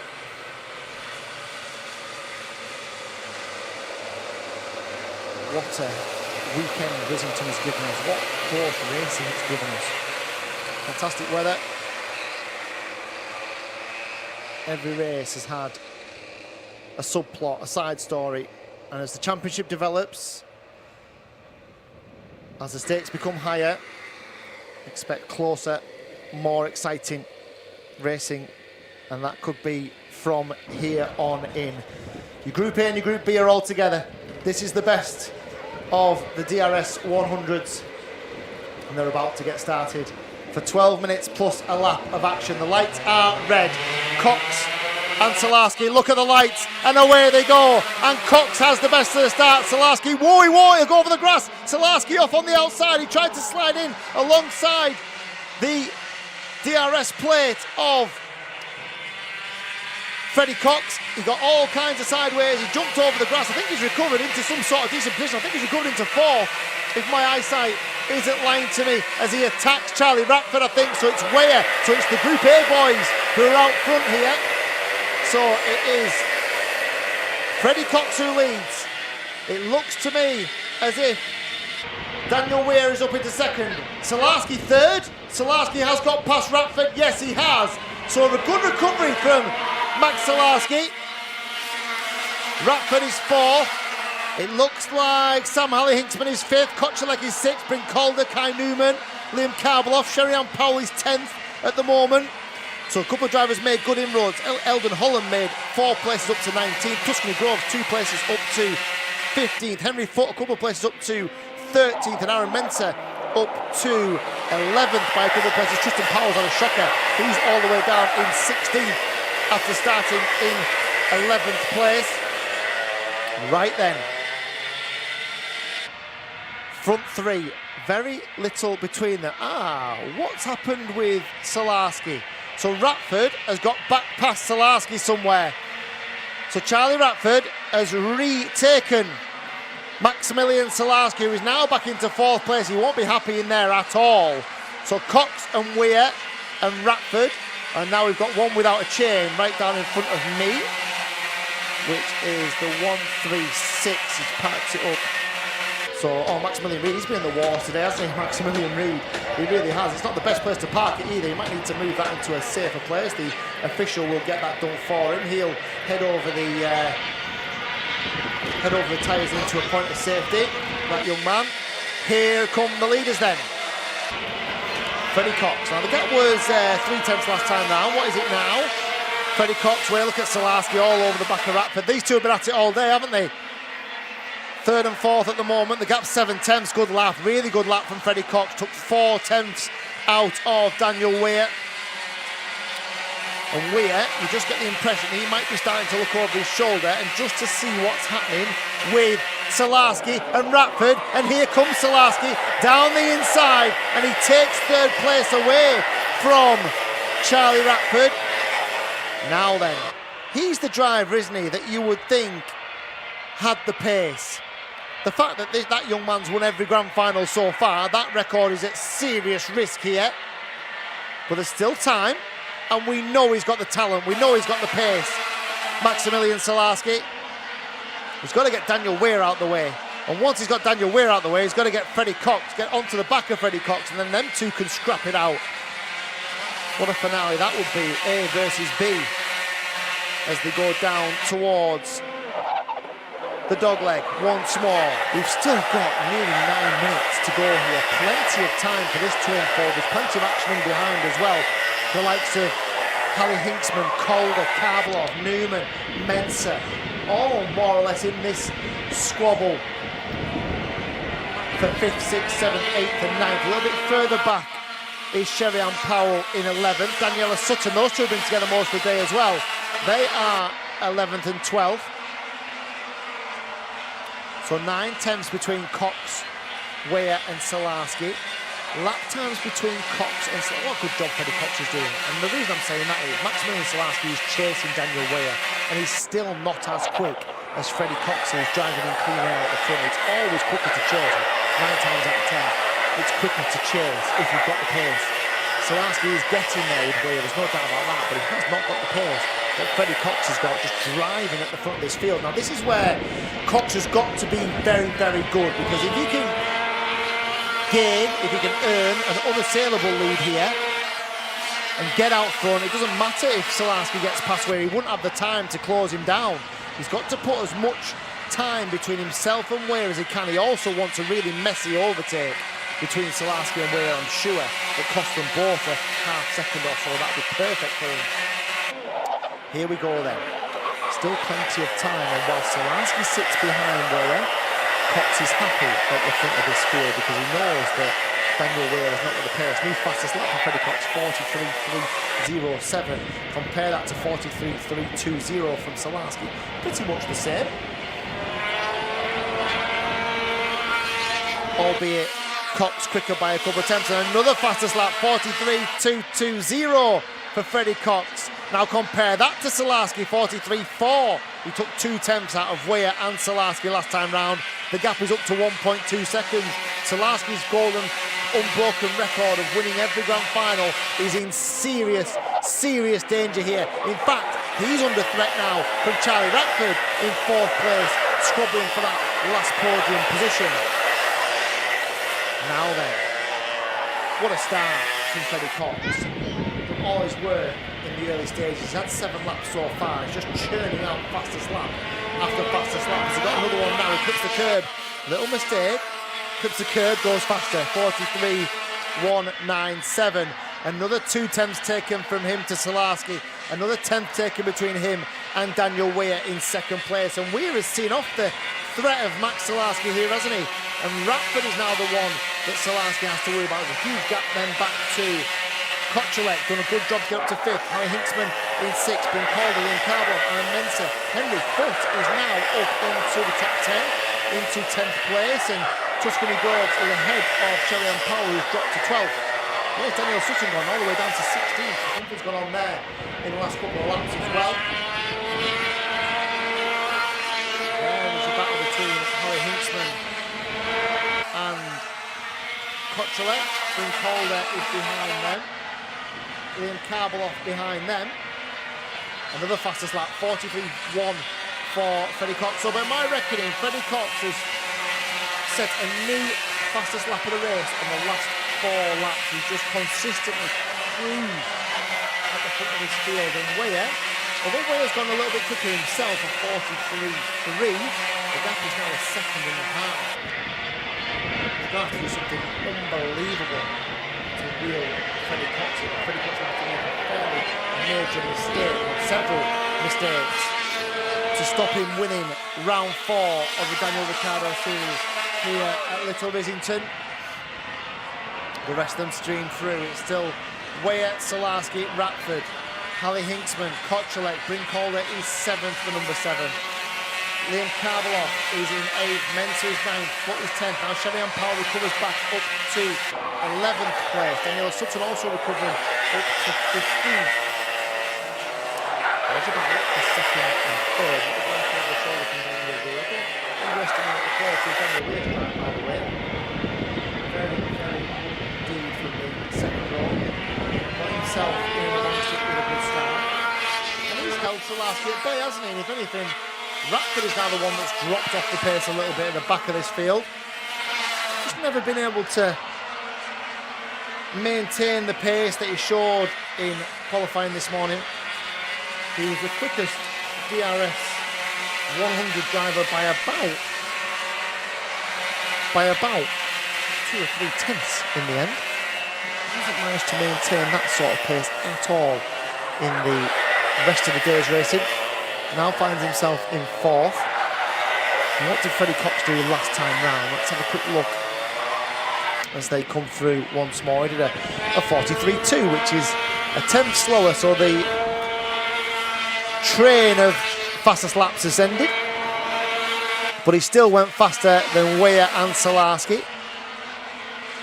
And there is the move for second place. So now then, Salarski through finally into second place.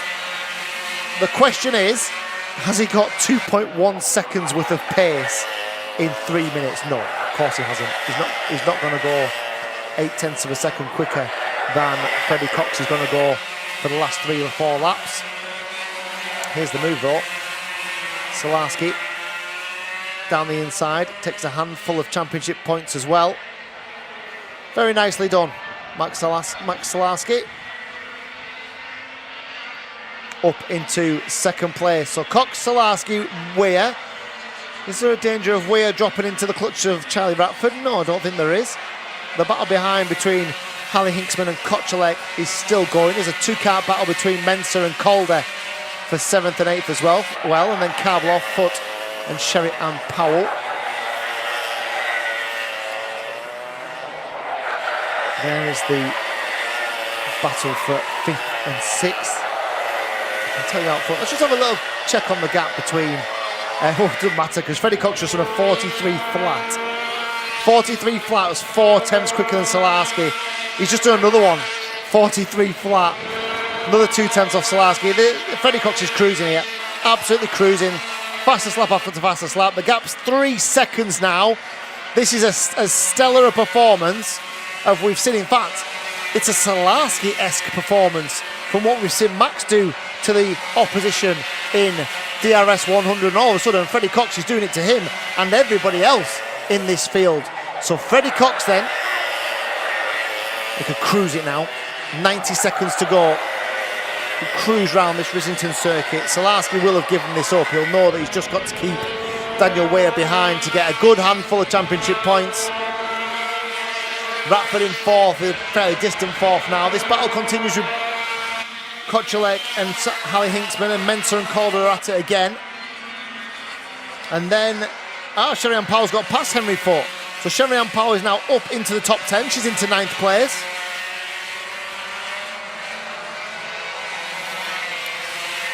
Look at this battle between these two. Absolutely side by side. Hallie Hinksman on the inside, Kotchalek on the outside. Hold line astern, 5th and 6th place. I don't think the podium's going to change here. Unless Weir fancies a real dig at Salarski in the closing stages. What have we got left? 25 seconds, 2 laps to go here. Another fastest lap, 43.005. He's going faster every single lap, is Freddie Cox. Like his life depended on it. At the front of this field, he's been the class of the field. Certainly since lunchtime today, he's been the class of the field. And Freddie Cox then is heading towards another DRS 100 Daniel Ricciardo Series victory. He's going to start his last lap in a couple of corners' time. Just keep an eye on the battle behind. Just see that Weir doesn't know. There's all kinds going on behind them. With Bryn Calder, he's got himself to the front of that little pack of drivers. His next target would be the 140 of Hallie Hinksman, so Kotchalek's dropped back a little bit there. Sherry-Ann Powell got away from Henry Foote now in 9th. So we're on the final lap then, and our race leader's got less than half a lap to go. He's already through the little bus stop chicane, the dog leg. Just have a look at Ratford, come on really strong, hasn't he? Last couple of corners, he's almost put the 3 of these guys for 2nd, 3rd and 4th together. Here is your race leader, who was about to be your race winner. 1 more corner to go then, and Freddie Cox wins round 4 of the Daniel Ricciardo Series here at Little Rissington at a canter as well. 2nd place is Maximilian Salarski's 3.3 seconds was the gap in the end, which showed the dominance of Freddie Cox. Daniel Weir in 3rd place. Charlie Ratford came home in 4th, came on strong at the end as well. Sam Hallie Hinksman in 5th, Bryn Calder in 6th, James Kotchalek was 7th, Aaron Mensah in 8th, Sherry-Ann Powell just pipped Henry Foote for 9th place as well. And that wraps up another fantastic day's racing here at the Daniel Ricciardo Series. We'll be back with the trophy presentation in about 15 to 20 minutes time. But from me and everyone else at Rissington, we'll see you soon.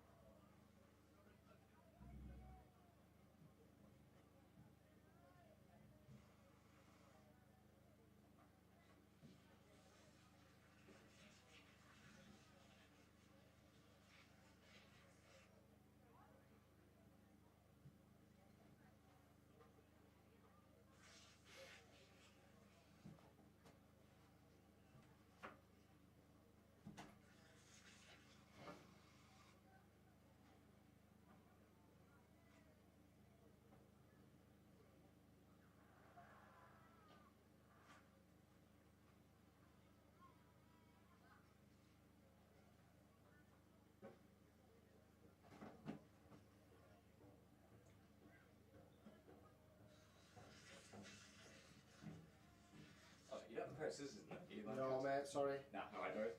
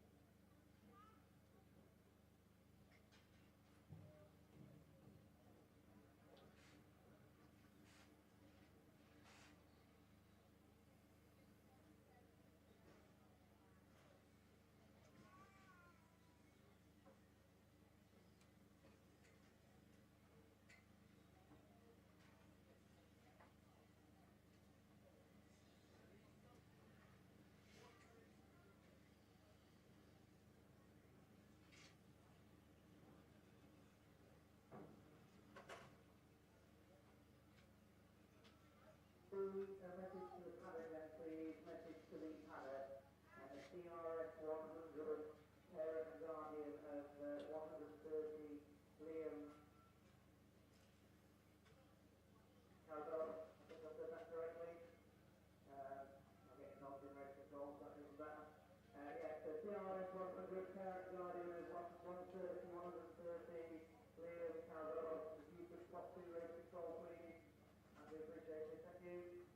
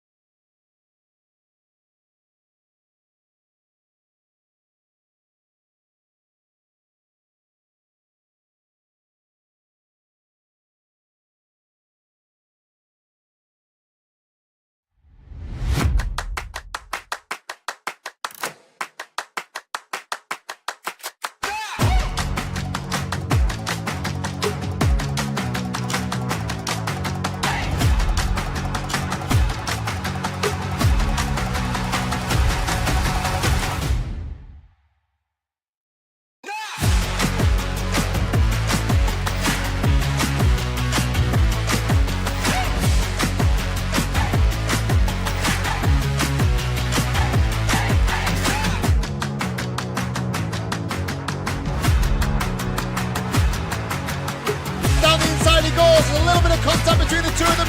Oh, there's contact. There's contact. And there's contact between Tristan Powell and Campbell Pilling.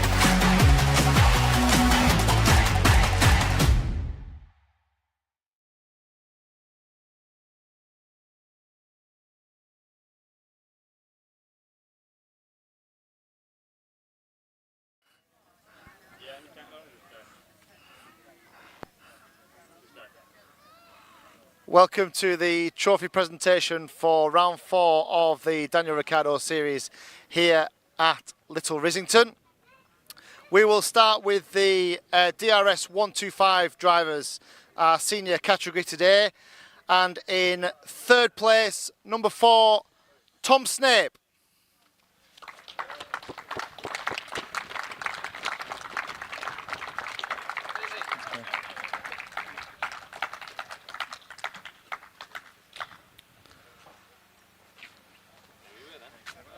In second place, and our Grand Master for the day as well, the DRS plate of Firas Bilbezi.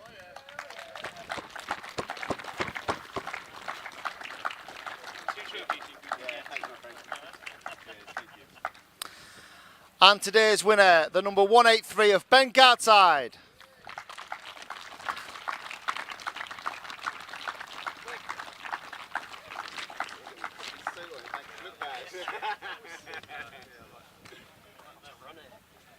Ladies and gentlemen, the DRS 125 top 3.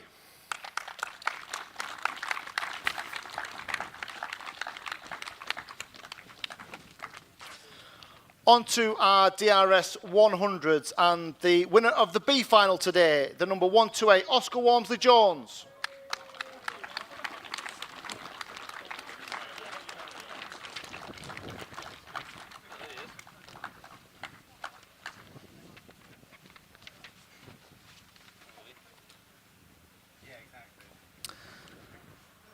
And into the main grand final. Our top rookie today, 12th place finish for number 162, Cassidy Southall.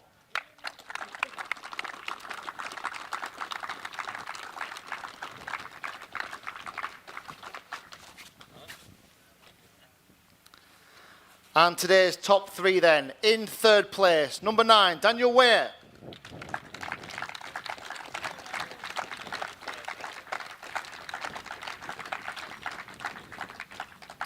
For the first time this season, not on the top step of the podium, but a great drive nonetheless from number 3, Maximilian Salarski.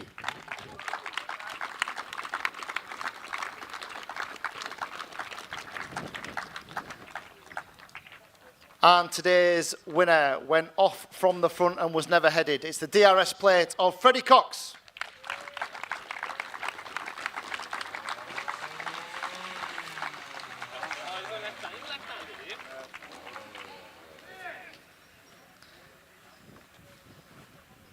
Our DRS 100 top 3, everyone.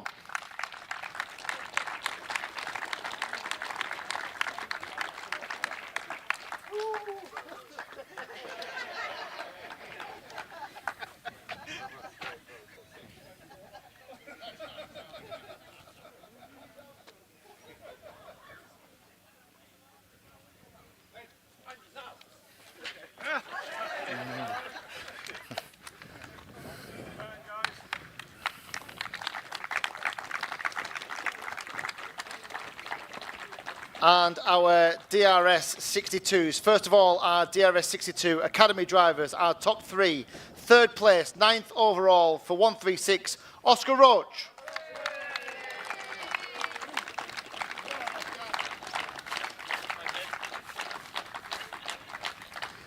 And second of our DRS Academy drivers, an 8th place overall finish for Aston Redpath.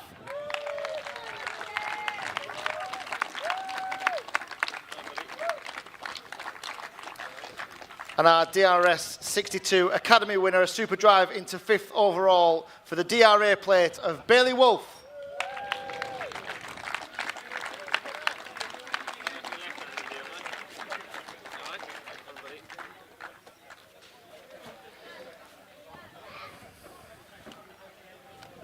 The DRS Academy top 3.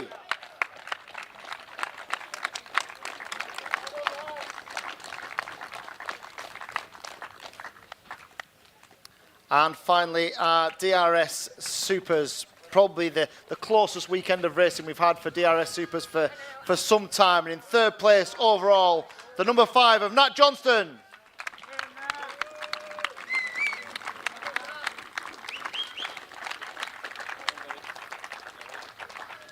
Second place in a really closely run final. Just didn't get there in the end. The DRS plate of Jack Robinson.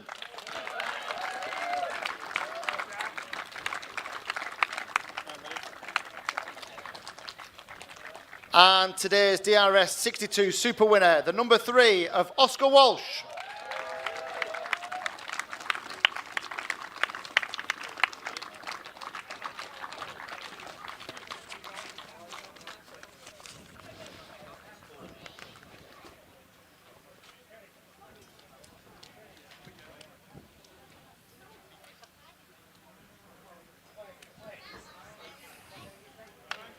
The DRS 62s.